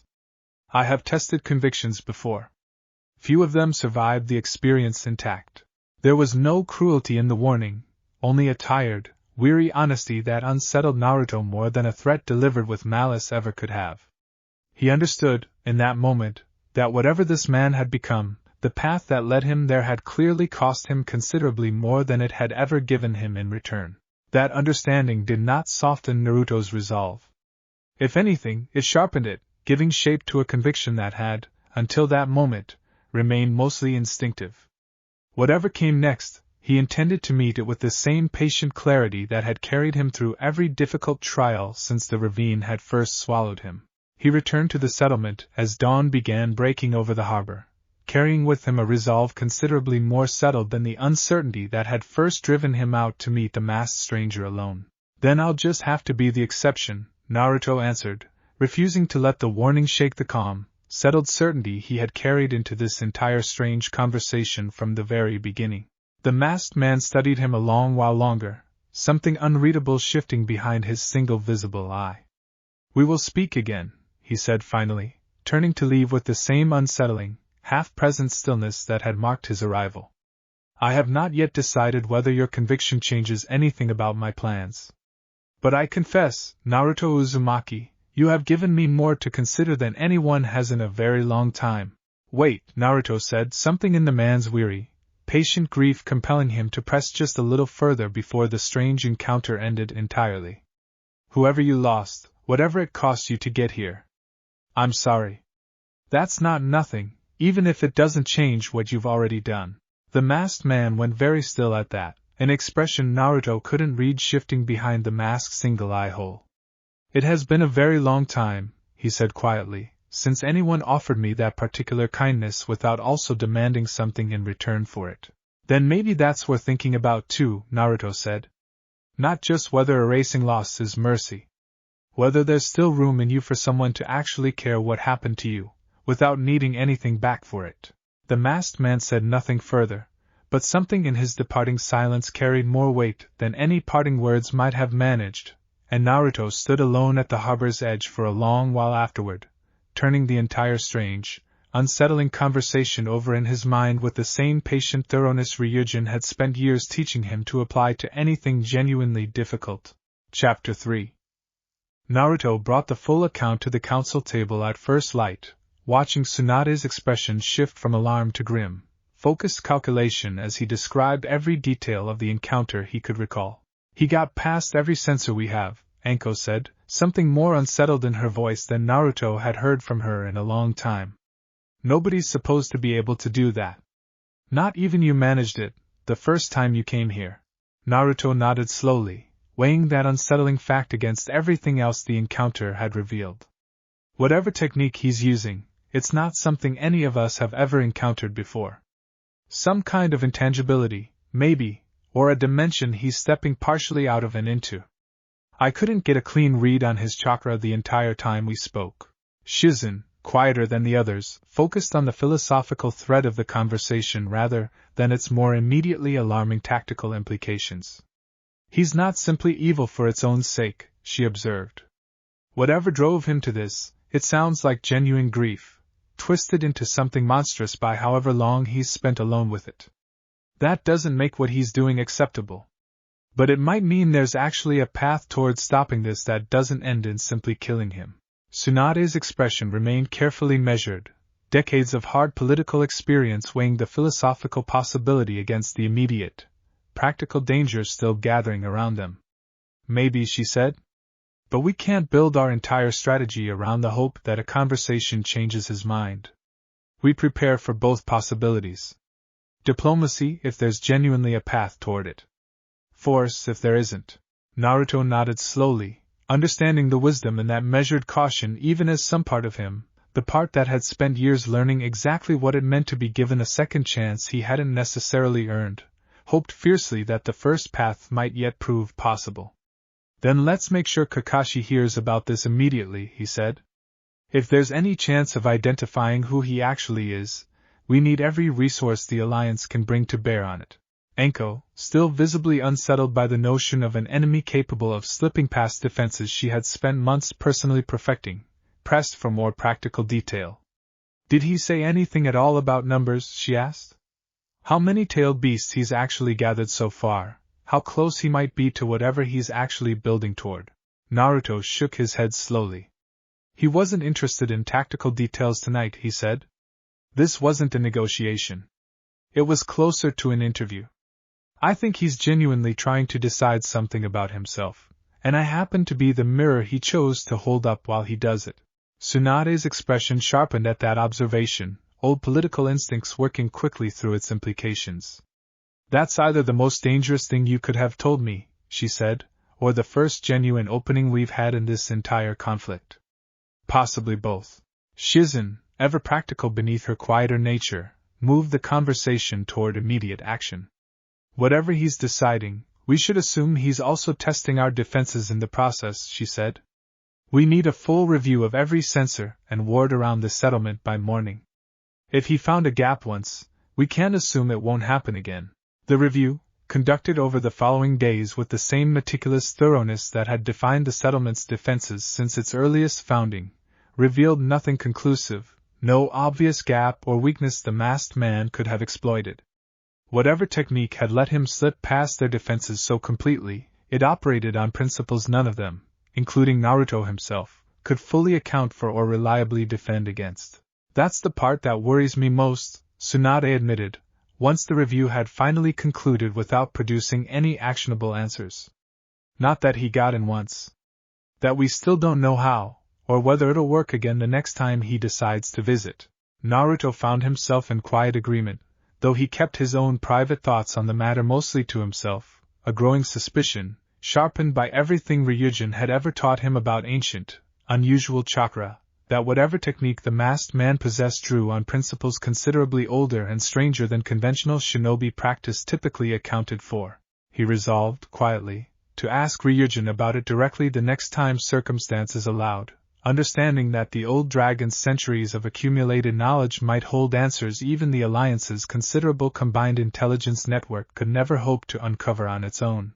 For now, though, more immediate matters demanded his attention, the settlement's defenses requiring careful, methodical review, and a council still waiting for whatever guidance he could offer about the strange, unsettling conversation that had already begun reshaping everything they thought they understood about the threat gathering beyond their borders. He returned to the council hall with that same measured resolve, ready to face whatever came next with the patient, steady conviction the abyss had spent years building into him. Whatever waited beyond the horizon, he intended to meet it exactly as he had met everything else since that ravine, with open eyes and a steady heart. Chapter 4. Kakashi's Investigation. Once the Alliance's full intelligence network turned its attention toward the mystery, moved with considerably more speed than anyone had initially dared hope, old root records and half-forgotten mission files gradually surrendering fragments of a picture none of them had expected to uncover. It took nearly 2 weeks of careful, methodical cross-referencing before Kakashi finally arrived at Yuzushiogakure in person, carrying a file thin enough to seem almost insultingly small given the magnitude of what it apparently confirmed. His name was Obito Uchiha, Kakashi said, setting the file down on the council table with hands that carried more visible tension than Naruto had seen from his old teacher in years. My teammate. Presumed dead during the Third Shinobi World War, crushed under rubble during a mission that went catastrophically wrong. I carried his eye afterward. I have carried it for most of my adult life, believing him gone the entire time. The council fell silent at that revelation, the weight of it settling differently over each of them. Naruto studied his old teacher carefully, recognizing the particular grief in his posture that came from discovering a loss you had spent decades mourning had never actually been final at all. He didn't die, Naruto said quietly, more confirmation than question. He didn't die, Kakashi agreed, voice rough with old, complicated emotion. Somehow, impossibly, he survived, and whatever happened to him afterward twisted him into something I genuinely don't recognize anymore. The boy I knew wanted nothing more than to protect his friends and become Hokage one day. I don't know what could have transformed that into a plan to erase grief itself by force. Naruto absorbed the revelation with the same patient gravity Ryujin had spent years teaching him to bring to difficult truths. Then maybe that boy is still in there somewhere, buried under whatever happened to him, he said. I don't know if that's naive or not. But I've spent enough of my own life being underestimated by people who decided who I was before they ever actually asked. I'd rather give him the chance to prove me wrong than assume the worst without ever trying. Kakashi studied him for a long moment, old grief warring visibly with a fragile, unexpected flicker of hope he clearly hadn't allowed himself to feel in a very long time. I want to believe that, he admitted. I spent years grieving him properly, and I don't know what it does to that grief to learn he might still be reachable after everything he's apparently done. Part of me is furious. Part of me can't stop hoping you're right. Tsunade, listening quietly throughout the exchange, finally spoke with the particular measured gravity she reserved for decisions that carried genuine weight. Then we proceed carefully, she said. We don't abandon caution simply because hope feels good. But we also don't close a door that might be the only path toward ending this without a war that costs considerably more than any of us can currently calculate. Naruto nodded slowly, grateful, as he often was, for Tsunade's steady, practical wisdom tempering his own instinct toward hopeful conviction. Then that's exactly what we do, he said. Careful hope. I think that's probably the only kind that actually survives contact with a world this complicated. The council session continued late into the evening, each of them contributing what practical steps they could toward preparing for whatever came next, intelligence sharing with the wider alliance, quiet preparation for the possibility of direct confrontation, and running alongside all of it, the fragile, carefully guarded hope that words alone might yet prove sufficient where force so clearly would not. Naruto retired late that night, mind still turning over everything Kakashi's revelation had confirmed, and found Tsunade waiting quietly for him outside the council hall, her own expression carrying the particular weight of someone who had spent the evening thinking through implications she hadn't yet voiced aloud. You're planning to try reaching him again, aren't you, she said. Not just defending against whatever test he sends. Actually trying to reach the person underneath it. Naruto nodded slowly, unsurprised that she had read him so easily after everything they had shared together. I have to try, he said. Even if it doesn't work. Especially if it doesn't work, actually. I'd rather know I gave him every real chance than wonder afterward if a little more patience might have changed something. Tsunade studied him a long moment, old worry and old pride both visible behind her steady, measured expression. That's exactly the kind of stubborn conviction that first made me believe in you all those years ago, she said finally. Just don't let it get you killed proving a point to a man who might not even want saving. I'll be careful, Naruto promised, and meant it fully, understanding the weight of everything he now had to lose that hadn't been true in the earliest days of his journey out of the abyss. Tsunade's answering smile carried genuine warmth despite the lingering worry behind it. See that you are, she said. I've grown rather fond of having you around.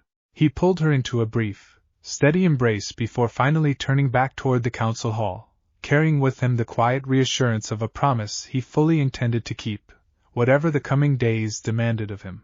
The days that followed passed in careful, focused preparation, every member of the household settling into the particular rhythm that had carried them through every previous crisis together.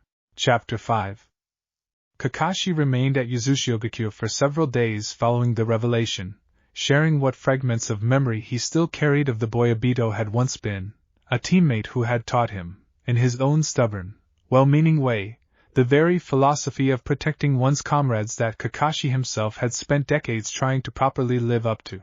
He used to say the ones who break the rules are trash, Kakashi said, one quiet evening on the settlement's harbor wall.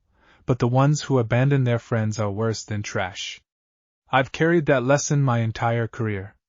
It feels almost cruel, learning now that the man who taught it to me may have abandoned exactly that principle somewhere along the way. Naruto listened carefully, weighing every fragment of the story against the philosophical conversation he had shared with the masked man himself. Maybe he didn't abandon it, he said slowly. Maybe he just decided the only way to protect everyone he ever cared about was erasing the possibility of losing anyone again. That's not abandoning the lesson. That's twisting it into something that eats itself. Kakashi studied him for a long moment, something like genuine surprise flickering behind his single visible eye. You understand him better after one conversation than I have in years of grieving him, he admitted. I understand what it's like to build an entire philosophy out of surviving something that should have broken you completely, Naruto said quietly. The difference is what you decide to build with it afterward. I chose this place. He chose to try erasing loss itself. I don't think either of us fully knew what we were building when we started. The observation settled heavily over both of them, and for a long while either spoke further, watching the tide roll steadily against ancient harbor stones that had, over the preceding years, borne witness to more hard truths than either of them could easily count. Before departing the following morning, Kakashi found a private moment to speak with Naruto alone, something clearly still weighing on him despite the several days of careful, honest conversation they had already shared. If this ends in a fight, he said quietly, and I have to face him directly, I don't know if I can. Whatever he's become, some part of me still sees the boy who taught me everything I know about what it means to actually protect someone. Naruto considered the request carefully, understanding the particular weight of what Kakashi was actually asking. Then let me be the one who faces him, if it comes to that, he said. Not because I don't trust you. Because I don't carry the same history you do, and that might actually matter, if this ends up being decided by something other than strength alone. Kakashi studied him a long moment, old gratitude and old grief both flickering behind his single visible eye. Thank you, he said finally, for understanding that, without needing me to explain it further. He departed the following morning, carrying with him both the settled reassurance of Naruto's promise and the unsettled, complicated grief of a man who had spent decades mourning someone he now had to consider might still, somehow, be capable of choosing something better. Naruto watched him go with a quiet, steady resolve of his own, understanding that whatever came next would demand every ounce of patience and conviction the abyss had ever taught him.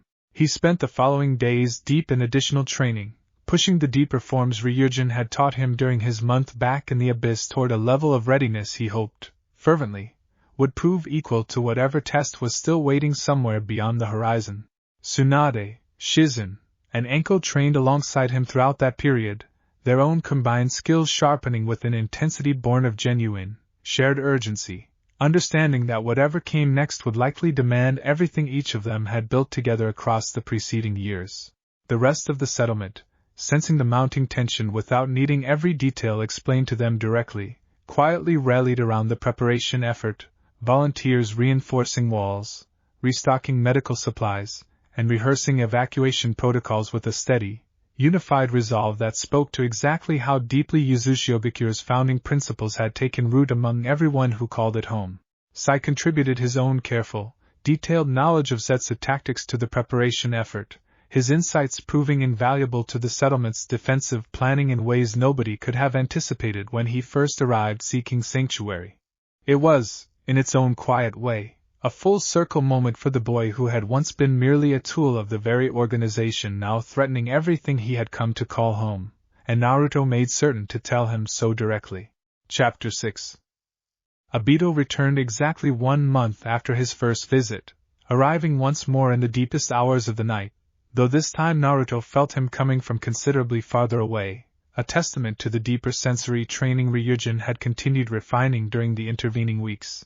I've considered everything you said, Obito told him, once they had settled once more at the edge of the harbor. And I find myself, against my own better judgment, still uncertain whether your conviction is wisdom or simply the naivety of someone who hasn't yet lost enough to understand why my plan is the only mercy this world actually deserves. Naruto met the observation steadily, refusing to let the weight of it shake the calm, patient certainty Ryujin had spent years building into him. I've lost plenty, he said. Left for dead by my own village. Betrayed by people who were supposed to protect me. I understand loss well enough to know erasing the capacity to feel it doesn't heal anything. It just makes sure nobody's left who can actually choose to build something better afterward. Obito's single visible eye narrowed slightly, old grief and old conviction warring visibly behind it. Then let me test that conviction properly, he said. Not through conversation alone, but through the only measure that has ever actually mattered in this world. If your resolve can withstand genuine, overwhelming pressure and still choose to build rather than simply survive, perhaps I will finally have my answer. Naruto's chakra coiled immediately at the shift in the man's tone, understanding exactly what kind of test was being proposed. And if it doesn't withstand that pressure, he said. What then?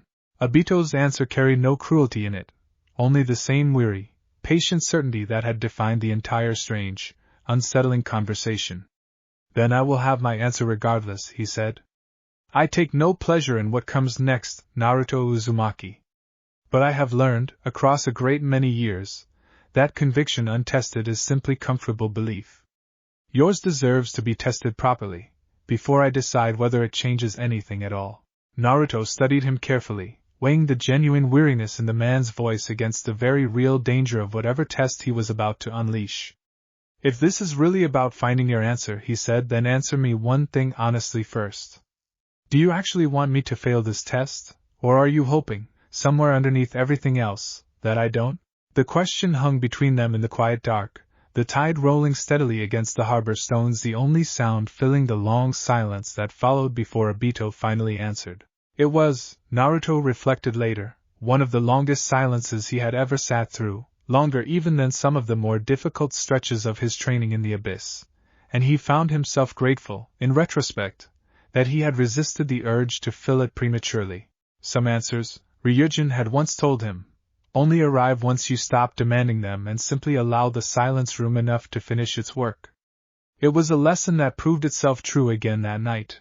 On the edge of a harbor, neither of them seemed in any particular hurry to leave. When Obito finally spoke again, his voice carried a weight considerably different from anything he had shown across their entire acquaintance. Obito went very still at that question, and for a long moment he offered no response at all, the silence between them stretching until it became its own kind of answer. I do not know any more what I actually hoped for, he admitted finally, voice carrying a rawness Naruto hadn't heard from him before. That, perhaps, is precisely why this test matters so much to me. I have lost the ability to trust my own convictions. I am hoping, against every calculation I have made, that yours might prove more durable than mine ever were. Naruto absorbed that admission with the same steady calm he brought to every hard truth these past several years had taught him to face directly. Then I'll give you everything I've got, he said. Not to prove you wrong. To prove there's still a reason to keep asking the question at all. Obito studied him a long moment longer, something almost gentle flickering behind his masked single eye hole despite the weight of what he was about to unleash. 3 days, he said finally. That should give you time enough to prepare, though I doubt any amount of preparation will fully account for what's coming. I find, strangely, that I hope it does anyway. He vanished into the darkness without further ceremony, leaving Naruto alone at the harbor's edge to carry the weight of what was coming back to the others waiting for him. Chapter 7. The attack came 3 days later, and it came in a form none of the Alliance's careful preparation had fully anticipated, a coordinated assault by an army of pale, featureless clones that moved with disturbing, hive-minded coordination, converging on Uzumaki from multiple directions simultaneously in numbers that dwarfed anything the settlement's defenses had previously been designed to handle. White Setsu, Kakashi confirmed grimly, arriving with a small reinforcement contingent the moment the Alliance's warning network flagged the assault's staggering scale. Obito's primary infantry, near as our intelligence has ever managed to determine. Individually weak, but they don't tire, they don't hesitate, and there appear to be considerably more of them than anyone previously estimated.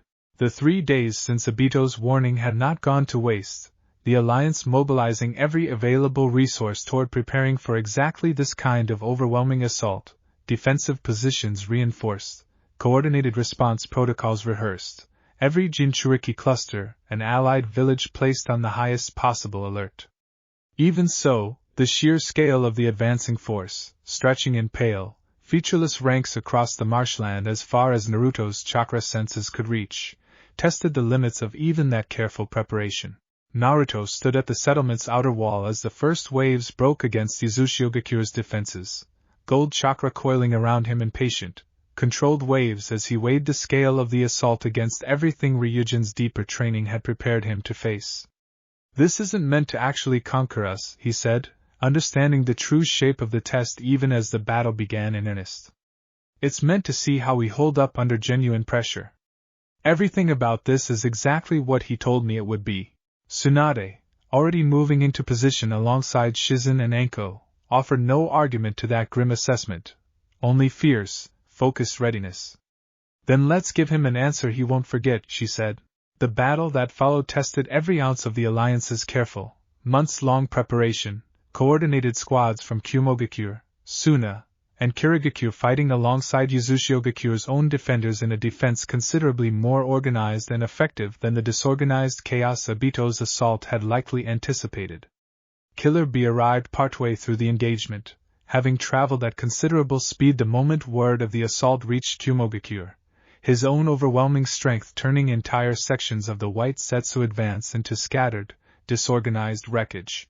Gaara's sand, summoned from considerable distance through techniques few outside Suna fully understood, formed protective barriers around the settlement's more vulnerable residents, buying Shizune and her medical staff the time needed to treat the wounded even as the battle raged on around them. Sai fought alongside the settlement's defenders with a controlled, disciplined precision that surprised even those who had watched his steady growth over the preceding months. His intimate familiarity with Setsu's tactical patterns, gained through years of unwilling proximity during his time en route, proving unexpectedly valuable against an enemy whose coordination relied on exactly the kind of predictable, hive-minded behavior he had spent months quietly studying. A handful of the settlement's newer arrivals, still unaccustomed to combat of this scale, found themselves caught in the opening waves of the assault before they could reach designated shelter, and it was Anko who reached them first, snake summons forming a protective barrier around the frightened group until they could be safely escorted toward the settlement's fortified medical wing. Nobody dies today, she called out over the chaos, voice carrying clearly across the battlefield with the same fierce, protective authority that had defined her role in the settlement since its earliest founding. Not on my watch, not while I've still got chakra left to spend keeping it that way. Her words carried through the ranks of the settlement's defenders, steadying nerves that might otherwise have frayed under the sheer, overwhelming scale of the assault, and the defensive lines held firm through wave after relentless wave of White Setsu advance. It was, Naruto reflected later, exactly the kind of leadership Anko had grown into across their years together, fierce and protective in equal measure. They fight like a single mind split into many bodies, he called out to the defenders nearest him, coordinating a counter-push that collapsed an entire flank of the advancing White Setsu wave. Break the coordination at the right point, and the whole formation falls apart faster than it should. His observation proved accurate within minutes, the Alliance's coordinated defenders exploiting the vulnerability he had identified to devastating effect, entire clusters of White Setsu clones collapsing into disorganized, easily dispatched chaos once the underlying coordination supporting them had been sufficiently disrupted. Chapter 8. Naruto found Obito at the center of the battlefield roughly an hour into the engagement, the masked man watching the chaos unfold with the same patient, unhurried stillness that had marked both of their previous conversations, apparently content to observe rather than personally join the fighting until Naruto's approach finally drew his full attention. Impressive, Obito observed, as Naruto closed the final distance between them, gold chakra coiling in dense, controlled waves that made the very air around him feel heavier, more deliberate. An alliance built on genuine trust rather than simple convenience. I confess that's rarer than you might expect, even among villages that call themselves allies on paper. Naruto's expression remained calm, though something immovable and certain had settled fully into place behind his gold eyes. You wanted to see if my conviction holds up under pressure, he said. Then let's find out together, instead of you just watching from a distance. Obito's single visible eye studied him a moment longer before he finally moved, and the fight that followed unfolded with a speed and intensity that left even the Alliance's most experienced observers struggling to properly track its full scope. Obito's intangibility technique, the same unnerving half-present quality that had let him bypass Yuzushiyogakure's defenses entirely during his first visit, made him maddeningly difficult to strike directly, attacks passing harmlessly through his form as though he simply wasn't fully present in the same reality Naruto occupied. Kurama's voice rumbled steadily at the base of Naruto's spine throughout the exchange, offering guidance sharpened by decades of accumulated experience the fox had never previously shared so freely. He cannot maintain that state indefinitely, Kit, the fox observed. Watch the rhythm of it. There is a pattern to when he phases and when he doesn't, if you're patient enough to actually see it instead of simply reacting to each attack as it comes. Naruto forced himself into exactly the kind of patient, coiled stillness Ryujin had spent years drilling into him, weathering Obito's technique rather than fighting it directly, watching for the precise rhythm Kurama had identified until, finally, he found the opening he had been waiting for. Obito's attacks came in rapid, calculated succession throughout that patient waiting, fire and lightning techniques woven together with a fluid, decades-honed mastery that would have overwhelmed most opponents within the first exchange alone. Naruto weathered each one with the same economical, coiled stillness that had carried him through every serious confrontation since walking out of the abyss, chakra absorbing and redirecting what force he could not simply avoid outright, patient in a way that visibly, gradually began to unsettle the rhythm of Obito's own offense. You fight like someone who has already decided losing is not an option worth considering, Obito observed, frustration beginning to bleed faintly through his otherwise controlled voice as attack after attack failed to land with the decisive finality he had clearly expected. I decided that a long time ago, Naruto answered, voice steady despite the mounting intensity of the exchange. Somewhere in a cave, learning that surviving wasn't enough if I didn't also decide what I was surviving for. The exchange continued at a punishing pace, each of them testing the other's limits with the patient, calculated precision of two fighters who understood that this contest would not be decided by any single overwhelming blow but by whichever combatant's resolve proved more durable across sustained, relentless pressure. Kurama offered quiet, steady encouragement throughout, its own considerable experience across centuries of conflict lending Naruto a confidence that went beyond simple physical readiness. You are matching him, Kit, the fox observed, something like genuine pride threading through its usual gruff tone. Few opponents in his considerable, unpleasant history have managed that for this long. That's not just me, Naruto answered silently, focus never wavering from the exchange even as he acknowledged the fox's encouragement. That's every lesson you and Ryujin both spent years drilling into me. I couldn't be doing this without either of you. Kurama's rumbling response carried unmistakable warmth despite its usual gruff delivery.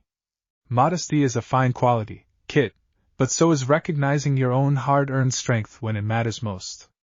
Trust both, and you'll come through this exactly as well as you deserve to. Chapter 9.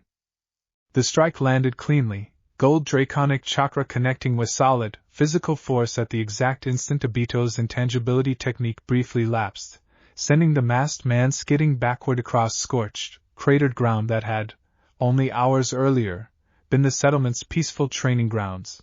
Obito rose slowly, one hand pressed briefly against his side, something that might have been genuine surprise flickering behind his masked single eye hole. That should not have been possible, he said, more to himself than to Naruto. Nobody has landed a clean strike against that technique in longer than I care to remember. Naruto held his ground, chakra settling back into its patient, coiled rhythm, refusing to let the small victory tip him into the kind of reckless overconfidence that had once defined his younger years. Ryujin taught me patience beats power, he said. Looks like he was right about that, same as everything else. Obito studied him for a long, weighty moment, something shifting visibly behind his careful, controlled composure. The battle around them had begun, gradually, to turn decisively in the alliance's favor, white sets of numbers thinning steadily under the combined, coordinated pressure of 5 villages fighting together with a unity the elemental nations had rarely, if ever, managed to sustain. Naruto could feel, even from this distance, Tsunade's fierce chakra cutting through enemy formations alongside Shizune's steady medical support and Anko's relentless, coordinated strikes, 3 women who had once been strangers to each other now fighting as a single, unified force that no amount of white sets of numbers seemed capable of breaking. That unity, more than any individual technique, seemed to strike Obito as particularly significant, his attention drifting briefly toward the wider battlefield before returning fully to Naruto once more. You have built something they will fight to protect without needing to be ordered to, he observed. That is rarer than raw strength. Rarer, perhaps, than anything else I have encountered across all my years of careful, patient planning. That's the whole point, Naruto said quietly. You can't order people into that kind of loyalty. You can only earn it, one honest choice at a time, and hope it's worth what it costs everyone involved to build it properly. Obito absorbed that observation in silence, something in his posture shifting subtly as the weight of it settled somewhere he clearly hadn't expected to feel it land so directly. Whatever calculation he had carried into this confrontation, it was clearly no longer proceeding exactly as he had originally planned, and some part of him, buried beneath decades of careful, patient grief, seemed almost grateful for that unexpected deviation. You have built something considerably more formidable than I anticipated, Obito admitted finally, watching the tide of battle shift with something that might have been grudging, genuine respect. Perhaps more formidable than my plan can actually account for. Naruto pressed the advantage of that visible hesitation without pressing the physical fight itself, understanding instinctively that this moment called for words rather than another strike. Then stop, he said simply. Not because you're losing this fight. Because somewhere in you, the boy who taught Kakashi that abandoning your friends is worse than breaking the rules is still asking whether this is really the mercy you've convinced yourself it is. Around them, the sounds of battle continued at the edges of the settlement, though it had grown noticeably more distant now, the Alliance's coordinated forces steadily pushing the remaining white sets of numbers back toward the tree-line and scattered, disorganized retreat. Naruto remained focused entirely on the man before him, understanding that whatever happened in the wider battle mattered considerably less, in this moment, than whatever was actually shifting behind Obito's careful, controlled mask. Chapter 10. Obito went very still at that, the ongoing battle around them fading, briefly, into something almost peripheral against the weight of the question Naruto had just asked him directly. You speak as though that boy still matters, he said quietly, old grief bleeding through the careful control he had maintained across their entire strange, unsettling acquaintance. He died a long time ago, buried under rubble alongside everything he once believed the world could be.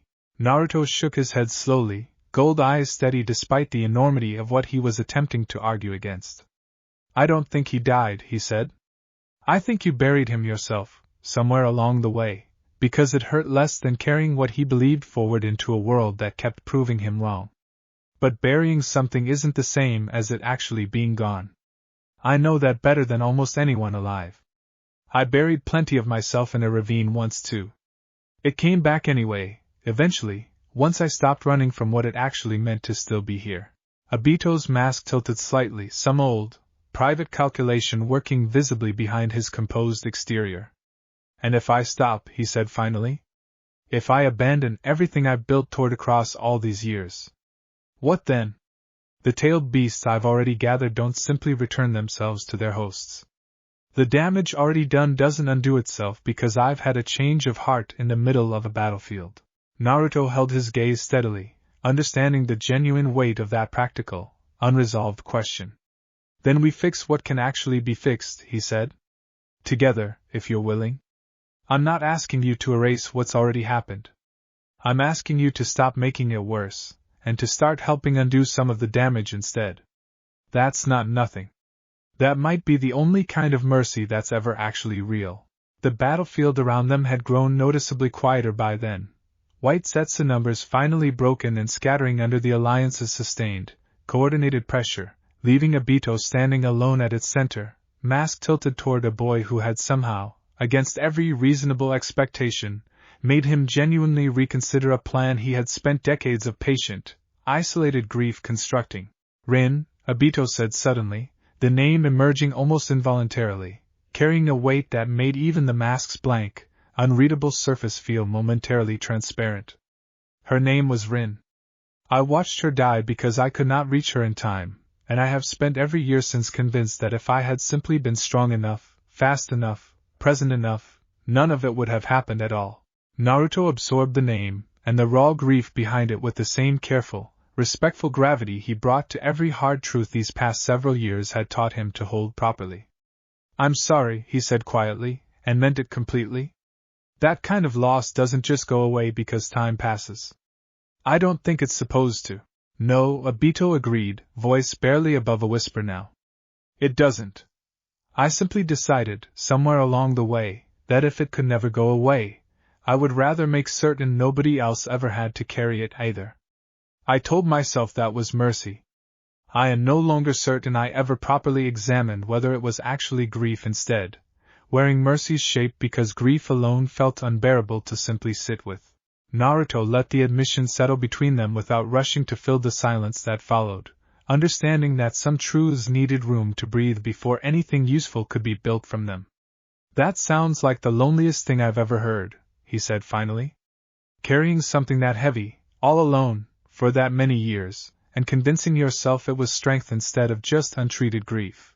Obito's mask tilted slightly at that, something in his posture shifting in a way that suggested the observation had landed with more weight than perhaps even he had expected. Lonely, he repeated quietly, testing the word as though he hadn't considered it directly in a very long time. Yes. I suppose it has been exactly that. Naruto let that admission settle, understanding instinctively that pressing further too quickly might undo whatever fragile opening had just formed between them. You don't have to stay lonely, he said finally. Whatever you decide about the rest of it, that part, at least, doesn't have to keep being true. Obito said nothing for a long moment, the offer clearly landing somewhere he hadn't prepared himself to receive it. It has been a very long time, he said finally, since anyone extended that kind of offer without also wanting something from me in return. I'm not asking for anything, Naruto said simply. Just offering what's actually true. There's room here, if you ever want it.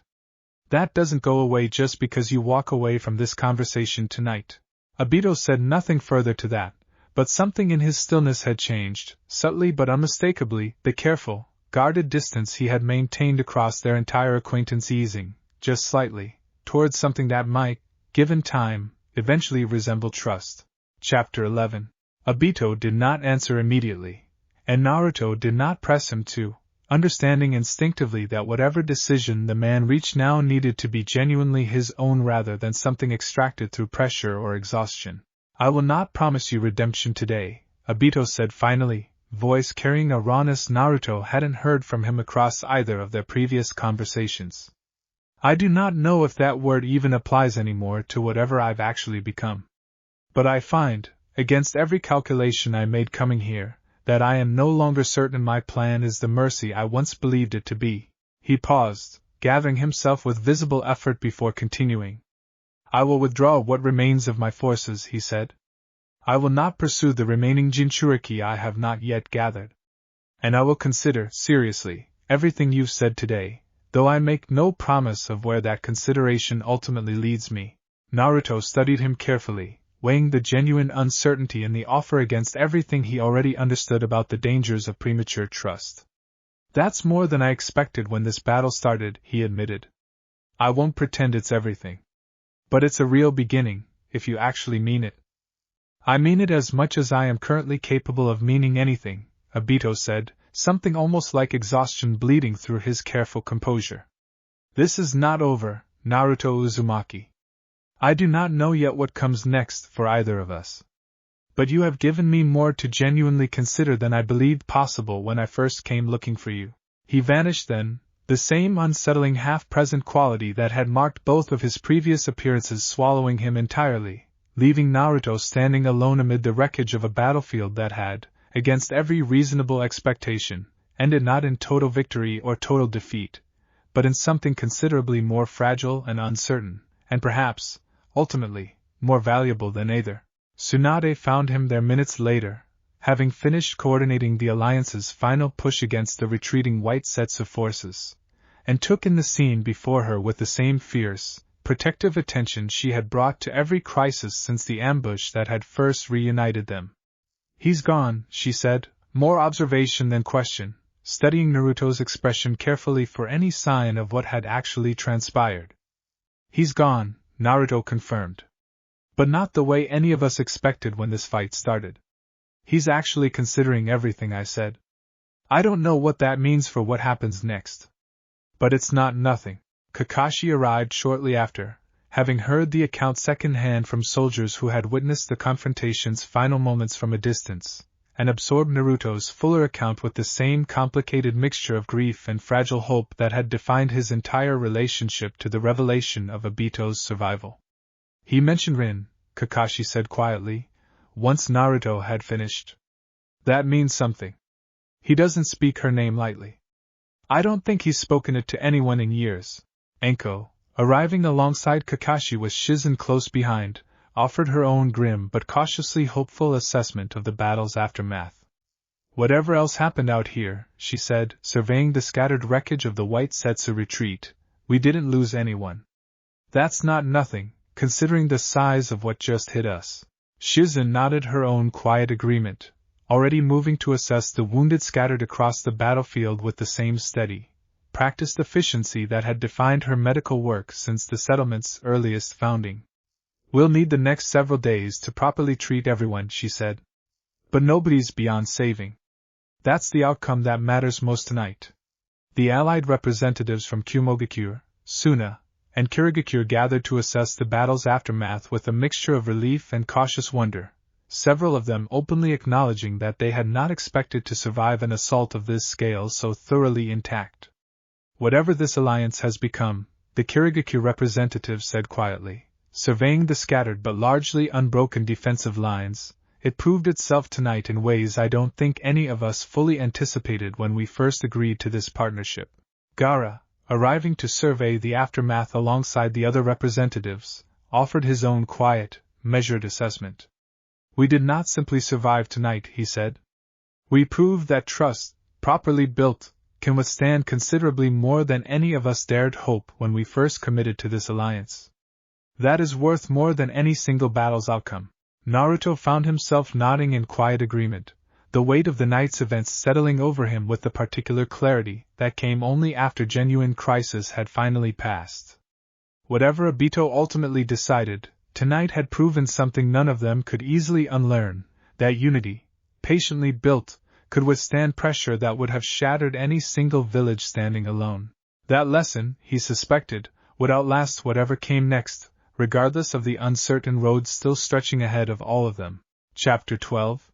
They found the captured Jinchuriki 3 days later, guided by intelligence Obito himself had apparently left behind through Zetsu channels the Alliance's own network had only partially understood, a quiet, deliberate gesture of good faith that Kakashi confirmed matched nothing in the organization's previous pattern of behavior. Isaribi, the young Kirigakure Jinchuriki they had failed to save at the original outpost attack, was found alive, weakened but recovering, in a hidden facility the retreating White Setsu forces had abandoned during their scattered withdrawal. Her tailed beast remained sealed within her, extraction apparently interrupted before completion, and Shizune's careful medical assessment confirmed she would, with proper care, make a full recovery. Naruto personally carried the news to her parents himself, keeping the promise he had made so many months earlier at the ruins of that original attack. She's alive, he told them, watching relief break across their faces in a wave that carried more weight than any words could properly capture. She's coming home.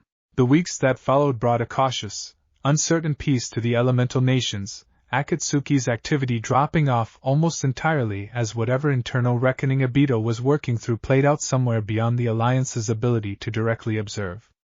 It was not, Naruto understood clearly, a guaranteed permanent resolution. Obito remained out there, uncertain and unredeemed, carrying a grief that had not simply vanished because of one difficult, honest conversation on a battlefield. But it was, Tsunade observed one quiet evening, gathered once more with Shizune and Anko on the settlement's highest tower, considerably more than any of them had dared hope for when the masked man's shadow had first fallen across their careful, hard-won peace. A coalition-wide summit convened the following month, formalizing the Alliance's transition from wartime necessity into something considerably more permanent, 5 villages and 1 sovereign settlement bound now not simply by shared threat but by genuine, demonstrated trust earned across every difficult trial they had faced together. Tsunade, invited to speak before the assembled representatives in recognition of everything she had helped build, offered words that carried the full weight of a woman who had spent decades believing peace meant simply surviving the next crisis, and had finally, fully, learned it could mean something considerably more. We did not win today by erasing our enemy, she told the gathered representatives. We won by refusing to become what he believed the world required us to be. I think that might be the only kind of victory that actually lasts. That evening, back at Uzumaki, Naruto stood once more at the edge of the harbor where it had all begun, Tsunade, Shizune, and Anko gathered quietly beside him beneath a sky finally, genuinely at peace. Whatever uncertainty still waited beyond the horizon, whatever Obito eventually chose to become, they had built something here worth every difficult year it had taken to construct, a home carved not from conquest or fear but from patient, deliberate choice, renewed every single day by 4 people who had once believed themselves destined for nothing more than being spent, and had instead found, against every reasonable expectation, a family worth choosing over and over again. Whatever comes next, Naruto said quietly, watching the lanterns of Uzumaki spread out below them like scattered stars fallen to earth, we face it exactly the way we've faced everything else since the ruins first opened their gates. Together, and on our own terms. None of them doubted him, and none of them needed to say so aloud. It had simply, quietly, become the truest thing any of them knew. Kakashi visited often in the months that followed, the two of them gradually rebuilding something of the old, easy trust that had first carried Naruto through the academy and into whatever unlikely future he had eventually built for himself. There was no word from Obito during that time, no further sighting, no further test. Whether that silence meant genuine reconsideration or simply patient, distant calculation, none of them could say with any real certainty. But the disappearances stopped, the extractions ceased, and the elemental nation settled, gradually, into a peace none of them had dared fully believe in only months earlier. Sai's role in the settlement continued to deepen, his careful, hard-won trust in the people around him blossoming into something considerably more open than the guarded caution that had once defined him, his artistic talents finding fuller expression in murals that gradually filled the walls of the settlement's rebuilt council hall. Scenes of the community's founding and growth rendered with a warmth that few who had known him during his root days would have believed him capable of expressing. Isaribi, once fully recovered, chose to remain at Uzumaki rather than return immediately to Kirigakure, drawn by the same quiet, patient healing the settlement had offered so many others who had arrived there carrying wounds considerably deeper than the physical. She trains alongside the rest of us now, Anko reported one evening, watching the girl practice basic chakra control exercises in the settlement's training grounds with visible, steady improvement. Says she wants to actually understand what happened to her before she decides what to do with the rest of her life. Can't fault that logic. Her parents visited often, the distance between Uzumaki and Kirigakure gradually becoming a well-worn, familiar path rather than the anxious, uncertain journey it had once been.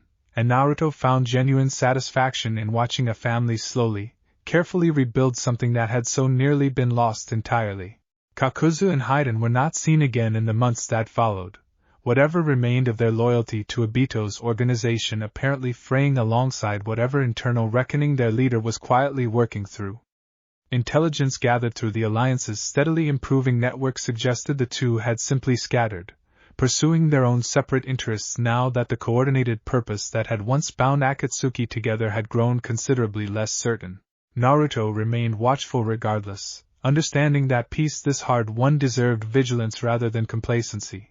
But he found himself, more often than not, simply enjoying the steady, ordinary rhythm of a settlement finally allowed to grow without the constant shadow of imminent crisis hanging over every quiet evening. The alliance itself continued to deepen with each passing month, formal treaties gradually giving way to genuine, lasting friendships between villages that had once regarded each other with wary suspicion, a transformation none of them could have predicted when the first troubling reports of missing Jinchuriki had originally reached Uzushiobakure's gates. Thanks for listening.